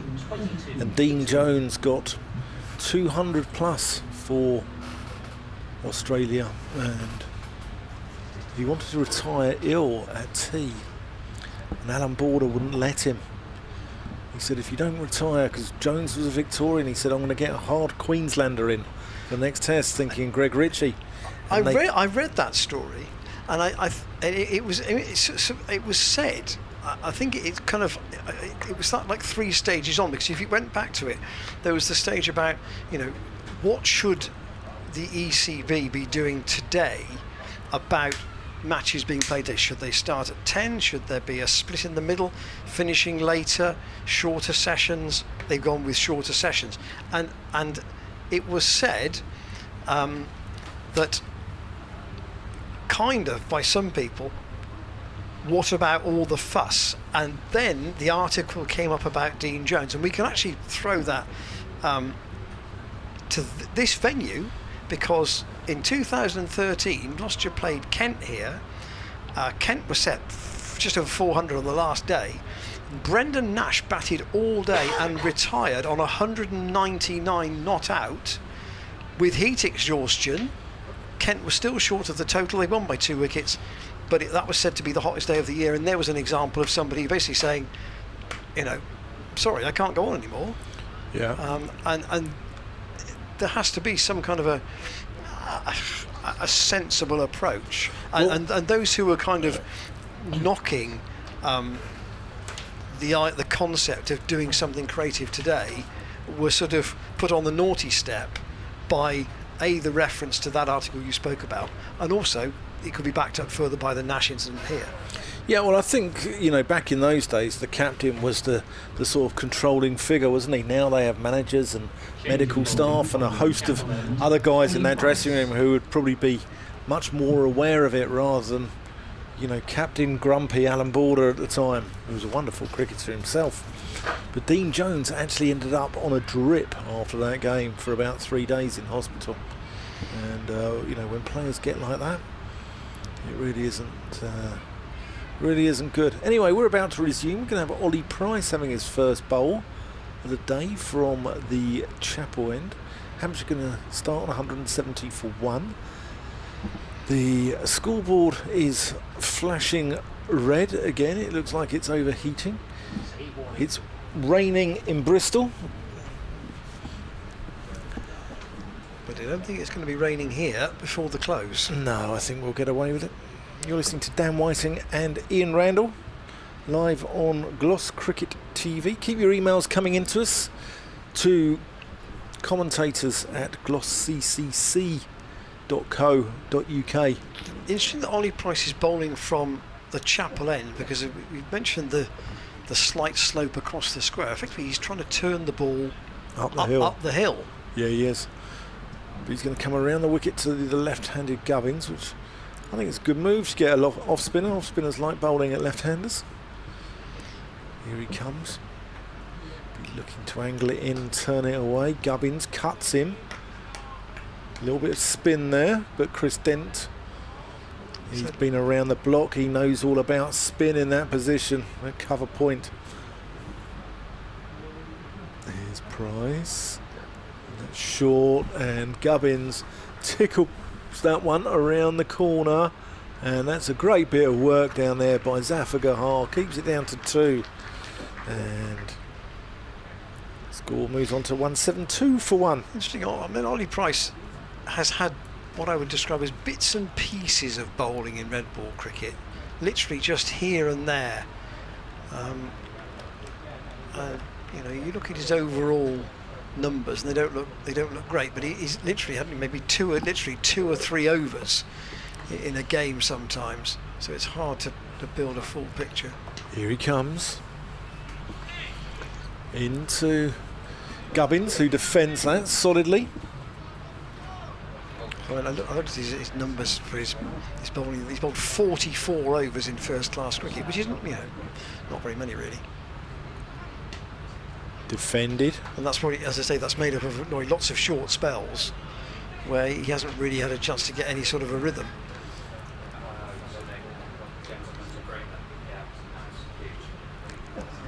Here he comes around the wicket. A little bit flat. Drilled at his brother, who's definitely saved. Tom Price has definitely saved Ollie Price 4 runs there with a fine bit of fielding.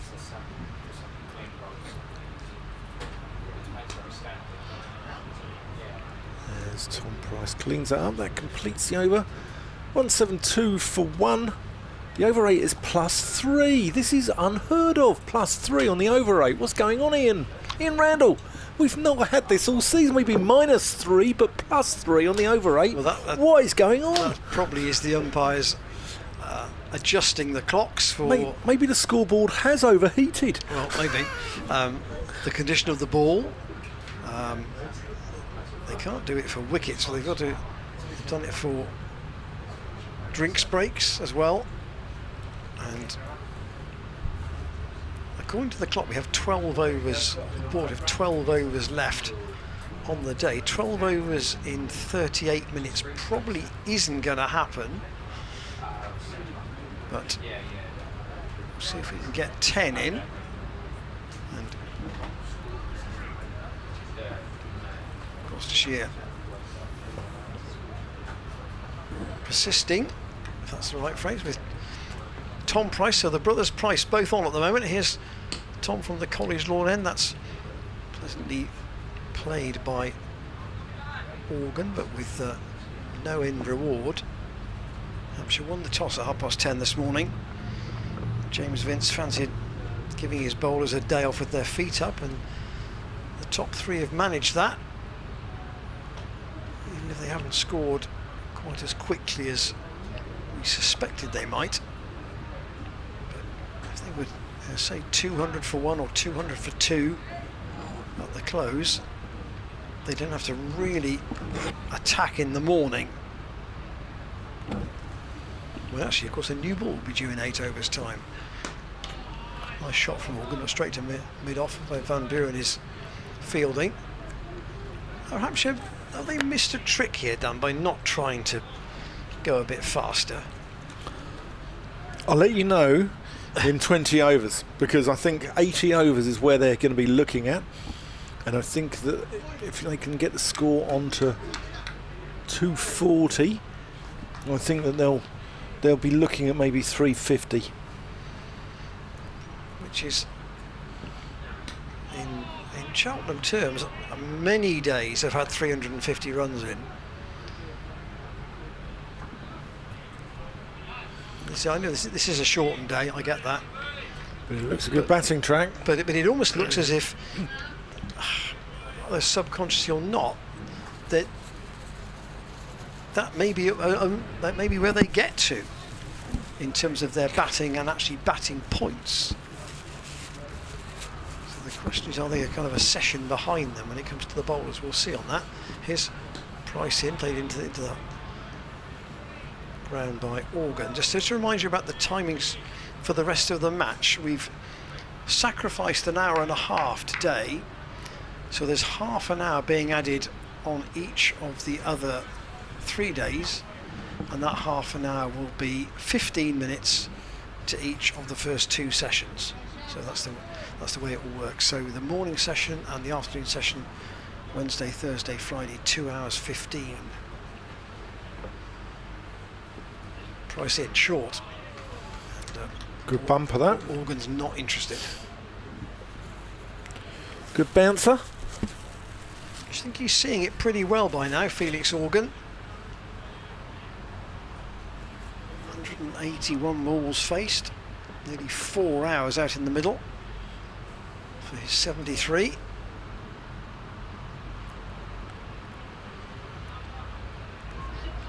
Price had a bit of a pre-festival haircut. I think it's not quite as long and shaggy as it has been.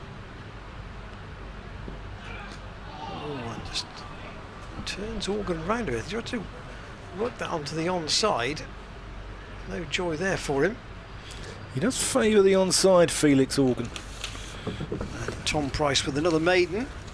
11 overs, 3 maidens, no wicket for 30. Well, we might see Chappell again before the close. He has been quite lightly bowled today, only 9 overs in 2 spells. Has got the 1 wicket. He's not been expensive. It's hard to say that any of the bowlers have been expensive, because it's not a question of Hampshire have got after 1 bowler, they've been removed and not seen again. Doesn't been how it's worked. We've had 8 bowlers used, and Ollie Price is the 8th. Here is Ollie Price, defended by Gubbins. Man out today, Ian Holland, trapped LBW by Zach Chappell. Holland with 99 in the last game against Warwickshire. Good all-round cricketer. He can bat, he can bowl. He opens the batting and the bowling at times, doesn't he, Ian Holland? Ollie Price. Get people who do that in club cricket and they're described as skipper's mate, aren't they? Well, I have actually seen captains do it themselves, or captains finish their spell and then go and take the wicket keeper's gloves. Well, there was this is good from Price, getting Gubbins on the front foot, making him play. I did mention the fact that Dumbleton Cricket Club from that sort of Gloucestershire, Worcestershire border, just very much in the north of the county, have got to the semi-finals of the Village Cup. Oh, that's well bowled. That looked like an arm ball, because Bracey thinks that was rather close to the off stump there. And one other Gloucestershire side have got to the Lord's final. In fact, 2 others have got there. So Froster have got there, and that was in '92, and Appley got there in, that would have been late '90s, '98, I think. Oh, that's well bowled, and he's got a feather on that, hasn't he? He's got a feather on that, and Gubbins has got to go. It's caught. I think Bracey's caught that between his legs. First-class wicket for Ollie Price. I think he's caught that between his legs. Yes, he's caught it in his pads. Gubbins has got a little feather on it, and he has to go. And as Ian Randall just pointed out, that is the first-class wicket for Ollie Price. Congratulations, Ollie, and a good bit of captaincy there by Graham Van Buren. Well, the young man will remember that, and it was a very unusual way for Gubbins to get out.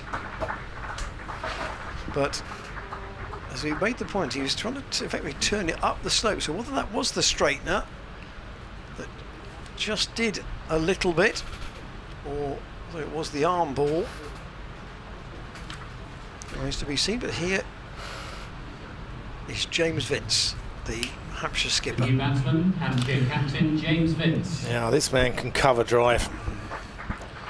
One of the prettiest players on the circuit.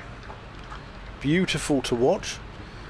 He does nick off occasionally, but when he's in form, boy, he's great to watch, isn't he, James Vince?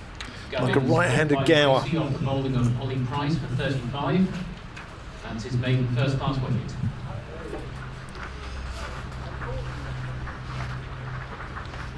So Vince has got half an hour here, so he's got everything to lose and nothing to gain, really, hasn't he? Yeah. From this situation. Whilst Hammond has come from No, I think he's going back into a conventional short leg. I thought he was going sort of just backward in a sort of funky position there.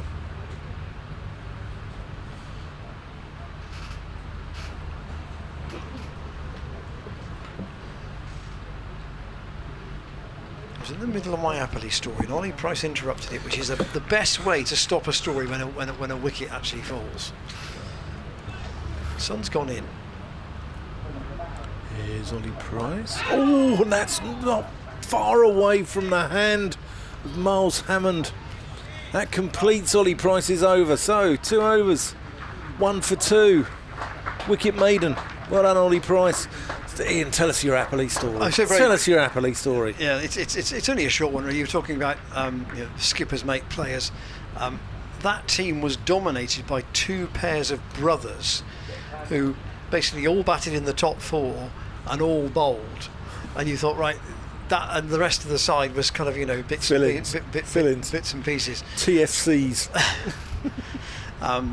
So I'm sure it happens at club cricket all up and down the country. You've got the people who are the important people, the people who do one discipline, and the guys who field at third man both ends. Here is Tom Price in, and Organ will pick up a single to give Vince a strike to Tom Price for the first time. That part of the world, is that where you get the 7 bore in March that comes down the river? It goes the other way down up the river, doesn't it?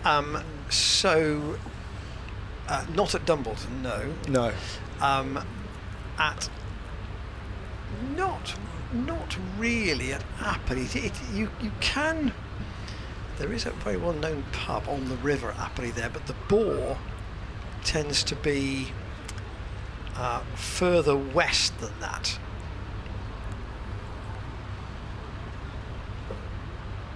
Tom Price into James Vince, who gets that into the ground out on the leg side. Yeah, I am no expert on it's a natural phenomenon really, and it only happens at certain times of the year. But to me, the place associated with the bore is Minsterworth, where often quite large crowds, if it's a 4-star bore. Is that like Tewkesbury, that area? No, again it's more towards the Forest of Dean. Okay.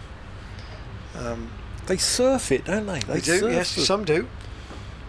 Tom Price in, pulled by Vince, but not timed out into the onside. For those of you not aware, the bore is a tidal wave that goes back up the River Severn, and not one of those chaps who sits in front of the ladies' pavilion at New Road talking to you about his insurance policies. Yeah, but it is. I tell you, it's a curiosity. It only happens at certain times of the year, and depending on how big the wave is thought to be, tells you whether it's a 3-star or a 4-star. And the 4 stars are the ones that sometimes people are able to get on a surfboard and ride along them. Tom Price in, clipped by Vince, very fine. That'll be 4. It'll race away to the boundary at fine leg, and Vince off and away with a very, very fine clip. Interesting that the fence down in front of that sandy coloured marquee has been dropped to the ground there. I wonder if that's because, I'm just surmising here, the spectators have said they cannot see the play with the fence up.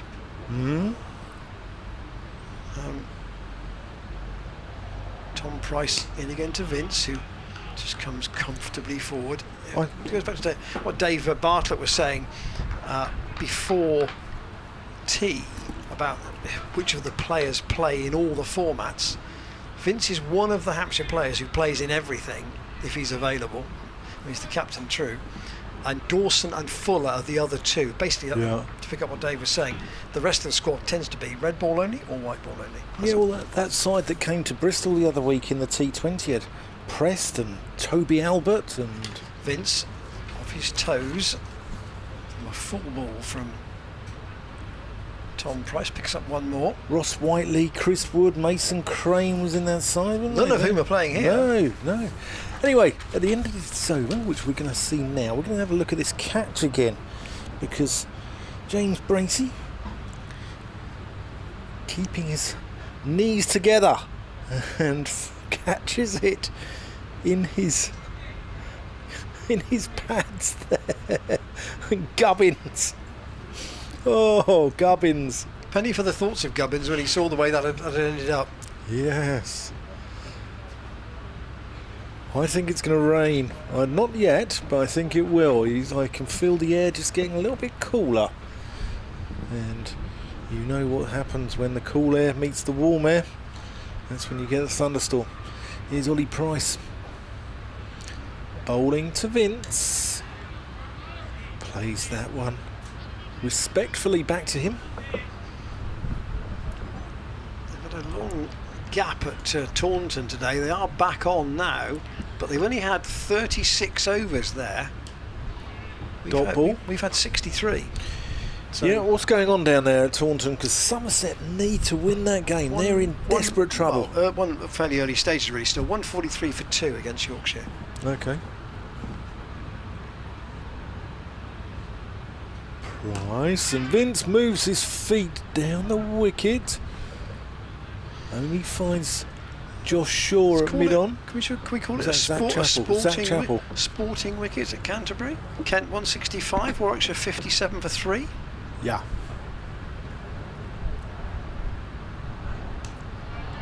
Dot ball. This is good bowling here from Ollie Price. I'm impressed with him. Vince has so much more reach than Felix Organ, doesn't he? He's a much taller man.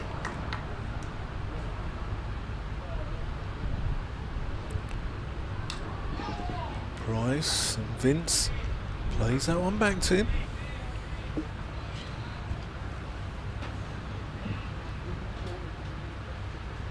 I think 200 might be about as much as Hampshire can get tonight. Nice shot by Vince, but can only find cover. I think that's Marcus Harris there, isn't it?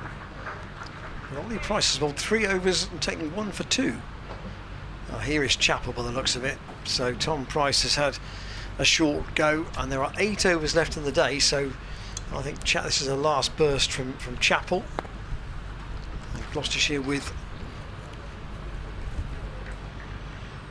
2 wickets to their credit. Ian Holland LBW 2, Chappell in the afternoon session when the score was 117. He made 48, and then Nick Gubbins 35 off 63 with 6 fours, and his stand worth 55 with Felix Organ 172 for 2 when Gubbins was out. Now 178 for 2. No buys though for James Bracey today. He'll be pleased about that. Not say, given the bounce of an outground, not always easy to. I thought he's kept well, Bracey. Actually, I think he's. At times his keeping the season has let him down a little bit, but I thought he's kept it very, very well today. Maybe because this is the first innings of the match, he hasn't had to bat for a long period first. Yeah. Maybe that's because he's fresh. Here is Chappell back into the attack. Vince sort of tries to carve that square, gets on it much too early, and the ball goes back up the pitch. Even Higgins might be thinking about a bowl. Certainly you get the impression with Higgins that whenever you throw in the ball, he'd never say, "No, I don't want to." No, he's got that cavalier spirit, isn't he? If Graham Van Buren might think, okay, Ollie Price has done his job, if you like. He's been my stand breaker for me. Let's see if I can use one of my more experienced bowlers to nip out one more. Chappell in, and Organ again out on the onside to Higgins at mid-wicket. Strange old day this for Felix Organ. 48 before lunch. 26 in a session and a half since. It's been a curate's innings, a curate's egg of an innings.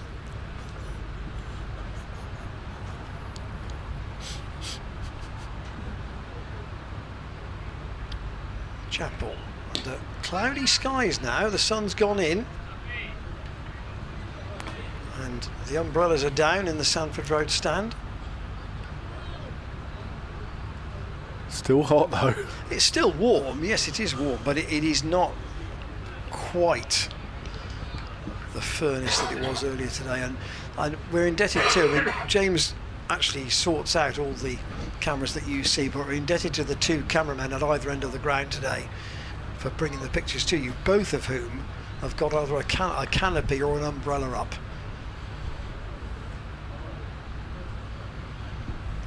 Chapel. Again, Morgan defends. To middle, Van Buren applauds the intent. Has he got pale blue boots on there, Van Buren? Or is that just the back of the boot? Who, Van Buren? Van Buren. It's the back of the boot. It's just the back, isn't it? Yeah, he threw me that with that earlier in the season. I thought he was, you know, he had his blue suede shoes on.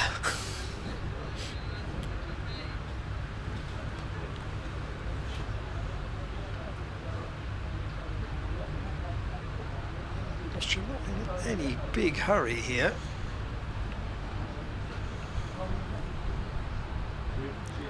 Chapel gets that a bit high on the bat. There's a quick call and it's a scrambled single. That was close. If that hit, not the best call from Felix Organ to his captain there. The ball towards mid-on. I think Organ knew he was going to the danger end, but Tom Price tried to get in and then throw the ball underarm at the stumps. He didn't hit. I think Organ might have been home, but it was not the best called single you've ever seen. And another chat, and now about the condition of the ball. Yeah, Graham Van Buren. It was a bizarre run. It was. He might have the name of a cat, but it's like a cat crossing the road, wasn't it? Just darting out in front of a car. And actually, if Tom Price had worked out, he probably would have gone to the other end with his throw. But he went to the end closest to him, which is the natural thing to do. And it will be, in the end, a point of discussion as to whether Organ would ever have been out anyway. They're going to change the ball again by the looks of it. Graham Lloyd's come towards the gymnasium or the players' pavilion as it converts to during the festival, and they're going to try and find a ball that's approximately 65 overs old, roughly the same position. So whether it's got a dent in it or there's some of the stitching has split, I don't know. They try and select one.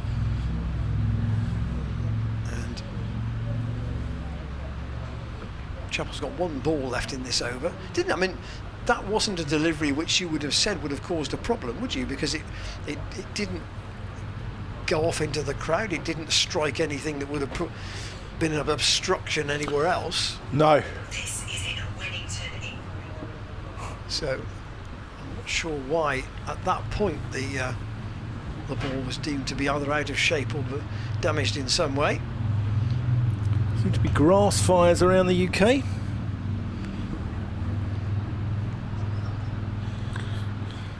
Just James Healy's telling me that's in London. I hope that's not my house in the middle of that.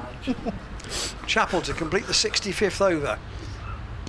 An LBW appeal, but I don't think Nick Cook is going to answer that or indeed be convinced by a strangled shout. 179 for 2. We've got 17 minutes left on this truncated day. So if they continue to bowl a spinner at the Chapel end, they might get 5 overs in. Chris Dent's gone to get another helmet for James Bracey and for a short leg fielder, and this is going to be Ollie Price to continue. I wonder if, yes, it's Miles Hammond who's called for the helmet. And yeah, Ollie Dent Price is bowling well. trots away. 1 for 2 off 3. Yeah, and actually with the time as it is, he probably isn't going to get that attacked here in this little phase of play, and that's probably why that Graham Van Buren feels he can continue with it. Oh, that's a pie, and put away by Vince. Sorry, Organ. And deserved what it got, really, that, didn't it? Full toss, outside off stump, and Yeah, that's the first really loose one. yeah.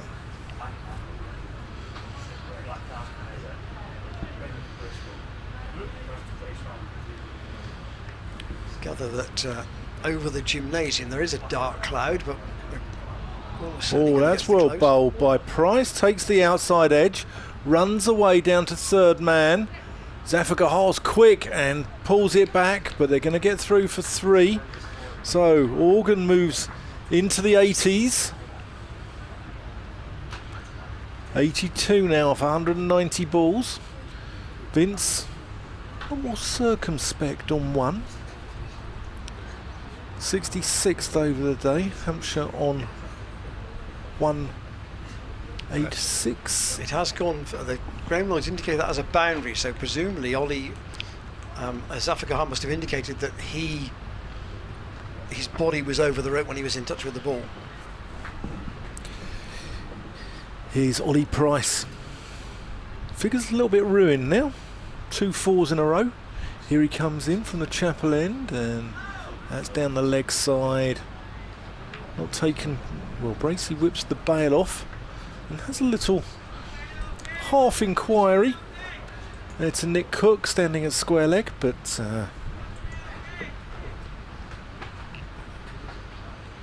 only a polite inquiry. Organ defends that one.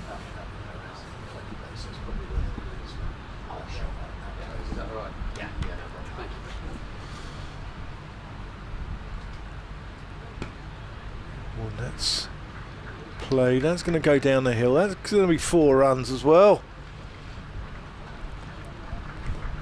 Nice shot there. So Organ's coming out of his shell a little bit.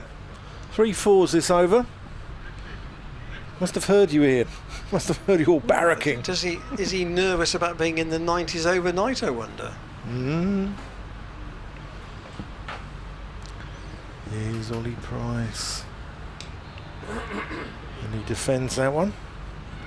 That completes the over. 191 for 2. Organ 87. Vince on 1. Ollie Price 1 for 14 off 4. Zach Chappell's going to take us away from the College Lawn end. College Lawn Road end? No, College Lawn. College Lawn end. Lawn end. 3 overs I would think will probably get in until 4:30, but I say our understanding is that it is a clock day today, not an overs day, so we would expect Gloucestershire to have therefore bowled 69 of the 72 that they were scheduled to do.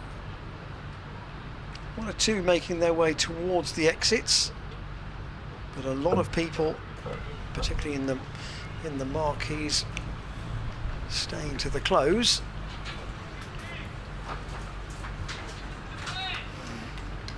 Applause from Tom Price for Zach Chappell as he starts a new over again down the leg side. Vince doesn't lay a bat on it and he goes through to Bracey. I say it will say caught Bracey in the book against Tom Price's wicket. It doesn't tell you how he did it. No. Lovely story about Zach Chappell, or Zach Chappelle as he's known, isn't there, after a misprint on his shirt that came back from the printers and misspelt his name. Was it 2 P's and 1 L? Yeah, I think he's just known as Zach Chappelle. There's no double L-E, which would have been even better.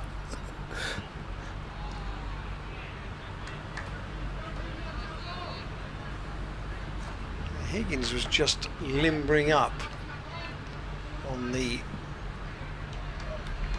far side of the ground from us at mid-wicket. So I wonder whether that one expensive over from Ollie Price might have just made Graham Van Buren think about just giving Higgins 1 over at the end of the day.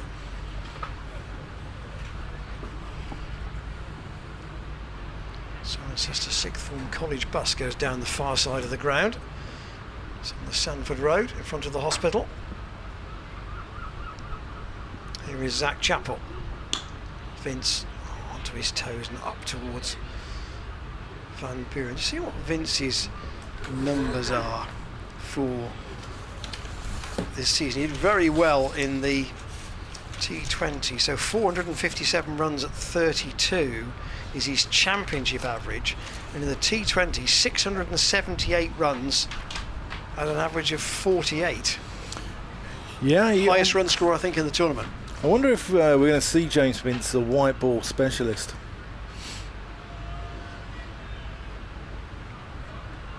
Chapel into Vince, clip lob. That was all about timing. He's got that away through wide mid wicket, and it's raced down the slope to in front of that sand coloured marquee for 4. That was just all about timing. Absolutely glorious. There's 13 tests for England.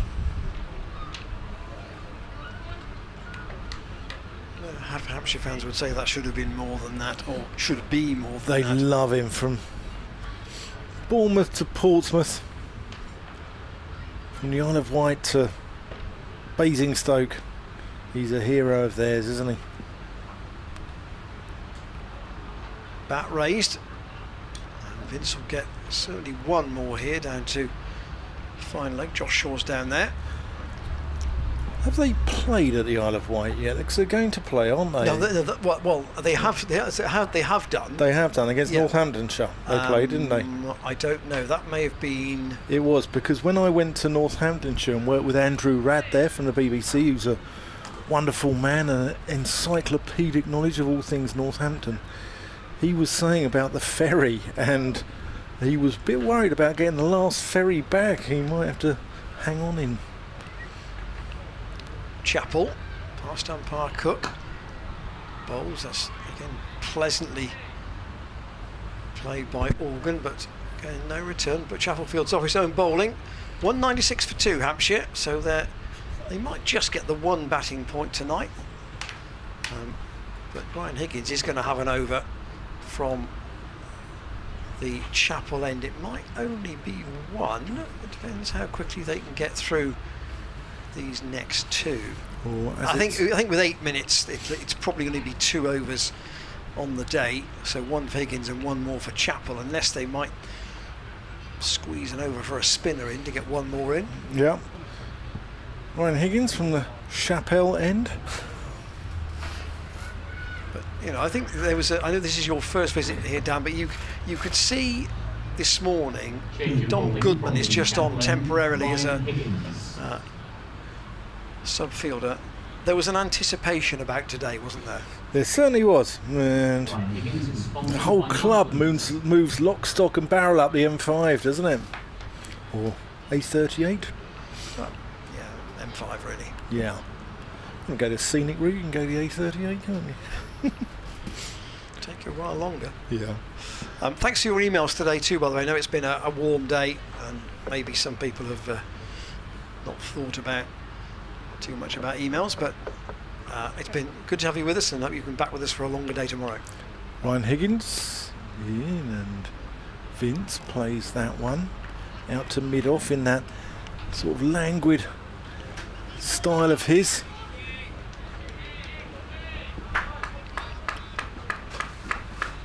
So I think if Zaffer or Miles Hammond or Van Buren bowled the over at the College Lawn, and they might squeeze 3 in here, particularly if there aren't too many runs. Higgins, and that's cut by Vince, but doesn't time it. Higgins gets through his overs quite quickly though, doesn't he? Sometimes you see him, well, I don't think on days like today he's not going to be running back to his mark, but he does tend to get back to his mark quite sharpish. So 22 overs of spin we've seen today. Forward defensive, cat and mouse going on here. 22 out of 68. Vince plays that one out into the covers. Vince isn't going to give anything away here. Higgins won't give anything away. 2 good cricketers.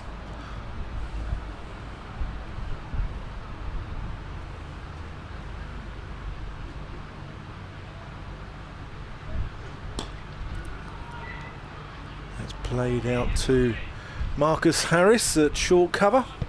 No run.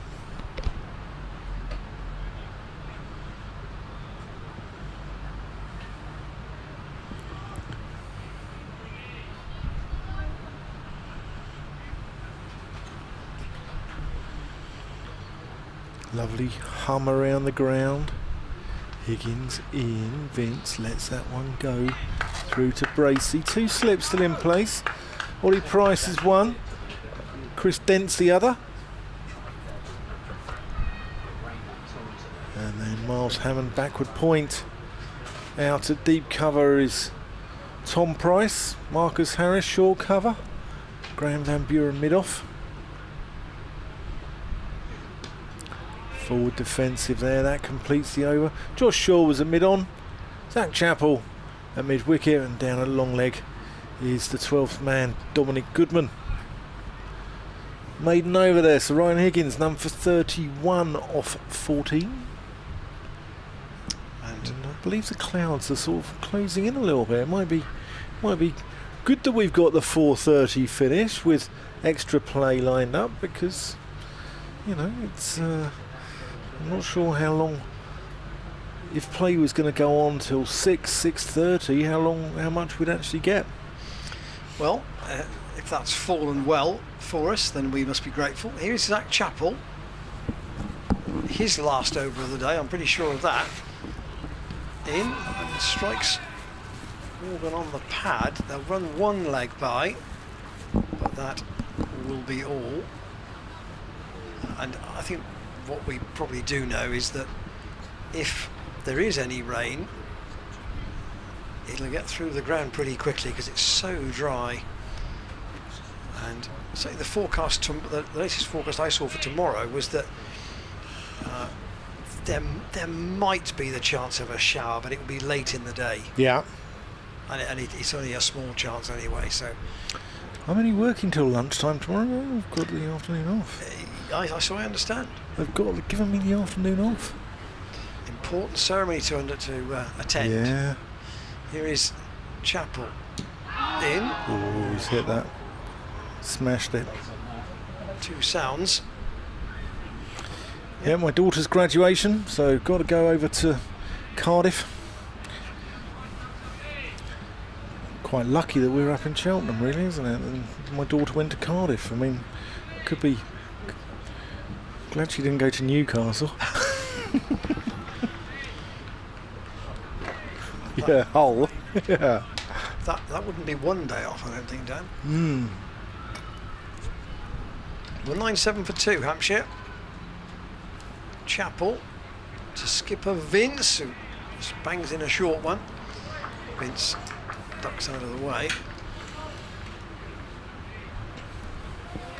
I still wonder whether Hampshire are 50 short of where they think they should be, but it's hard to tell with a truncated day, isn't Yeah. it? It's you don't know, do you? You really don't know. So this is only just over 2 sessions in reality. yeah. I think they'll be pleased they've got wickets in the bank. Oh yes, undoubtedly that. Just wonder whether they feel they should be a bit further on than they are in terms of the time they've taken. Vince lets that go. Particularly where they batted this morning, 79 this morning, and they've added 117 in nearly 2 sessions since. That says it's been a curious day in that way. A good start, and they appear to have slowed up. Gloucestershire have put the brakes on. They've squeezed and they've made them work a bit harder for their runs.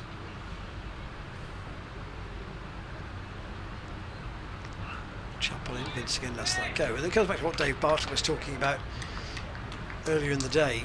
In Division 2, if you try and dry the runs up and create a chance or force a mistake, batsmen don't have the patience that batsmen in Division 1 have, and they will wait and wait and wait and not chase a wide ball, but they shouldn't.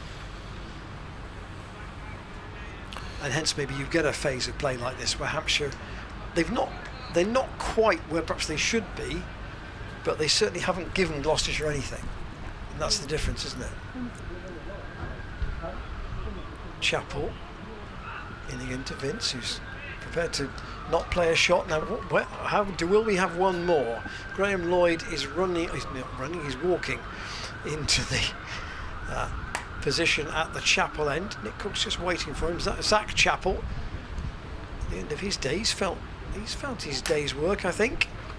And the clock says 4:30. What are they going to do? Graham Lloyd, does he look round? He hasn't.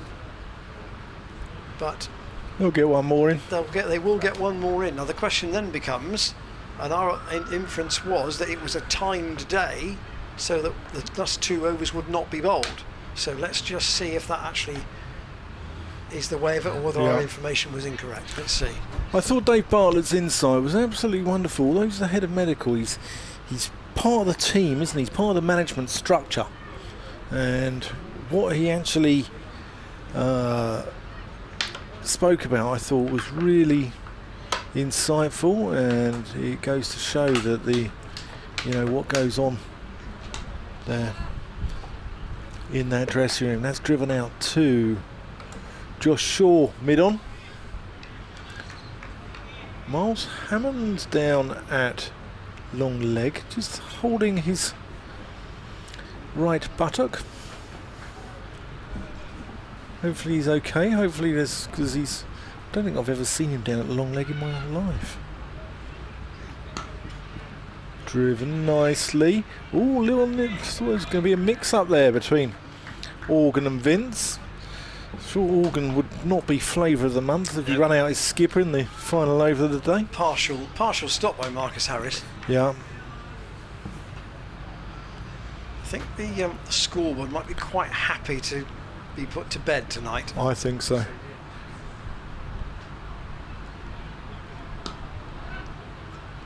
Nice Lovely shot. drive there from Organ. That's one of his best shots he's played all day.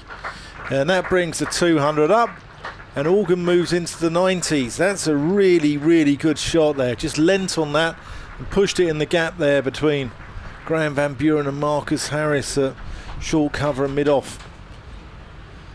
Really good shot.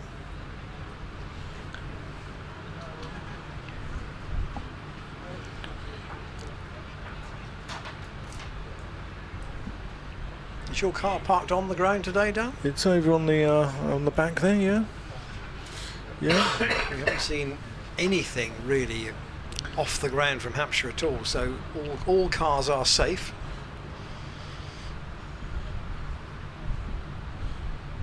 Higgins in, and that's gone up in the air.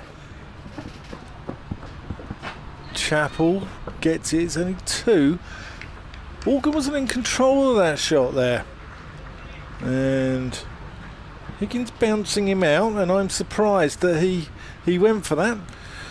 Miles Hammond running around from long leg.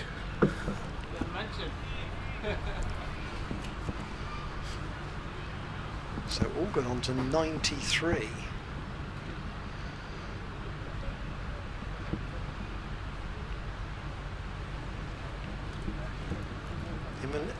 Will Higgins try him with another short one, I wonder?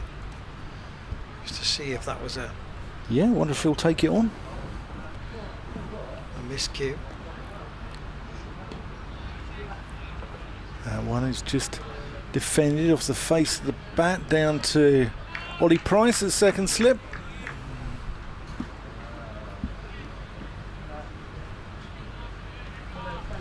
.203 for 2. Is this going to be the last one?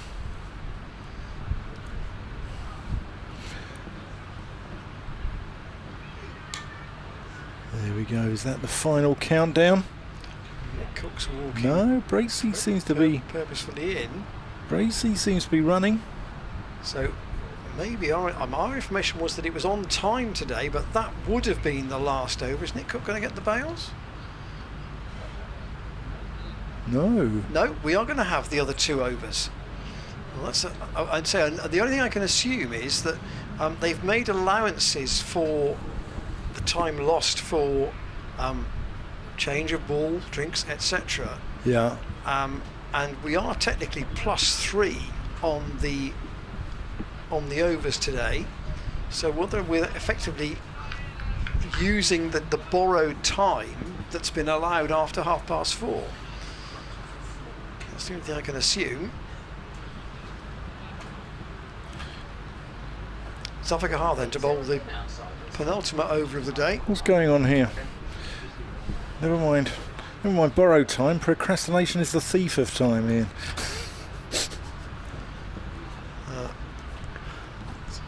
What's going on? What's happening here? Ollie Price. So Zaffa's going to have a bowl from the college lawn end. Tom Pressure's going to cross into the offside. Changing bowling from the college lawn end. Trying to just plug the gap that James Vince likes to play through. So no short leg Vince, just one slip.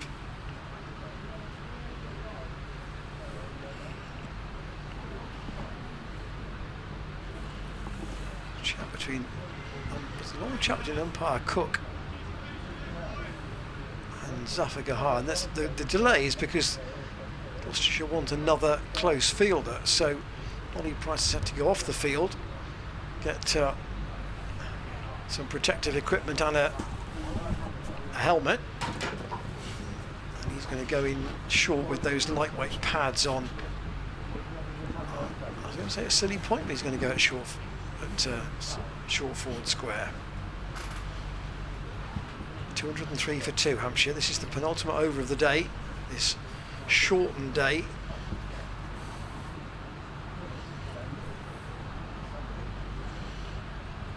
And Zaffa for the first time bowling from the college lawn end.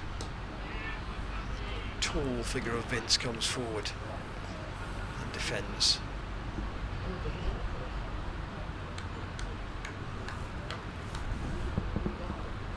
Gloucestershire will have only 8 overs with the old ball tomorrow morning before a new one is available. Zaffa in. That's straightened a bit. So the cameras here at Cheltenham are not absolutely behind the bowler's arm, but Zaffa liked the look of that. Mm.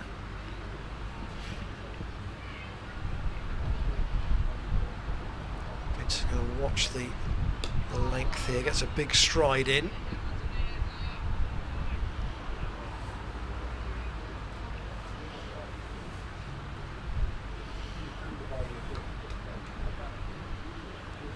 There is a bit of cloud cover now. We are going to get our full allocation today on this first day of the festival, 150 years after the first class game staged on this ground. Vince again forward. So Zaffa's had another long bowl without a wicket here, hasn't he? He's kept things tidy, but batsmen haven't really got after him, and he hasn't got them out. We might have a wicket there though. There's a big appeal, and is Nick Cook going to raise the finger? No, he's not. There's a big call from all the close fielders. To be fair, his front foot was a long way down. Here is Zaffa around the wicket, and might have been pitching outside leg, or maybe going down the leg side. We'll see. Zaffa's made over 17 over 7 maidens. 0-4-44. As we're almost at the end of the day, just to touch on a conversation I had with our good friend Ed Seaborn yesterday, who does have a theory about Zaffa in the sense that we can have days like this where he's good at keeping the runs tied down at one end, doesn't concede, but he keeps some element of scoreboard control, but he feels most of his wickets come when people attack him. Yeah, they do. Or unless he's on pitches which he tends to pick them up in the second innings of a game, and on pitches which are conducive to turn. He doesn't spin it off the posh bit of the pitch, does he? He tends to spin it off the rough in the second innings. So Higgins to bowl the last over of the day to Felix Organ, who needs 7 for his 100. Here we go. What does he do? And Zach Chappell is out here, about 15 yards off the boundary. gives him a short one. So we've got Zach Chappell about 15 yards in off the boundary as a tempter. We've got Marcus Harris at leg gully. And down here we've got at long leg Miles Hammond. And I think they're going to work him over with some short stuff here to see if he fancies it. Or whether he's just going to duck it, weave it and come back in the morning. Over to you, Felix. There's another one.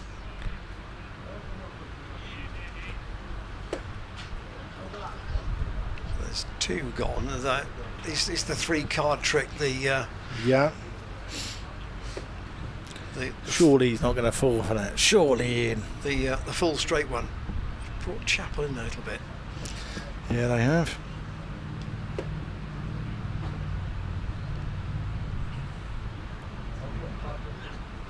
Another bouncer.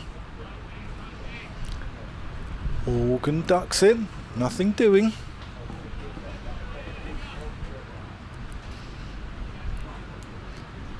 Higgins none for 37 in his 16th.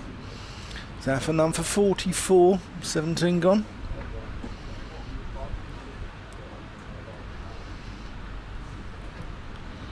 Higgins.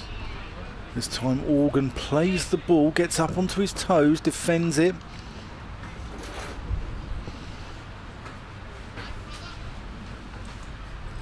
Cooler air permeating the ground here now. They've taken Marcus Harris now out of leg gully. Or is he just going to have a little word with Ryan Higgins?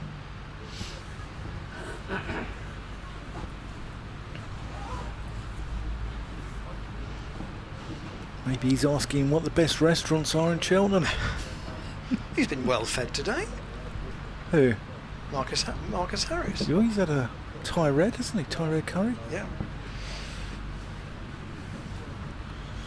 Higgins. Short again. Organ doesn't fancy it. He's been given 1 for the over now.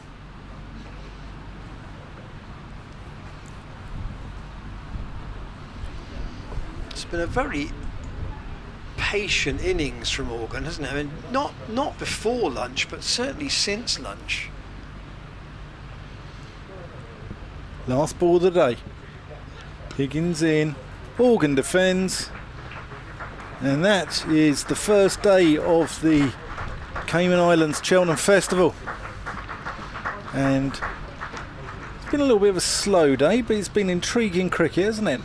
Yes, I mean, certainly Hampshire, you would say, hold the balance of the play at this point. 203 for 2 at the close. Organ 93. Vince on 6. There's still batting to come in the middle order. People like Liam Dawson, Ben Brown and Aaron Donald can all put bat to ball. There will be a new ball due for Gloucestershire after 8 overs tomorrow. And it's a question really of whether these two and the Hampshire middle order can get a start in the morning. They still could get 400, but the question is how fast they get them. Gloucestershire bowlers have plugged away, they've kept going. We've seen 8 bowlers used today, albeit that Hammond and Van Buren have only bowled 1 over each. But nice for Ollie Price to get his first class wicket, and Zach Chappell the other successful bowler. But given the conditions, I think it was never likely to be necessarily a firecracker of a day. No. And I think Gloucestershire will say Hampshire haven't got away from them, and Hampshire would say we've got a very good platform for tomorrow. Yeah, I think Hampshire will probably be more pleased. I think they've got wickets in the bank, and they're in a position where they'll be able to push on and actually sort of force their position in the game a little bit more tomorrow. So I think Hampshire will be probably slightly more happy about their situation of the day. But Gloucestershire, as you say, the new ball's due in 8 overs in the morning.